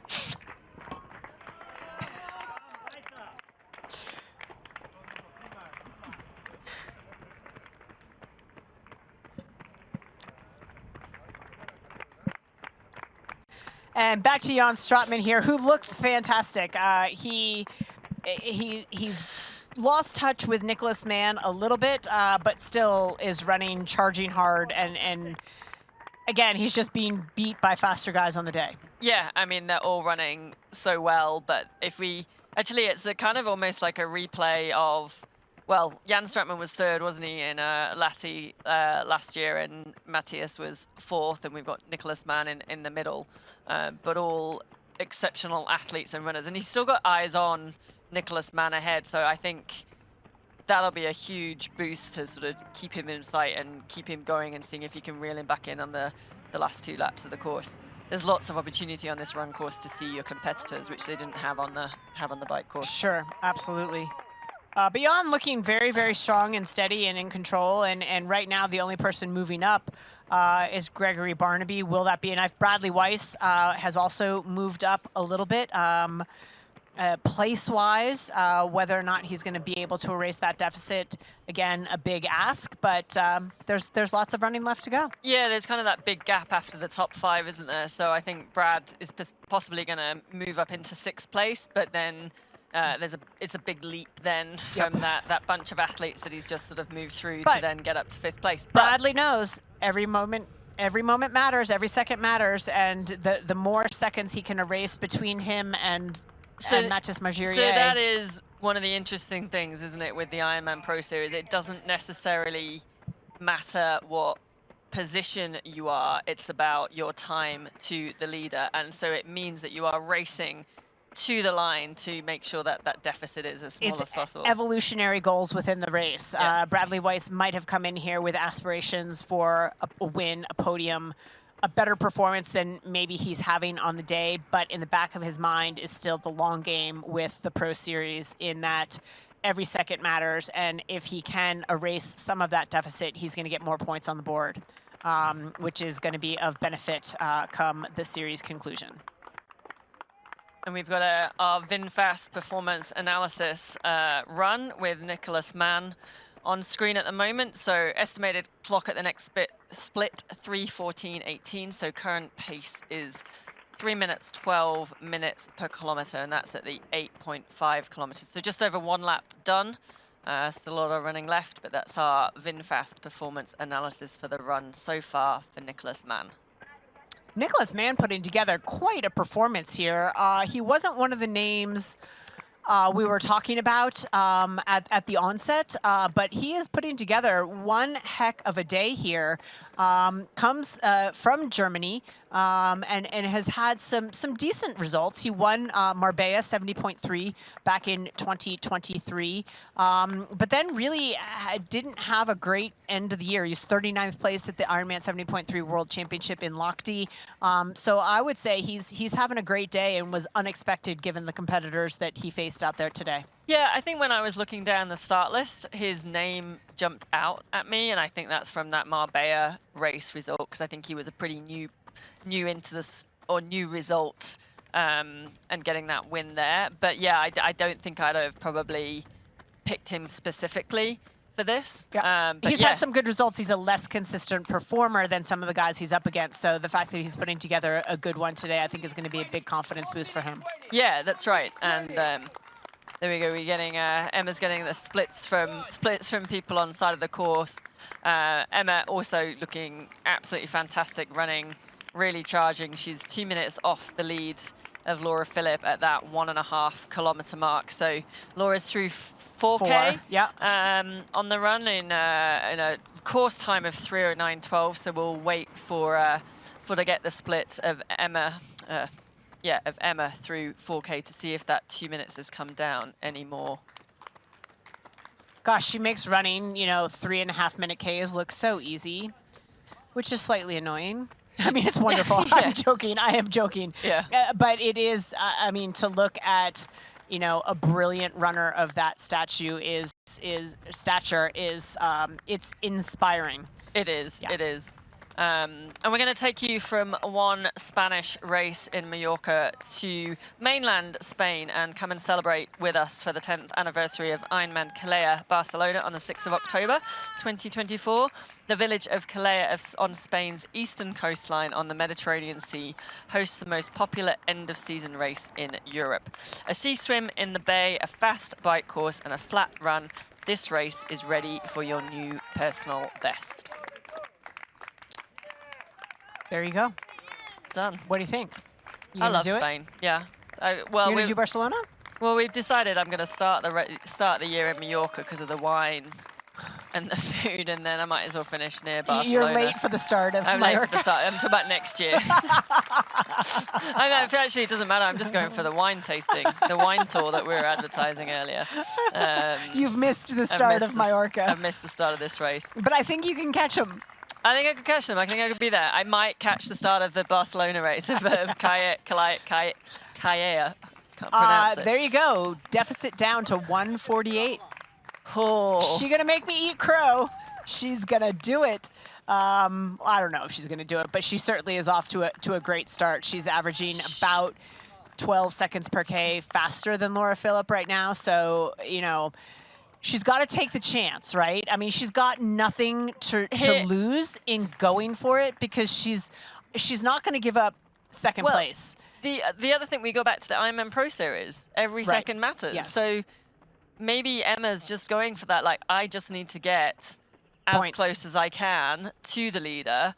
And if that takes me into the lead, awesome. But ultimately, I got to race to the line because I need. But I think that, especially because Emma isn't going to do an Ironman. Right, and the downside is minimal because she's not going to surrender second place.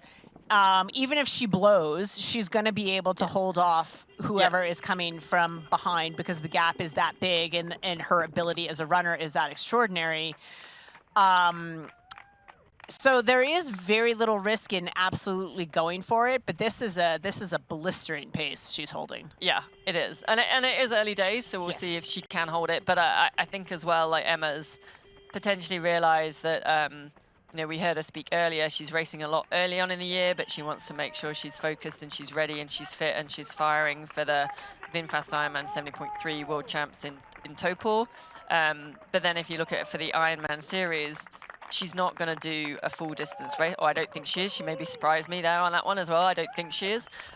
So she's not going to get as many points. You know what's interesting? From races. So she's guaranteeing. Had the timing of Topor been different, do you think she might have? Ooh, just to insert herself, because that could insert her into the top 10 if she had a solid. Yeah.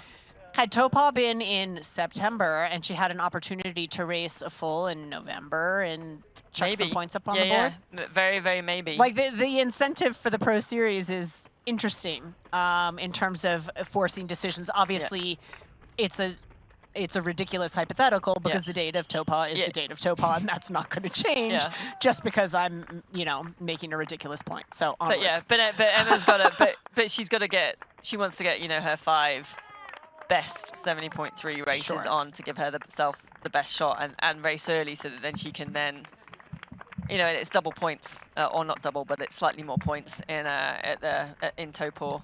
And this guy looks like he certainly might be claiming the 2,500 points that it is for the win here today. Those points going towards the Ironman Pro Series. This is Matthias from France. Had a fantastic bike breaking away from the group and now looks super good on the run. It must be really difficult running past all those beachgoers when you're sweating away and they're all taking a drink and taking a breakfast. We're going to take a drink, take a break, and we're going to come right back after this break. Beyond the finish lines, our commitment goes the extra mile. We are the Ironman Foundation.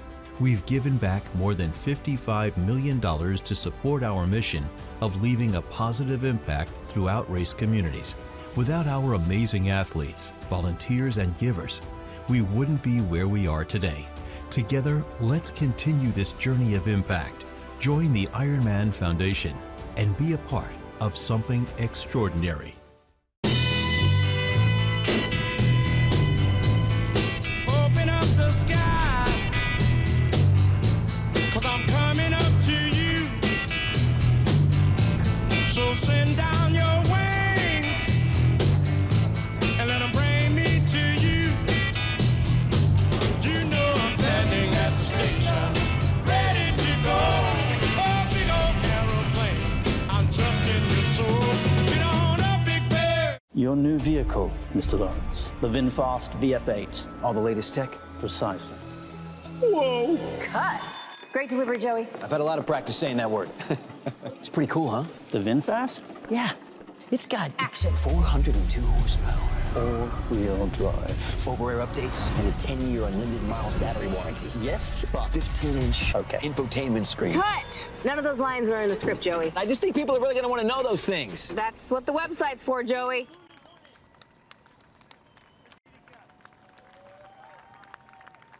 Back to the action here. We are out on the Hoka run course at the Zafiro Ironman 70.3 Alcúdia-Mallorca.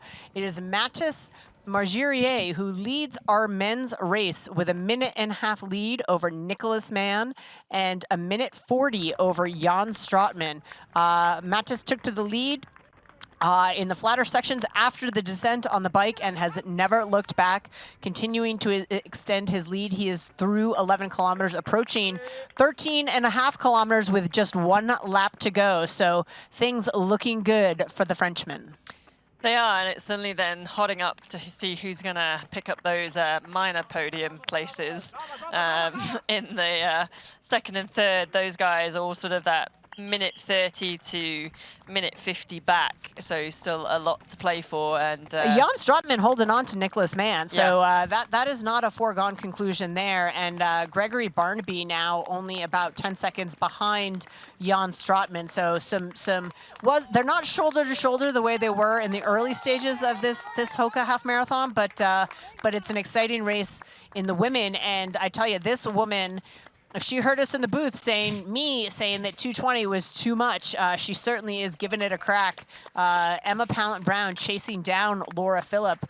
She is 1:48 in arrears at 4 kilometers and charging hard, trying to make it happen. Yeah, I do feel that last shot that we got, maybe it just might have been sort of where they were running through.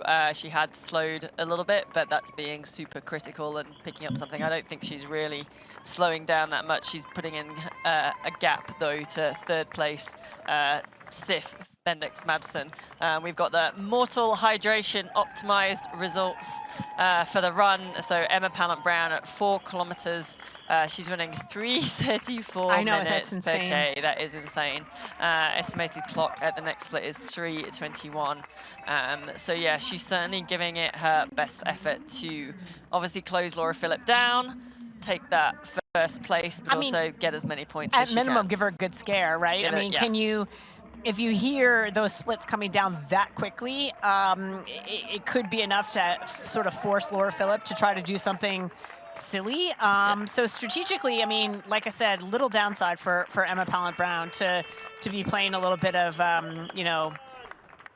reindeer games out there. And it will have been good to see, like, again, with the course, with the outs and backs and the turnarounds, like when Emma and Laura passed each other and got eyes on and were able to take a split, and when that next pass is going to happen.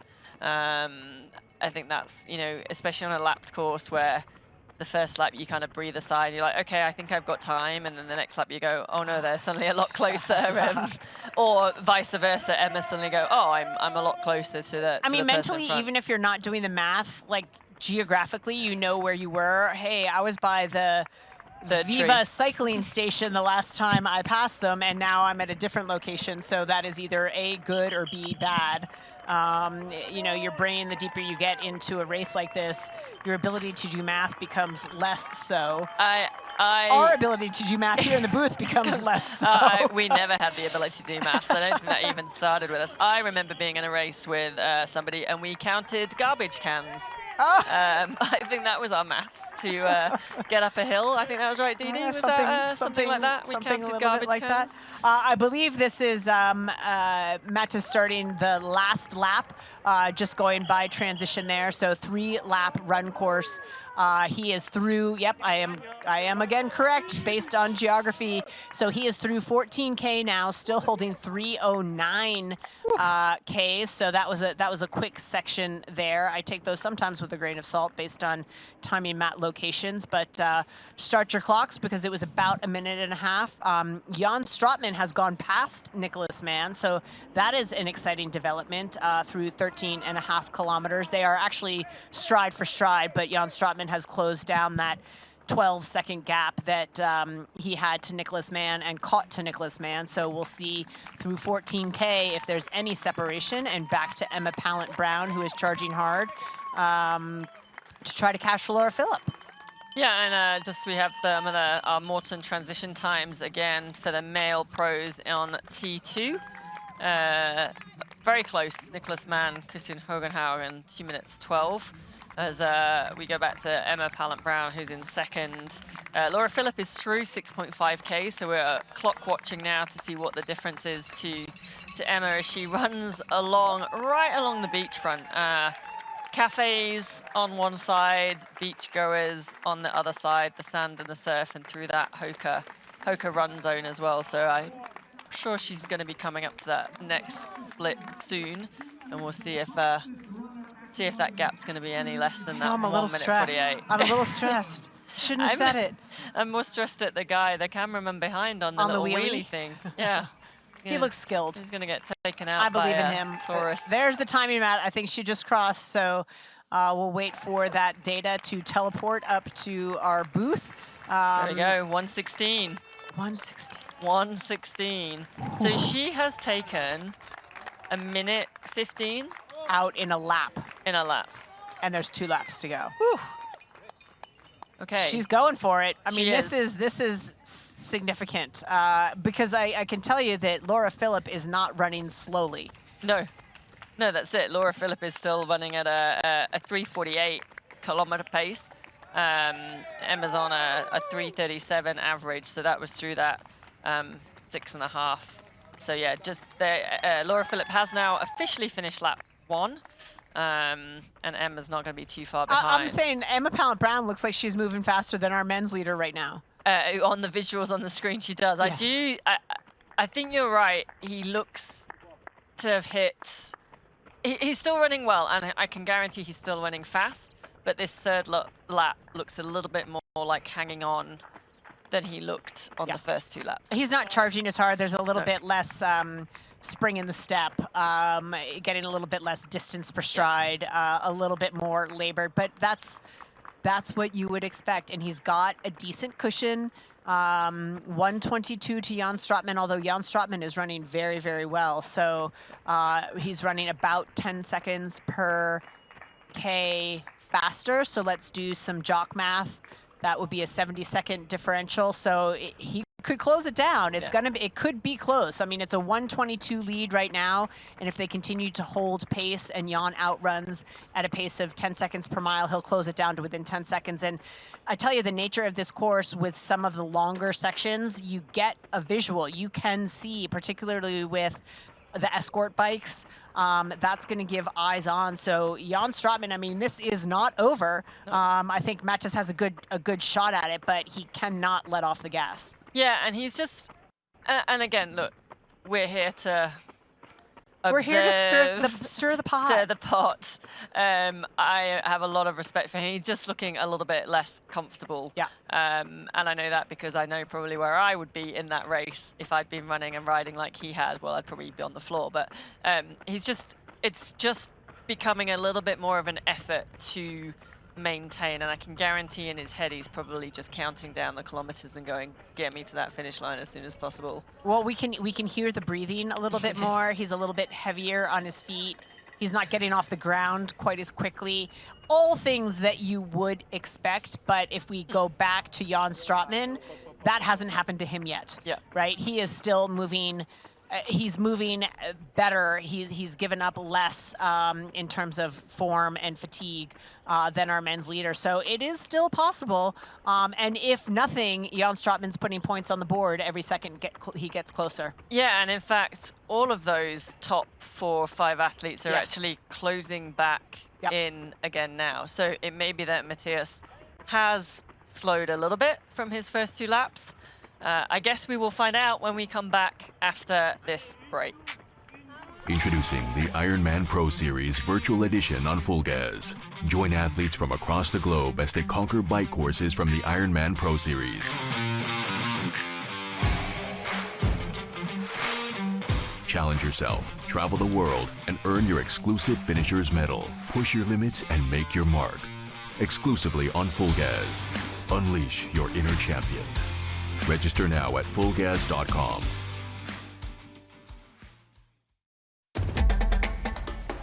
You know, and we know. The thing about challenging yourself is, you're always looking for what's next.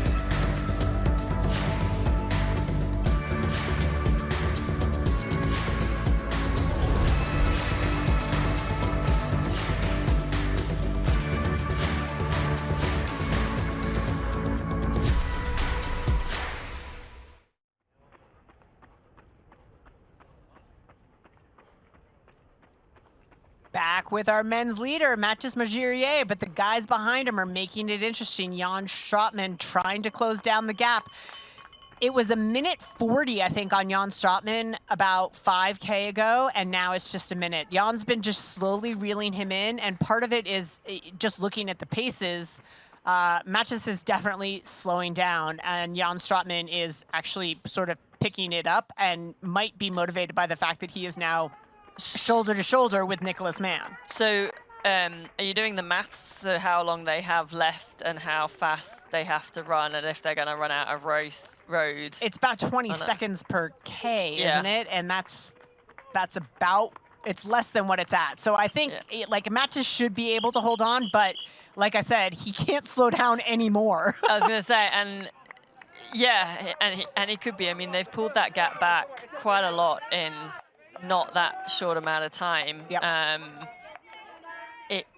Are we about to see it all unravel? You kind of don't want it to. He's had such a strong race so far with that bike.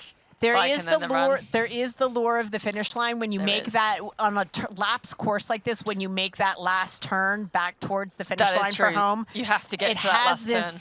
It has this magnetic appeal where it really does pull you. He's got to take a couple of deep breaths. If he's got calories in his hand, I want to tell him to get those calories on board, because even though he doesn't have that long to go, he's so depleted right now, and that's only going to help him. So if he can get those down, it's going to help.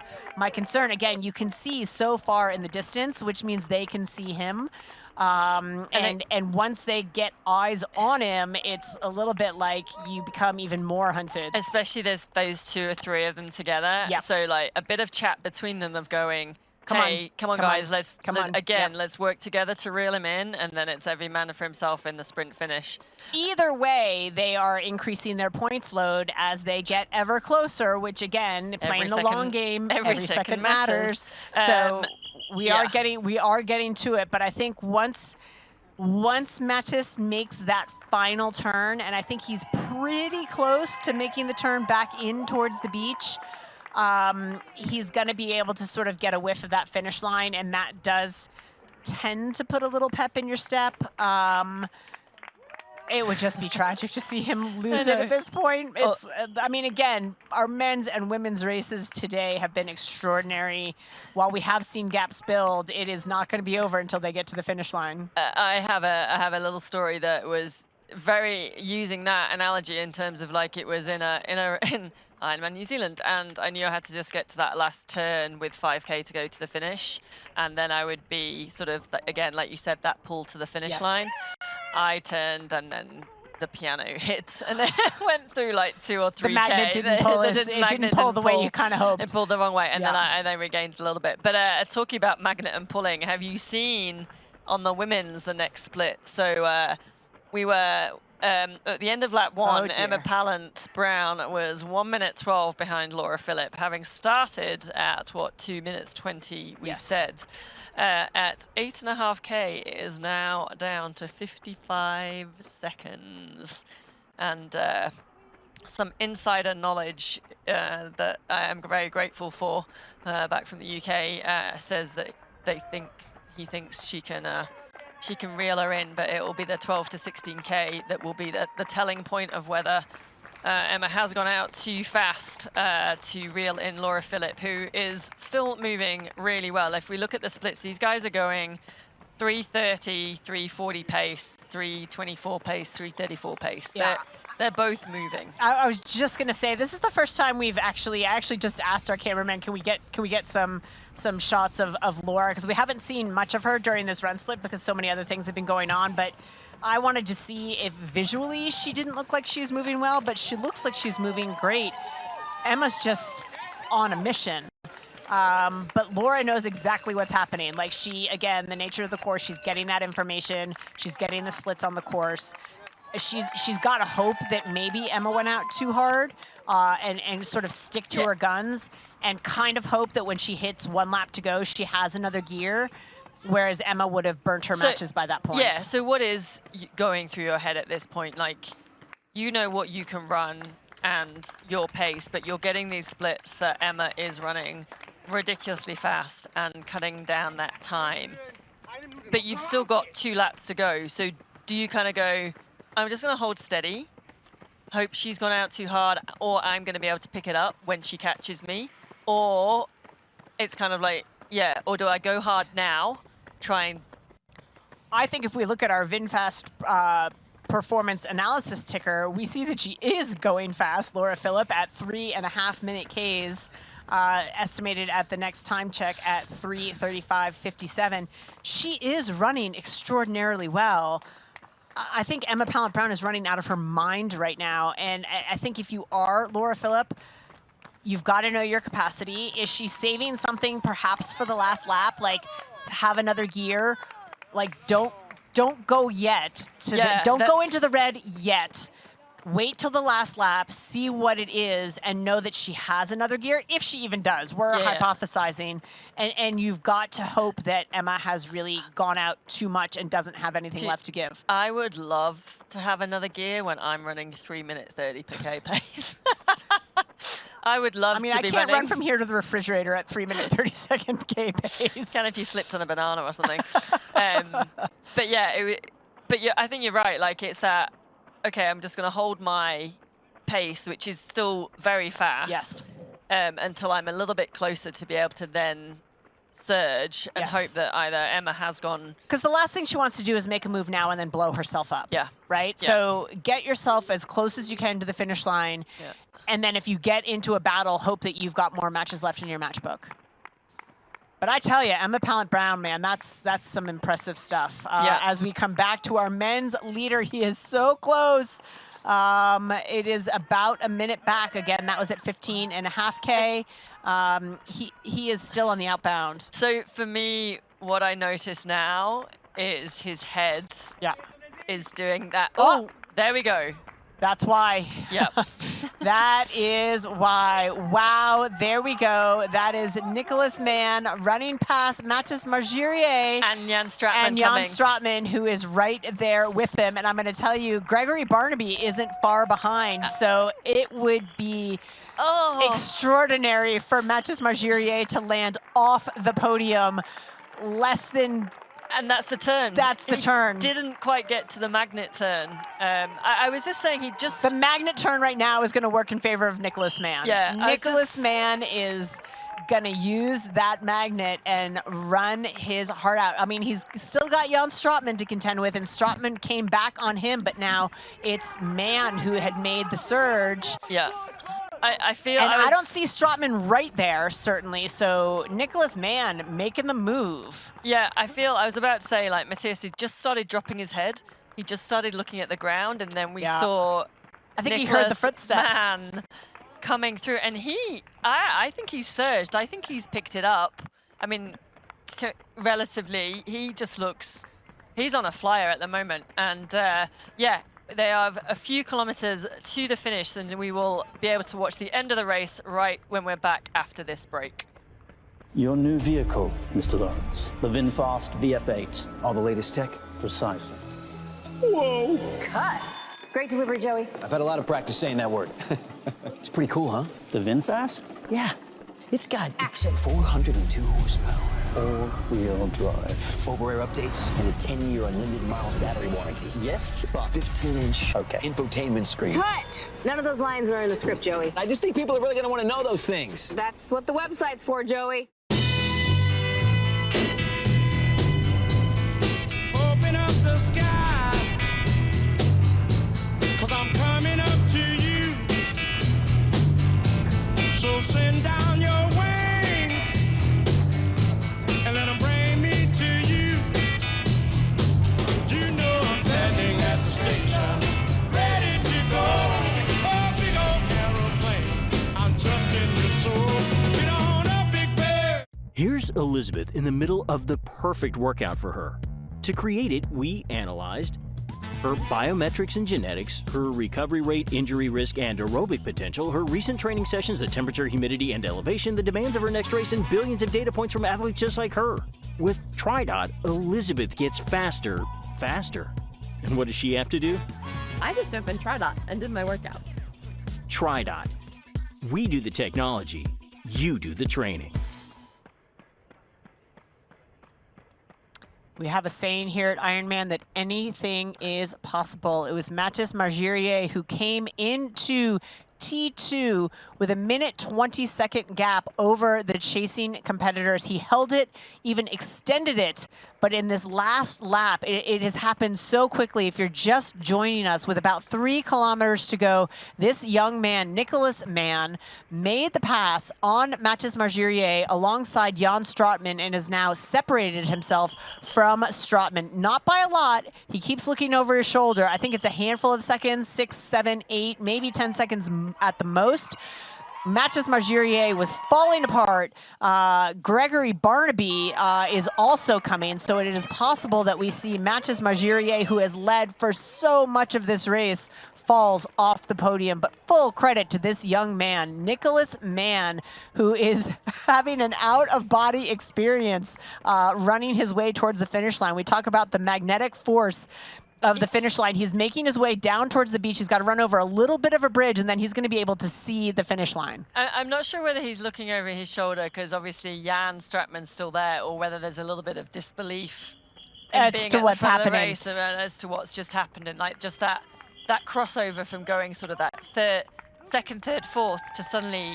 I mean, he has experience at the front end of the race. He won 70.3 Marbella a year ago in May of, almost exactly a year ago, in fact, at Marbella 70.3 in May of 2023.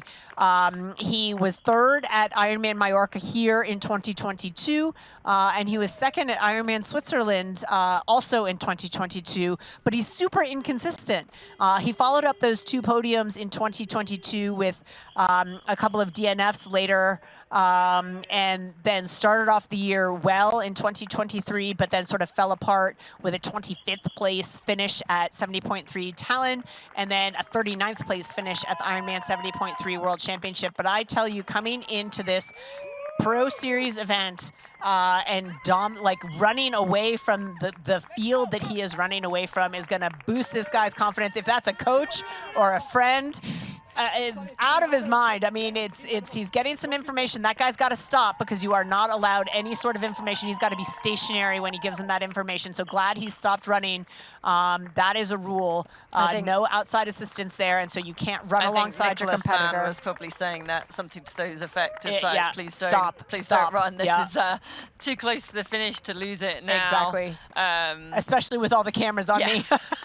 Yeah. We're not anonymous over here. No. But he can see that finish line. I mean, the finish line is right at the other end of this boardwalk here. This is where, I mean, this is classic, because if I'm on the race course, I'm probably doing exactly the same and looking over my shoulder. But I kind of want to say to them, just keep looking ahead and run as hard as you can to the finish. The more time you look over your shoulder is wasted energy. It's slowing you down. It's slowing you down. And you might could trip. Exactly. We would probably trip. Yes. Hence, that's why in our head.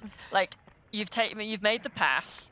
If you keep pushing as hard as you can to the finish, let the other guys catch you. Let the other guys chase you down. And you can see there, the gap's not that big. And we're going to get the camera angle now. Again, with the cyclists in between there, it's going to be about, again, my eyeball camera is going to say it's 8 to 10 seconds. So it's not comfortable, but he's still moving well. He's still, like, I'm sure he's hurting. It's 3 seconds. But that was at 18K. 18K. So that was when they made the turn. Yeah. And he's made a couple of corners where he's looked over his shoulder. I'm going to say it's 10 seconds. You can see him, but I'm going to say it's a lamppost and a half. Yeah, it's a little bit hard to tell with the bikers in there, but oh, he's coming. He's coming. Oh, he's coming. I know I have to watch, but I can't watch. and now, again, being super critical, Nicholas Mann is just starting to look. He's not flying. You know, he is looking over his shoulder. His head's just rocking a little bit. He's got a little bit of that pain face look of going. The finish can't come. He's the rabbit being chased by the close coyote. Enough. And Jan Stratman is only. I don't think Mathis is 6 seconds behind. I don't think he is going to be chasing. He is. Oh no, that's a lapped athlete. So it's the second athlete we're looking at. I do want to say to Nicholas Mann, just keep running forward. Do Stop not looking start back. looking over your shoulder. You know he's there now. Just keep running as hard as you can to the finish line. he might have a K to go. Again, this is going to be a huge performance. Either way, this is going to be a huge performance for Nicholas Mann, because if he doesn't hold on for the win, he's going to be seconds behind, so he's going to get 2,498 points out of it. So he is definitely making his mark. But to win a Pro Series event, put your name on the map against this star-studded field. I mean, he's going up against guys that have been top 10 at the Ironman 70.3 World Championships, been on multiple podiums across this distance. He is going up against literally a laundry list of superstars, and if he does not stop looking over his shoulder, I don't know what I'm going to do. Because the guy in second, Jan Stratman, was second in Valencia at 70.3 2 weeks ago in a sprint finish. And that was a sprint finish from third to second. It's going to be a sprint. Well, he's probably thinking, I don't want it to be a sprint finish. So he's going to try and gain in this last kilometer enough time that Jan Stratman overtakes Nicholas Mann. So it's not a sprint finish, but are we going to see another sprint finish? You're trying to pick out. That's Nicholas Mann just going over the red carpet.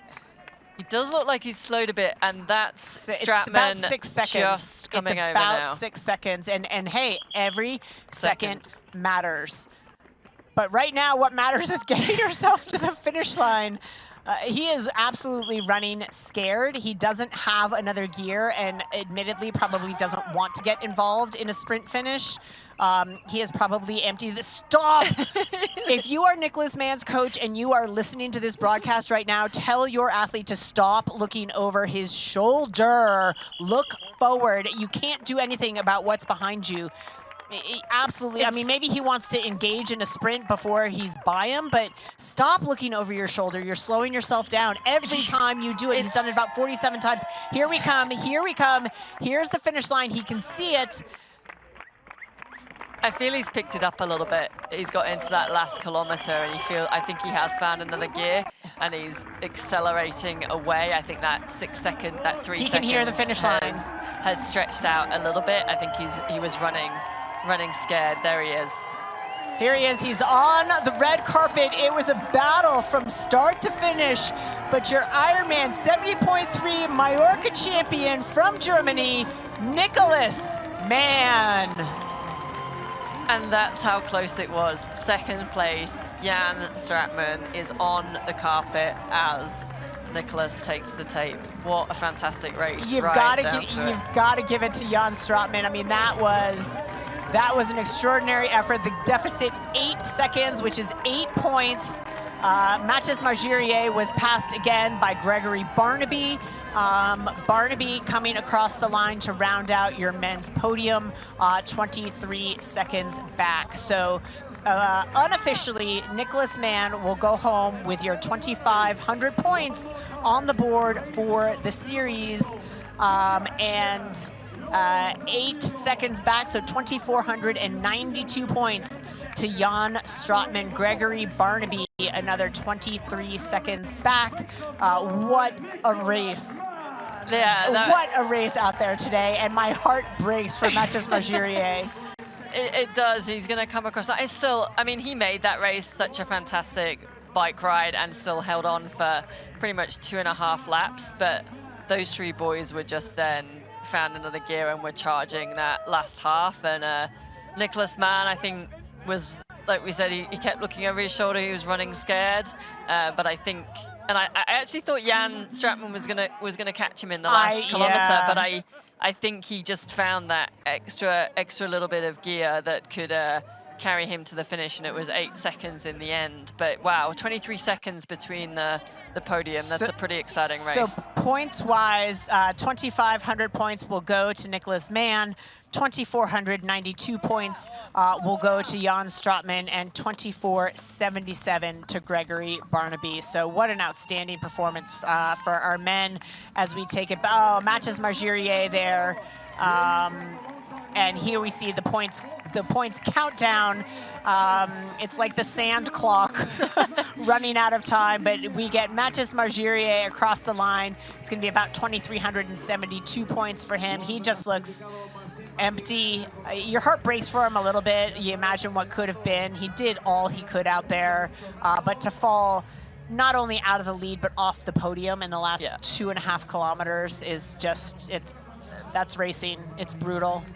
It is, but and for this race, you know, disappointed that he just misses that podium, but it's still a great race with a fantastic field.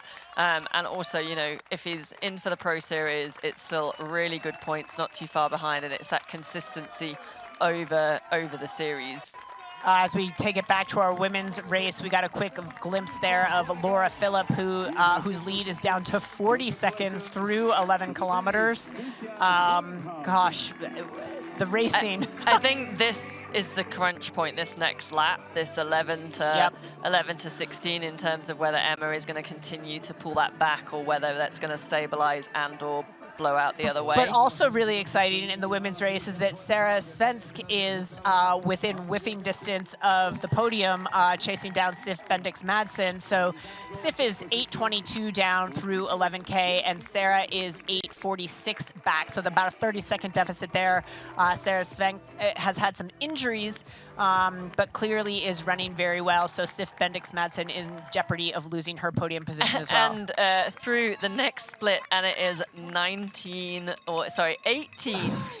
Well, I'm getting 19 seconds at 13.5 kilometers. So Emma can definitely see Laura now. We're still at that touch and go point of, you know, they're just over halfway. So it's going to be, I still stand by this next lap to see if Emma has gone that bit too hard to pull her back in too soon or too fast.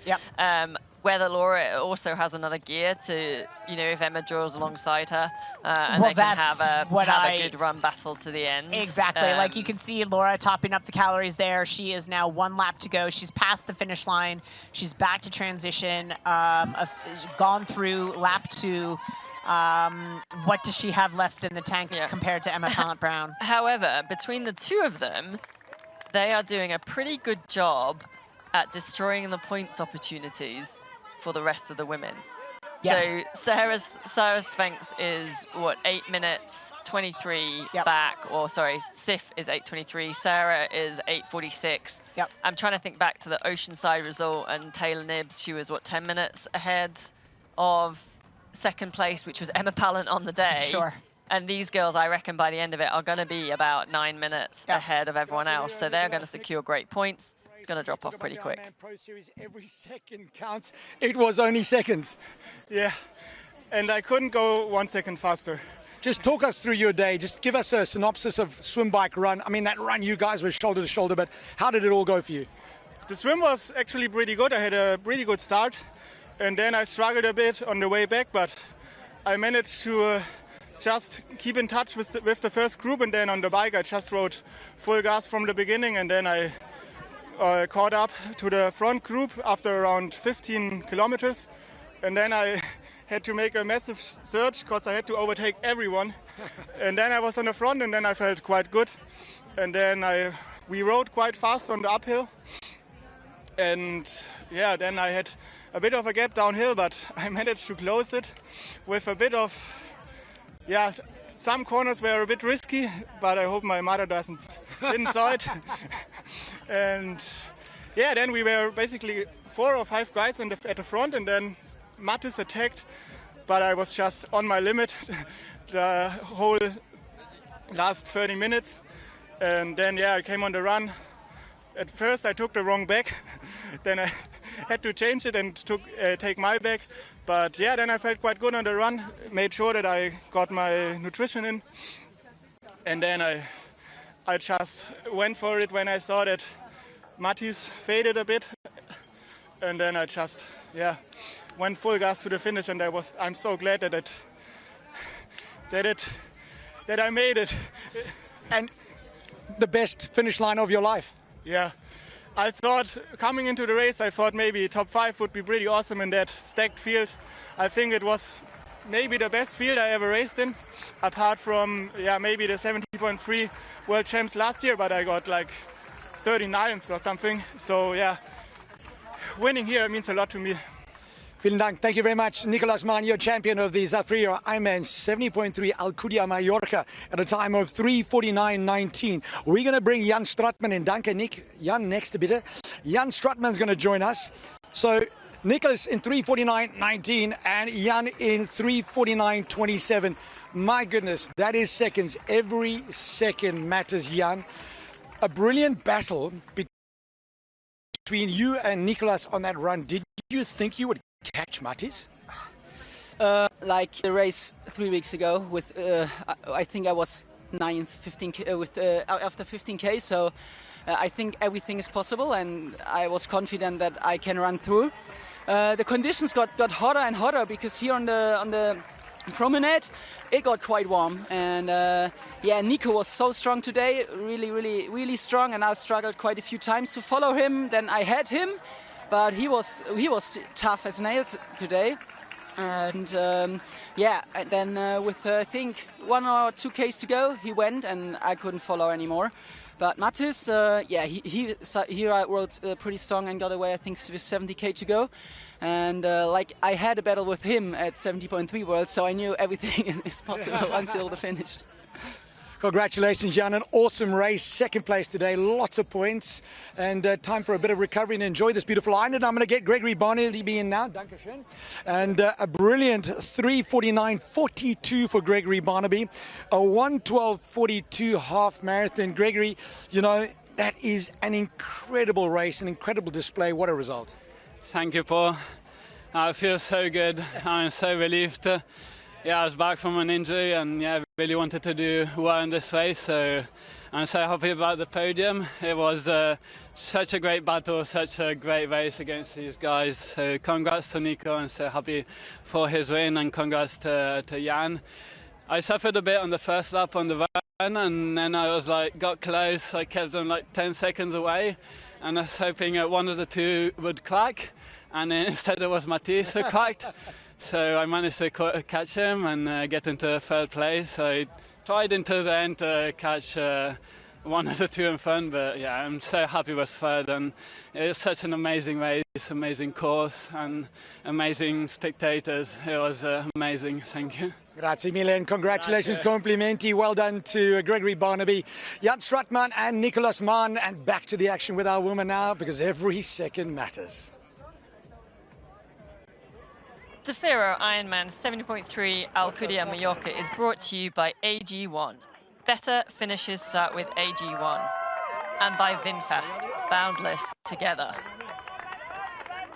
Okay, so we are back to the action here, and you will notice a change in leadership. We have that pass. We're going to bring it back to you on replay, but right now, it does look like Laura Philipp is engaging with Emma Pallant-Brown. So here, we have Emma Pallant-Brown and Laura Philipp running shoulder to shoulder. Laura is trying to hold on to her, but Emma Pallant-Brown has been so dominant now.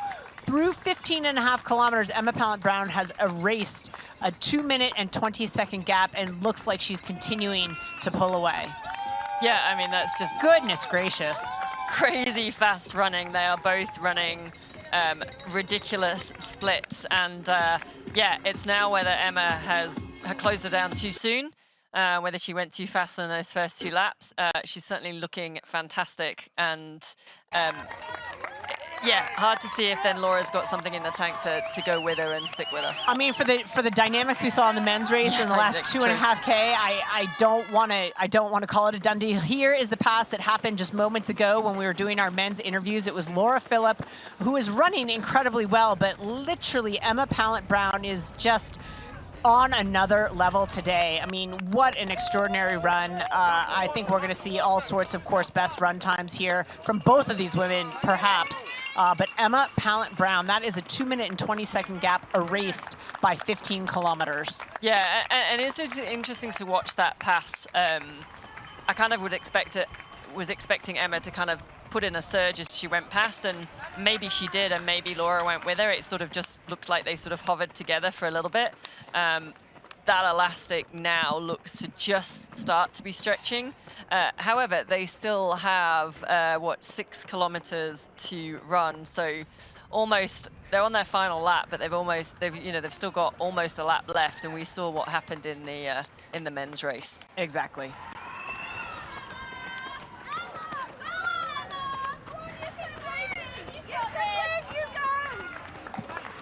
You can hear the support that Emma is getting out there. You can do it. You can make it. You can go. I think Laura Philipp needs to hear a little bit of that right now as well. What an absolutely amazing performance from Emma Pallant-Brown. I literally thought 2 minutes and 20 seconds was going to be way too much. I was wrong. I'm going to join. I think we both felt that You're just the one that made me say it. I just made you say it, so I'm going to make you feel a little bit better and take some of that blame. But yeah, I think now we'll go back to that men's race. Emma's just waiting for that magnet of that far end turnaround so that she can turn and get the pull of the finish line. And that Patrick Lange finishing, what a champion. 17, 18 points, so he'll continue to cement his lead on the leaderboard. Not the day he probably would have hoped for, but another 1,800 plus points on the board for Patrick Lange. Yeah, and just for everyone watching at home with us, if you see at the top of the screen, there is that female and male race times. And if you see on the women's side, it still says that 2,500 points up, which is what the winner will get. We're assuming now it might be Emma Pallant-Brown for the win. And on the men's side, what you can see is that ticking down, and every point is a second. So that's going from when the male winner, Nicholas Mann, crossed the line, is the points now that the rest of the pro male field will get as they cross the line. So once Emma or Laura crosses the line first, that ticket will start coming down as well for the female pros as well. 2,500 points for Emma Pallant-Brown certainly would be attractive.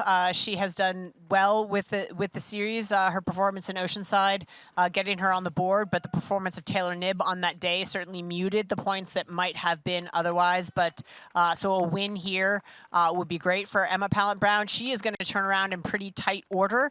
I believe she is scheduled to start in Chattanooga in just a couple of weeks' time. So she's got a quick turnaround, again, travel back to the United States to manage, to take part in that race. But as she said, we heard her say in A Fighting Chance, which you can find online to watch that back, but was going to do some aggressive racing in the early part and then wind it down and put her focus into Topah. We know she's been on the podium before at 70.3 World Champs and probably would like to stand on the top step. Yeah, and I think the other thing for Emma at this win is it's one win back over Laura Philipp, where Laura Philipp had the head-to-head 6-3 win, and especially at this race at 70.3 Mallorca, Laura Philipp has got 2 wins over Emma Pallant-Brown, so might be one back the other way. We can still see Laura Philipp in the background, so it isn't over yet.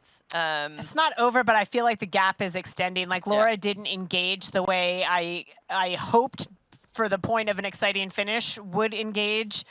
I was hoping she had left a little bit in the pocket to be able to respond if Emma was able to continue, the pass, but Emma has just passed her and has been so strong and is just continuing to extend that gap.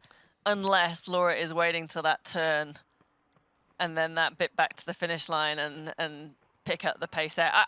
I don't think that's the case this time, and I think Emma's looking super good, and I think we'll have that extra bit of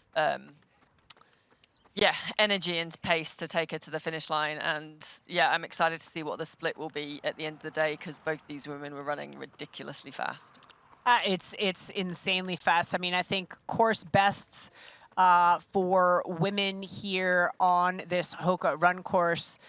Overall course best time is Daniela Reif back in 2015 of 4:17.25 overall time. Run course best is Emma Pallant-Brown just 2 years ago at 1:17.18. So she knows how to run fast on this course. Can she beat that today? She certainly has done the job. I really thought that 2 minutes 20 was going to be too much, but boy, she has put on a show here today. Yeah, and just looks supreme in her running. I mean, it's always, the course is getting quite busy now with a lot of the age group athletes on, but I think there's that stark contrast of just showing how incredible Emma Pallant-Brown is as a runner as she goes past the age groupers on course, and the fact that she took out that time on Laura Philipp, who is also one of the best runners that we have in the female side of the sports. And Sarah Svensk has gone past Sif Bendix Madsen and now sits in 3rd place by herself, still waiting for Sif to cross that timing map. But Sarah Svensk has battled back. She was back a bit out of the swim and sort of in no man's land a bit on the bike, but has run her way onto the podium. So kudos to Sarah Svensk, who has had a rough go of it late. She's had some injuries. We haven't seen a whole lot from her out on the race course, but steps onto the podium there at 15 kilometers. Needs obviously to finish it out, but that update from our women's race. Yeah, we've just got the split camera now, so we can see some of the rest of the male field finishing, and that ticker. I like the sand clock sound going down to see what points they get. I actually feel they should have that above the finish line, so that the male pros see as they're running down the carpet, like how far back and what sort of points they're getting, rather than just us being able to see it. But yeah, this is Emma Pallant-Brown, and she is in the final few stages of this race. She's coming up to the last turn, the far turn on the last lap, and she'll be heading to home. She was 2nd at 70.3 Oceanside, the first race of the Ironman Pro Series. Here she is, she's coming up to the turn now. So she's gonna get a good sighting on Laura Philipp when she goes on this turn, and she'll be able to put on the poker face. She really isn't even, she's not really even looking. I mean, she'll see her because it's out and back, and there it is. It's probably about 10 seconds. And Emma's still moving super duper well. And I just don't see it that Laura has a surge. If she had one, I think she would have gone with Emma when the pass happened. So you're pretty on again with your. Oh, was it 10 seconds? 12 seconds. Oh, there you go. Yeah. So yeah, your eyeballs there again. Who needs timing mats? You just need my eyeballs. Just need Didi Greasepower timing. Just gonna tell Ironman you can save a bundle of money just by putting my eyeballs out on a course. Who needs to invest in timing mats? It's my X-ray vision. Just some other tidbits and updates from the male race. James Teagle actually had a fantastic run, finishing in 6th place, and he had the fastest run of the day. So far, we're seeing at 1:09, so ran 3 minutes quicker than those guys at the front, and managed to pull himself onto 6th. But I'm excited to see what Emma's going to run. What do you say? 1:17 is her course best. 1:17.25. Other updates. It looks like Bogan has also gone past Sif Bendix Madsen, or they are together. So Bogan has closed down that as well and moved into 4th place, assuming that she continues to move away from Sif Bendix Madsen. So Sif having a tough run out there, but an extraordinary swim bike for the young Danish athlete, and lots of upside still to come. So many years ahead, and what a great experience to battle some of these women here today. And a great confidence boost for Sarah Svensk, coming off of some injuries. We know her to be a great cyclist and runner. I think her run is only going to get better the further she puts those injuries in the rearview mirror. Yeah, you're right. And I mean, again, back with Laura Philipp looking, I mean, this is a crazy thing. You look how fast Laura Philipp looks like she's running. She is running so well, and yet Emma's put 13 seconds into her. I think as well, further down the field, Sif might get overtaken by Lizzie Rayner. Seems to be running pretty well and has closed that gap down. It's funny, we switched back to Emma, and I said, oh, it just looks for a moment there that she was just starting to struggle, but then you get that side view on, and she still looks as majestic as ever and as fast as ever. And I think that was just the camera angle. I desperately need our Paul K to ask Emma Pallant-Brown if Emma Pallant-Brown thought that 2 minutes 20 seconds against Laura Philipp was too much. So Paul, if you're listening, please ask Emma that at the finish line, because this is just what you are seeing. I don't think I can't overstate it enough, the performance that Emma Pallant-Brown has put together today on this Hoka run course. Laura Philipp is a brilliant runner, and Emma Pallant-Brown, to a certain extent, and I'm overstating this, is making her look a little bit like a chump out there, the way that Emma is running through this course today. Just full kudos to Emma Pallant-Brown for keeping her cool and not giving up on it and believing that 2 minutes 20 was nothing. Yeah, I mean, it is ridiculous. And like you said, the way she passed, or the way she closed down Laura and passed her, and Laura is one of the best runners in the sport as well, and is going to run a ridiculously fast time on the run course as well. And between the, and you can tell that because they're 9 minutes ahead of the rest of the women's field. Right.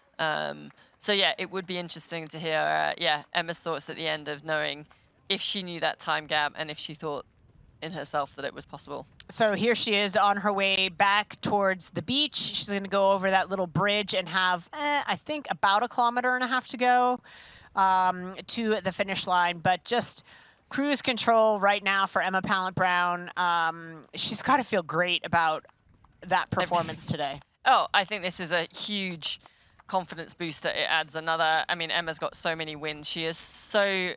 Okay, first look over your shoulder. Okay, we're going to count them. We're going to count them. You count them. We'll play bingo.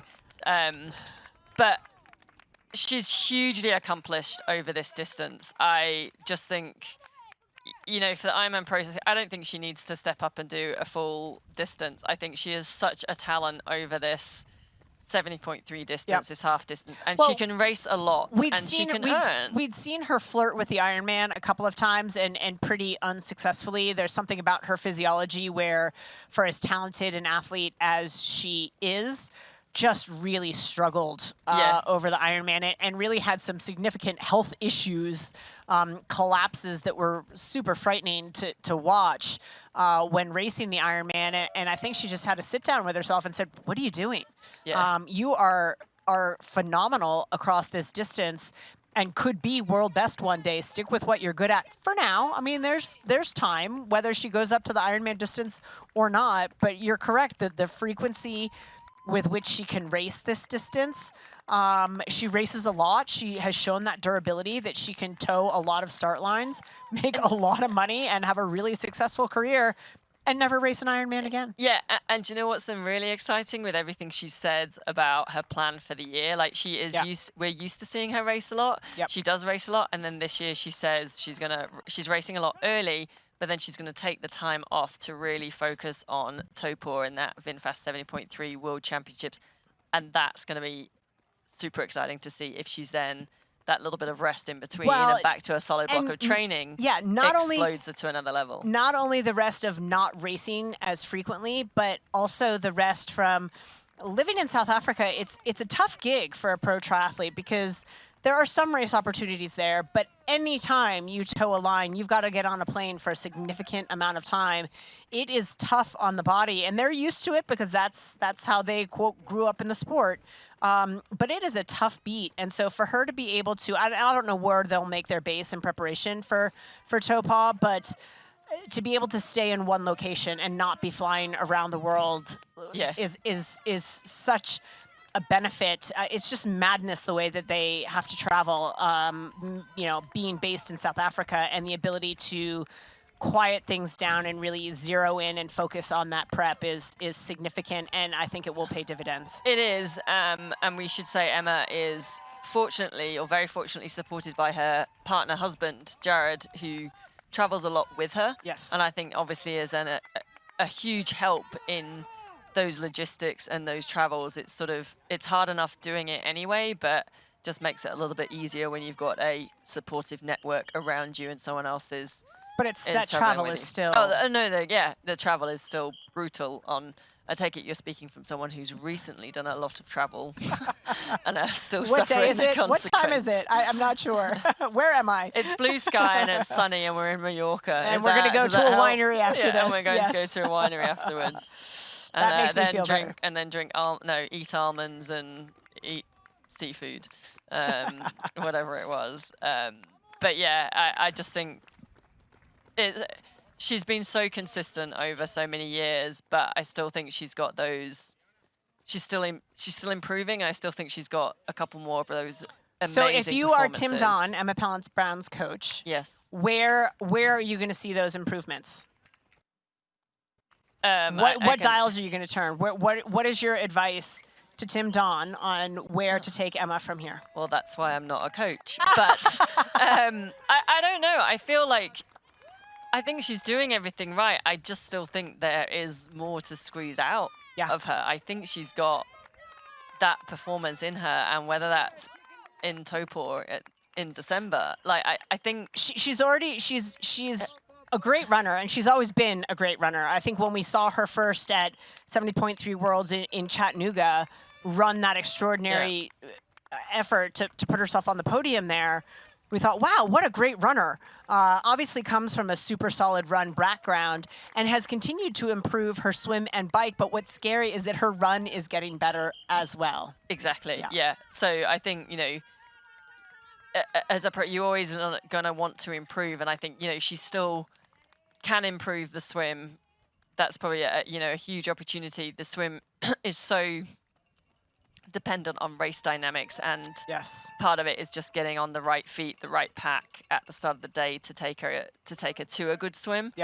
She's really solid and good on the bike. I'm trying to think ahead to the Taupo course and whether I think it's going to suit her or not, but I think her run is still improving, and if she can run like this off the back of a really solid bike, she's running anyone down. If she's got a frailty, yeah, it's the range of conditions under which she can excel, because she struggles mightily in the cold, and she struggles a lot in the heat as well. So extending that range of environmental exposure, you know. And I don't think, like, what will the environment be in Taupo? I don't think it's going to be, I mean, it could be hot. I don't think it's going to be blistering hot. It's New Zealand coming into summer. The water could be cold. Lake Taupo could be cold water, and a wetsuit swim. But also then you add in the likes of an Ashley Gentle or a Taylor Knibb, who have also that complete package of swim, bike, run. But I certainly think Emma's going in the right direction, and it's just amazing that she's been racing the distance for so long, and I still feel getting better and better as she heads into the Hoka run zone, and she's going to go around that corner and navigate a few of the she's like, I'm just going to move over here. If you could please get out of my way. There she goes. Now she's got some solo space, and she's going to make that right-hand turn on to the red carpet. What a smile, like, acknowledgement of the crowd. Again, I'm nearly speechless at the performance she put together out there on that run. I thought 220 was too much, but not for Emma Pallant-Brown, your women's Zafiro Ironman 70.3 Alcúdia-Mallorca champion.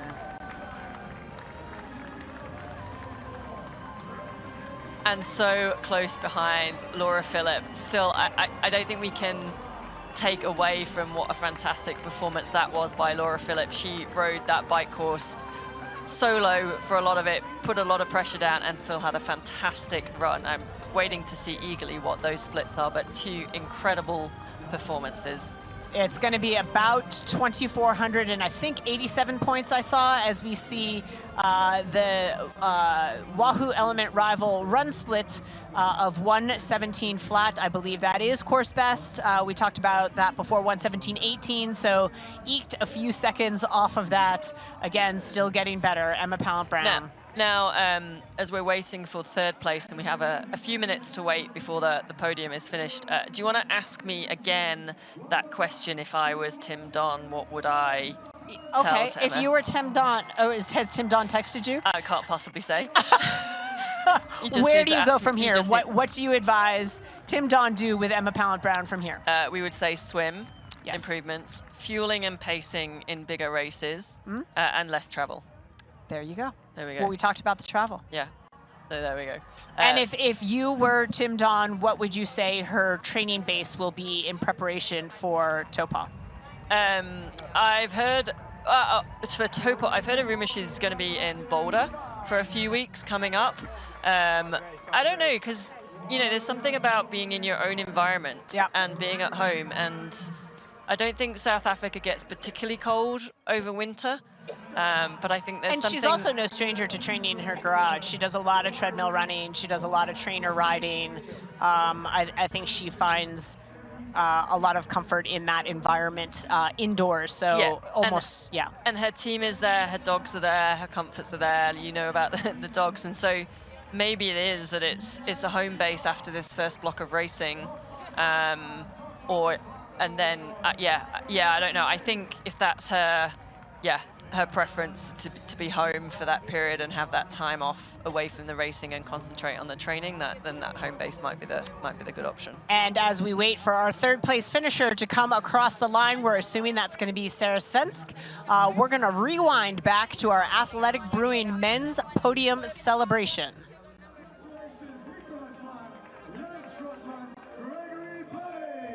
In third place, from Italy, it was Gregory Barnaby.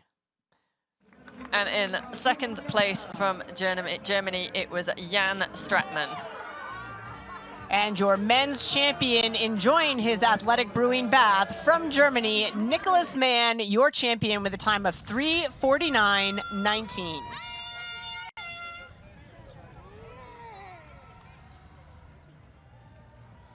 Well, there you have it. What an exciting men's race that was, down to the wire. Nothing was certain. The women's race, we thought was a foregone conclusion. Emma Pallant-Brown made it super exciting, but our top two women, that was almost certain from halfway through the bike.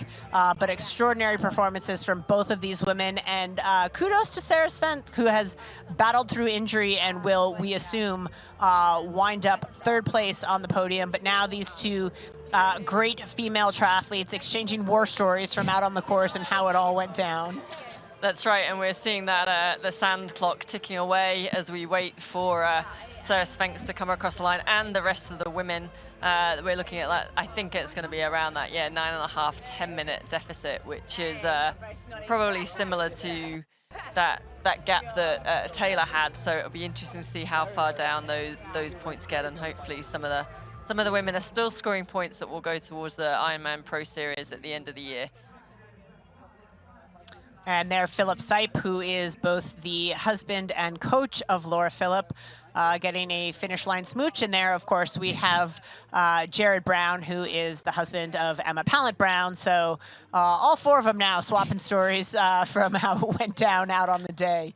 What a competition, what a battle these women fought out there. Yeah, an absolutely amazing race. I'm keen to find out in the interview if Emma did feel that 2.5 minute, or if she knew, and then if she felt it was possible and doable. Well, certainly we know, and all of these athletes know, that every second matters, and so that in alone was motivation for Emma Pallant-Brown to charge hard. But almost immediately we saw the chunks of time she was taking out of Laura Philipp, and that obviously inspires you to keep the pedal down.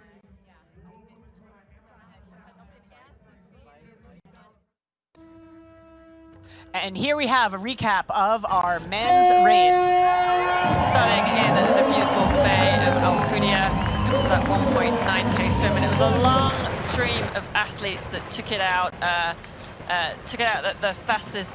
Took it out from the start. It was strung out as the men exited the water, heading into T2. It was a long run through T2 as the men took to the flatter section of the course. It was a massive group of men. We saw a couple of penalties issued early on, most notably to Yuri Kurlin, who was sidelined by a blue card. When we got to the climb, there was some separation, but coming down the descent, it was Mathis Margirier who took to the lead and charged hard. He would be first off the bike into T2. And he had a fantastic first part of the run, looking really strong and holding off a chasing trio. Looked to be securing that first place, and these were the guys battling out for the podium. Before, with just half a lap to go, Nicholas Mann found another gear and stormed into the lead. He was your Ironman 70.3 Alcúdia-Mallorca champion. Which was impressive since he ran most of it looking backwards in the last K there. And it would be Jan Stratmann who charged hard to try to catch the young German, but it was too little, too late. 8 seconds separated the top two men. And Gregory Barnery rounding out the podium to finish in third, which is 23 seconds, I think, between the podium. Yes. Exciting men's racing, equally exciting women's racing for sure, at least amongst the top two, and some changes late with Sarah Svensk running her way onto the podium late into the Hoka half marathon. So we are still awaiting for Sarah to make her way to the finish line. There she is, that blue kit, as we see her, and a lot of celebration for Sarah out there. She's battled some injuries, had some tough times, and sorry, she is wearing a blue kit. That is not Sarah Svensk, sorry.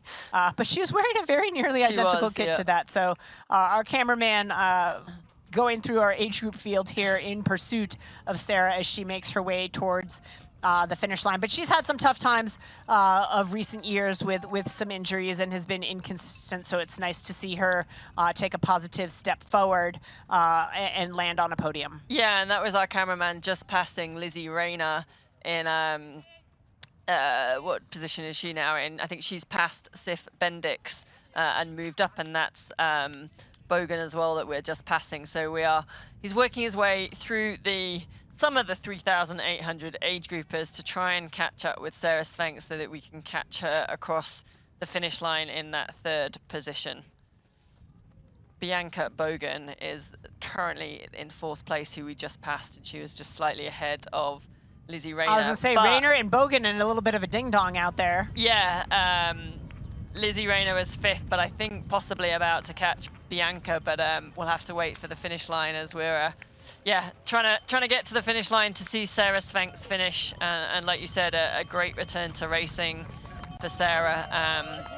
Again, for a lot of these athletes, first race of the year, the first European race of the Ironman Pro Series. Emma was the only one with any points on the board already, so a lot of points to be had in starting off their campaigns for the rest of the year. And all these age groupers, 3,800 of them, still pounding the broadwalk, pounding the beachfront in that Spanish sun. And of course we see, there we go, there's Sarah Svensk. We see the sand clock of misery counting down. 1,941 points, 40, 39, 38. Every second matters, but Sarah Svensk will come home third spot on the podium, taking home about 1,934 points for the effort. Yeah, and we're just going to be exciting to see if Lizzie Rayner can just do that last pass over Bianca Bogan to get that to fourth, which will be another fantastic result for the British athletes. Well, our women's podium now complete. In third place, Sarah Svensk.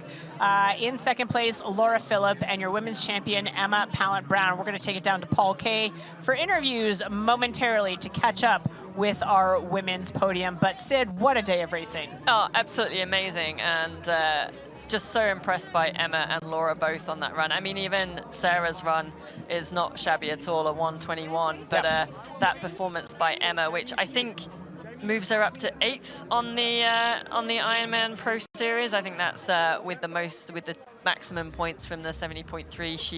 She goes up to 8th in the overall ranking. But yeah, what a day of racing. Both that last lap of the men's race, and then again the last lap of the women's race. Yeah, lots of changes, and it just goes to show you it's not over until you're across that finish line safe and sound. So again, we're going to take it down to Paul Kay for Laura our Siddle's interviews. doing the commentary. She said, "Can I please ask you, did you think leaving T2 2:20 was doable? In other words, to catch the deficit?" Not with Laura. It's like, I know Laura can run, and yeah, I knew from the Europeans last year that big gap to try and close in. A big gap indeed, but the gap on the finish line where every second matters was just under 15 seconds. Sure, yeah, it felt a lot closer than that. I kept looking back, like, even when I passed Laura, I knew, like, she's such a fierce competitor, like, there was no letting up, and I had to squeeze out every last bit of that just to come across the line. A quick recap of just a highlight of the swim, a highlight of the bike, and obviously how the run unfolded. Yeah, the swim was tough actually. Like I lost more time than I thought, and I think T1 helps me a little bit, getting that nice run in. I love the bike, the climbing, and yeah, I felt strong and maybe not the quickest descent, but happy just to like ride solid. I think Laura got a course record, like she was riding on fire. And then the run, I actually felt like it was quite tough the first lap, and then I got into my groove, and then yeah, the time splits really helped out there, kind of pushing me on. Well, congratulations, a phenomenal race, winning the Zafiro IRONMAN 70.3 Alcúdia-Mallorca. Second time you've won here, and winning the first Pro Series on European soil. Lots of points. Yeah, amazing. Thank you so much. Here we go. Thank you so much to Emma Palin-Brown. We're going to swap the hot seat now. We're going to bring our second place in, who's twice a winner here before, representing Germany, Laura Philipp. Incredible race. Such a fantastic battle between you and Emma. But let's just talk about that swim and that bike first. Yes, it was a really nice day. I was happy about my swim, and then it felt like flying on the bike, to be honest. And of course, it was a sweet surprise to catch the front girls pretty early. I might burn some matches in the early stages of the race, but I still enjoyed to ride up a look a lot, and I couldn't drop Emma. Initially, that was my plan. I eventually dropped her in the descent then. But yeah, from then it was kind of a lonely race, but I knew Emma was close, and it was just a matter of, how many minutes can I actually get in front of her coming off the bike. I think it was 2:20 around. 2:20, yeah. So that's not what you want to hear, especially if you rode hard. I did ride hard, I did feel my legs. But I think for that, I finished strong, and it was close till the end. Unfortunately, I was just missing this one more gear. But I'm proud of my race. I think, I can build on this performance, and I'm also very happy for Emma and Sarah to be on the podium.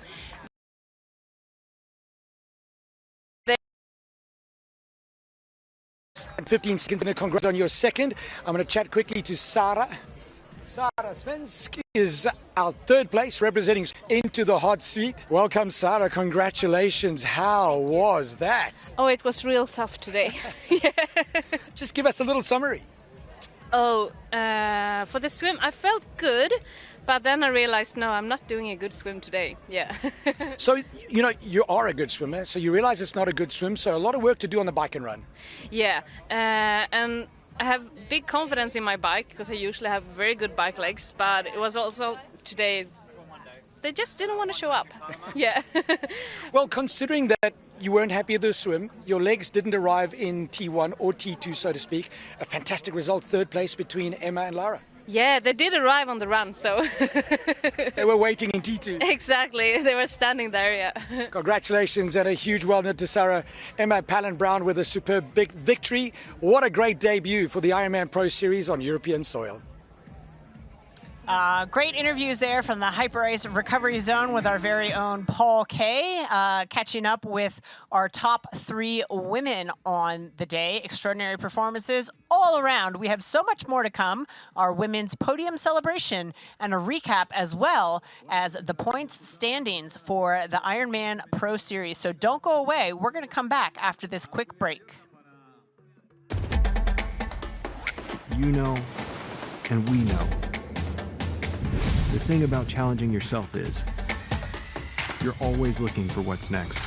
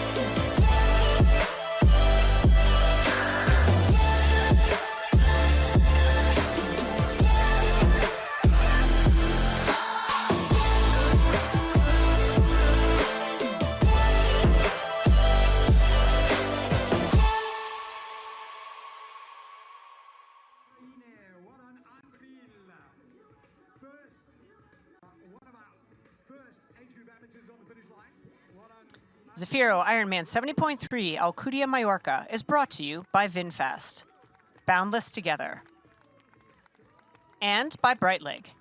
Aspire for the ultimate finish line reward.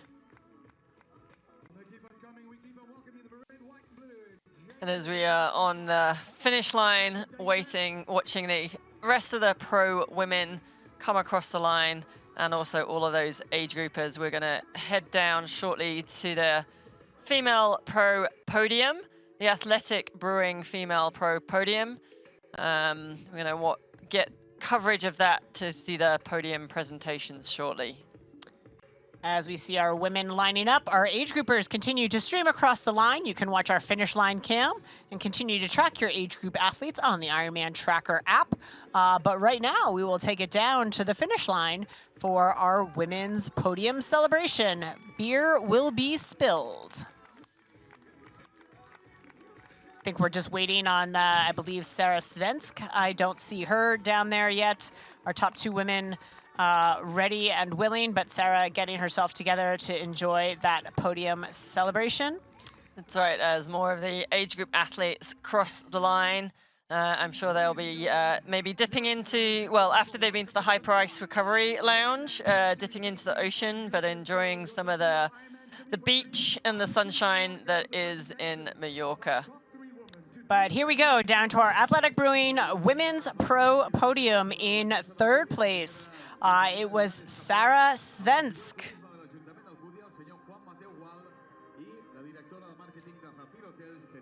Okay, we're not quite down there yet. I thought I heard the voice of Paul Kay calling up the women's podium, but we're still waiting it out. So here we go. Okay. Sarah Svensk in third place, battled hard all day long with a time of 4:23:47 from Sweden.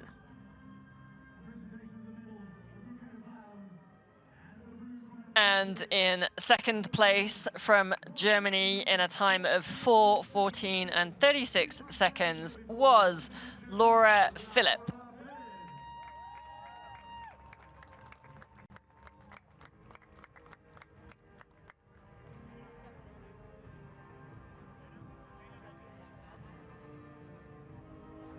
And your women's champion, she had a course best run split. And let's see, 4:17:25. She had a course best overall time as well. She was the defending champion here today, adds another title to her crown out of Great Britain. Emma Pallant-Brown, your women's champion with a time of 4:14:21.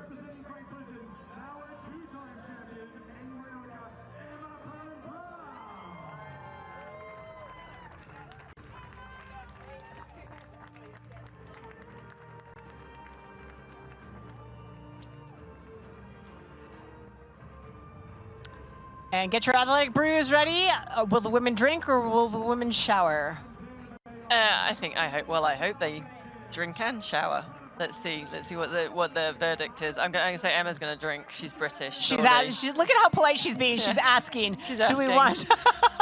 And Laura's German. Oh, okay. They've gone for the spray. Beer showers all around.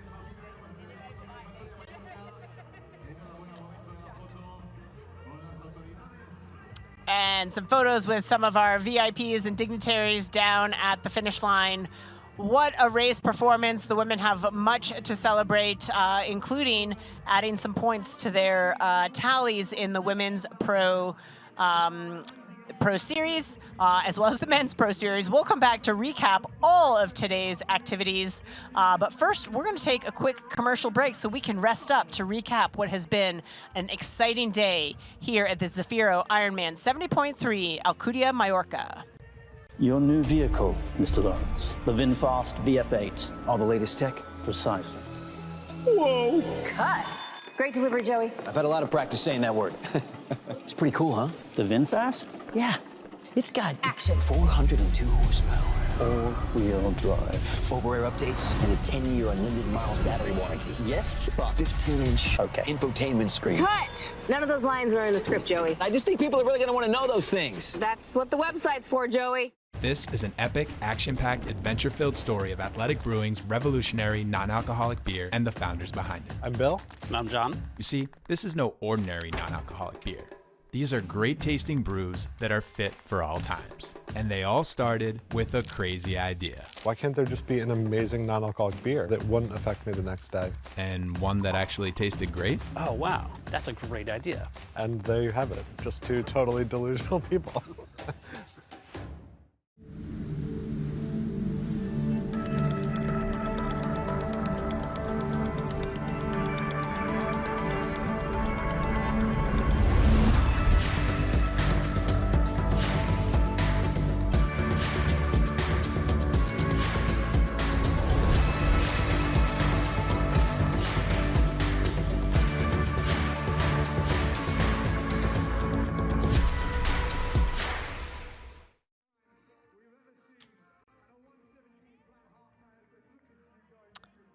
Welcome back to the Zafiro IRONMAN 70.3 Alcúdia-Mallorca. It has been a thrilling day of racing, certainly for myself, Didi Griesbauer, up in the booth, as well as my co-host, Laura Siddle. We're going to recap today's highlights for you all.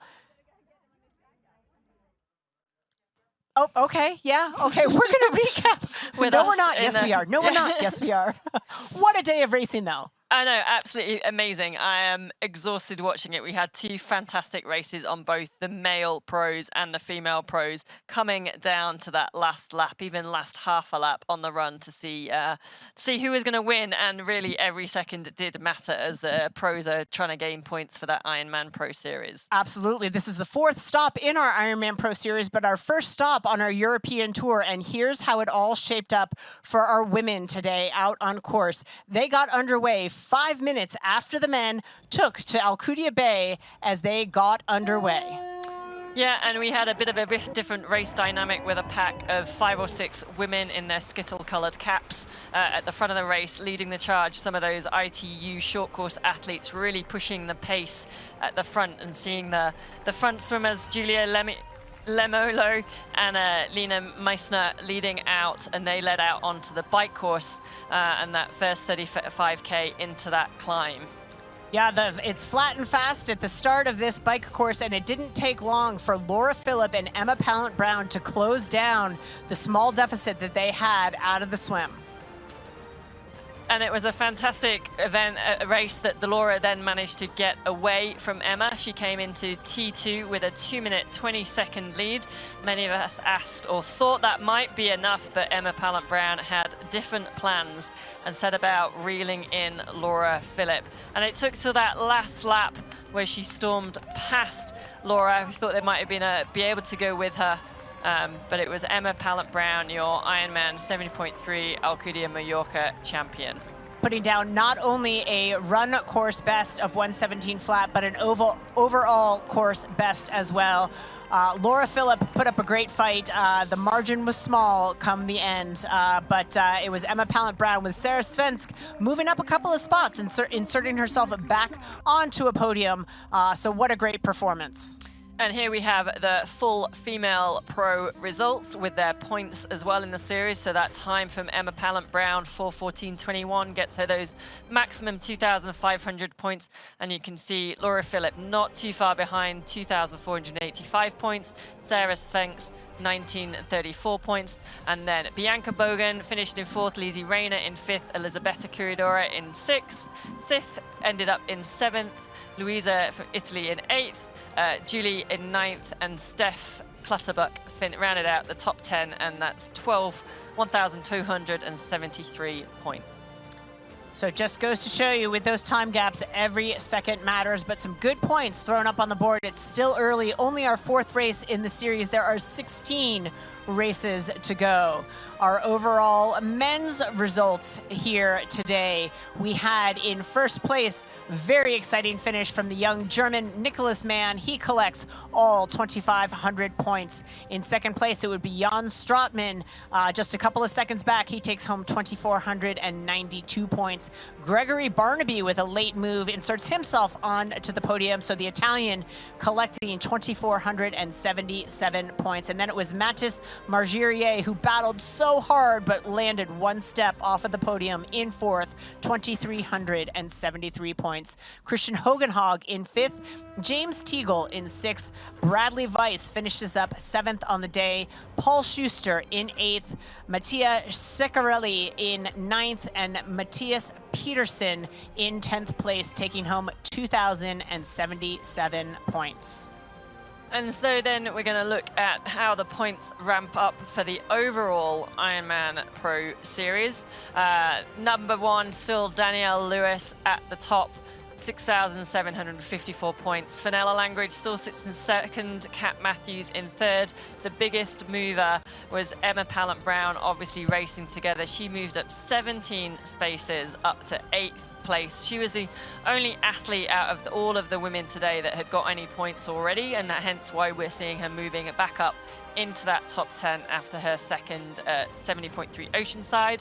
So just recapping, Kylie Simpson is still in fourth, Penny Slater in fifth. That's all off the back of Ironman Texas a few weeks ago. Lottie Wilms also in sixth. Hannah Berry from New Zealand in seventh.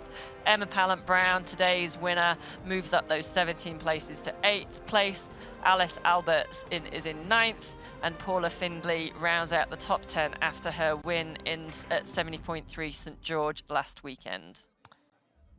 And then let's take a look at our overall series points for the men. Patrick Lange today probably didn't have the race that he had hoped for, but adds to his point tallies. He is sitting again in the lead, defending his number one position this week with 8,236 points.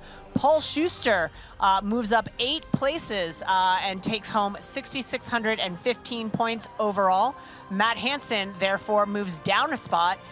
He is at 5,884 points. We'll see him in a couple of weeks' time in Chattanooga. Chris Leiferman also bumped down a spot by Paul Schuster's moving up. He is at 5,848 points. Thomas Rodriguez Hernandez sits at 5,582 points.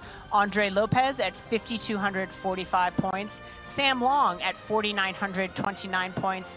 Mattia Cesarelli at 4,643 points. He moves up a whopping 26 spots based on his performance out there today. Clement Mignon bumps down a couple of spots at 4,641 points, and Matthew Marquardt rounds out our top 10 men in the overall Pro Series standings at 4,608 points.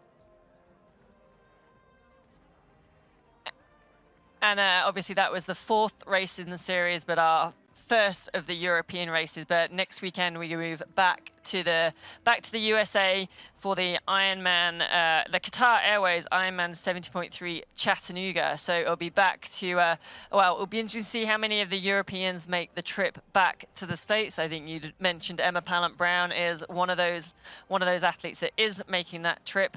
I'm hoping to get a few races under the belt. But it was interesting to see so many of in the men's side, particularly some of that movement in that top 10 of the overall series rankings. Of course, how much movement can happen in just 1 week's time. And of course, we do have that coverage of the Qatar Airways Ironman 70.3 Chattanooga. That will be on May 19th. Coverage will begin at 6:30 a.m. Eastern Time. That's 10:30 a.m. Greenwich Mean Time. You can watch the live broadcast for free. It will air exclusively on Outside TV in the United States and Canada. And globally, you can watch on proseries.ironman.com. Also on DAZN and L'Equipe Live. And if you just want to keep up with the racing in general, you can keep up with the current point standing and of the Ironman Pro Series and news by visiting proseries.ironman.com. And before we sign off for the day, we want to update you on our 70.3 qualifiers. These are athletes who are qualified to compete at the 70.3 World Championship in Taupo, New Zealand. For our women, we have Grace Alexander, Nikki Bartlett, Lisa Baccaris, Anna Bergston, Hannah Berry, Elizabeth Bravo, Rebecca Clark, Sarah Crowley, Kate Curran, Elisabetta Corridori, Amy Simonman, Marlene de Boer, Hannah de Vet, Didi Diedrichs, Eloise de Leurt, Deborah Eckhouse, Paula Findlay, Gurut Frades, Deborah Fuller, and Ashley Gentle. Lucy Hall, Jackie Herring, Julie Yamolo, Tamara Jewett, Radka Kalfelt, Kaiti Kilvolt, Daniela Kaiser, Taylor Nibb, Hannah Knighton, Leonie Kunskala. And also to add, Fenella Langridge, Danielle Lewis, Lottie Lucas, Gabrielle Ellie Salthouse, Sarah Perez Sala, Emma Pallant-Brown, obviously from today's winner, Rachel Olsen. Leslie Smith, Chelsea Sodaro, Grace Tech, Natalie Van Coverden, Amelia Watkinson, Els Visser, Lottie Wilms, and Marta Lankwick. And on the men's side, Josh Amberger, Sam Appleton, Gregory Barnaby from today's race, Tom Bishop. David Downey, Mark Dubrick, Alessandro Fabian, Joao Ferreira. Frederick Funk, Yella James, Ben Hamilton, Peter Heinrich, and Mitchell Kirby. Stephen McKenna, Kurt McLeod, Christoph Manor, Andre Lopez, Sam Long, Jackson Laundrie. Mika Newt, Sam Osborne, Mike Phillips, Justin Ryle, and Lionel Sanders. And Kyle Smith, Matt Sharp, Jan Stratman, Luciano Tacone, Nick Thompson. And a few more, Matt Troutman, Michael Weiss, Jason West, Hayden Wild. So those were just a couple. We missed a few, but no big deal. You can catch all of them online. Thank you for watching Ironman Now coverage of the Zafiro Ironman 70.3 Alcúdia-Mallorca. Another beautiful course and solid performances. Every second matters as the pros claim even more points as they vie for the top spot come the end of the series. Keep up with all the current point standings and the Ironman Pro Series news by visiting proseries.ironman.com. You can watch even more Ironman Pro Series coverage with exclusive on-demand race replays in the United States and Canada by signing up for Outside Plus today. For those not in the United States and Canada, you can watch on-demand race replays by visiting proseries.ironman.com. The next Ironman Now broadcast of the Ironman Pro Series will be on Saturday, May 19th, the Qatar Airways Ironman 70.3 Chattanooga. Coverage will begin at 6:30 a.m. Eastern Time, 10:30 a.m. Greenwich Mean Time. Watch for the live broadcast for free. It will appear exclusively on Outside TV in the United States and Canada. Globally, you can watch on proseries.ironman.com, on DAZN, and L'Equipe Live. Great job by our entire team. Alongside Laura Siddle, I'm Dee Dee Griesbauer. Enjoy the moments and images from today's race.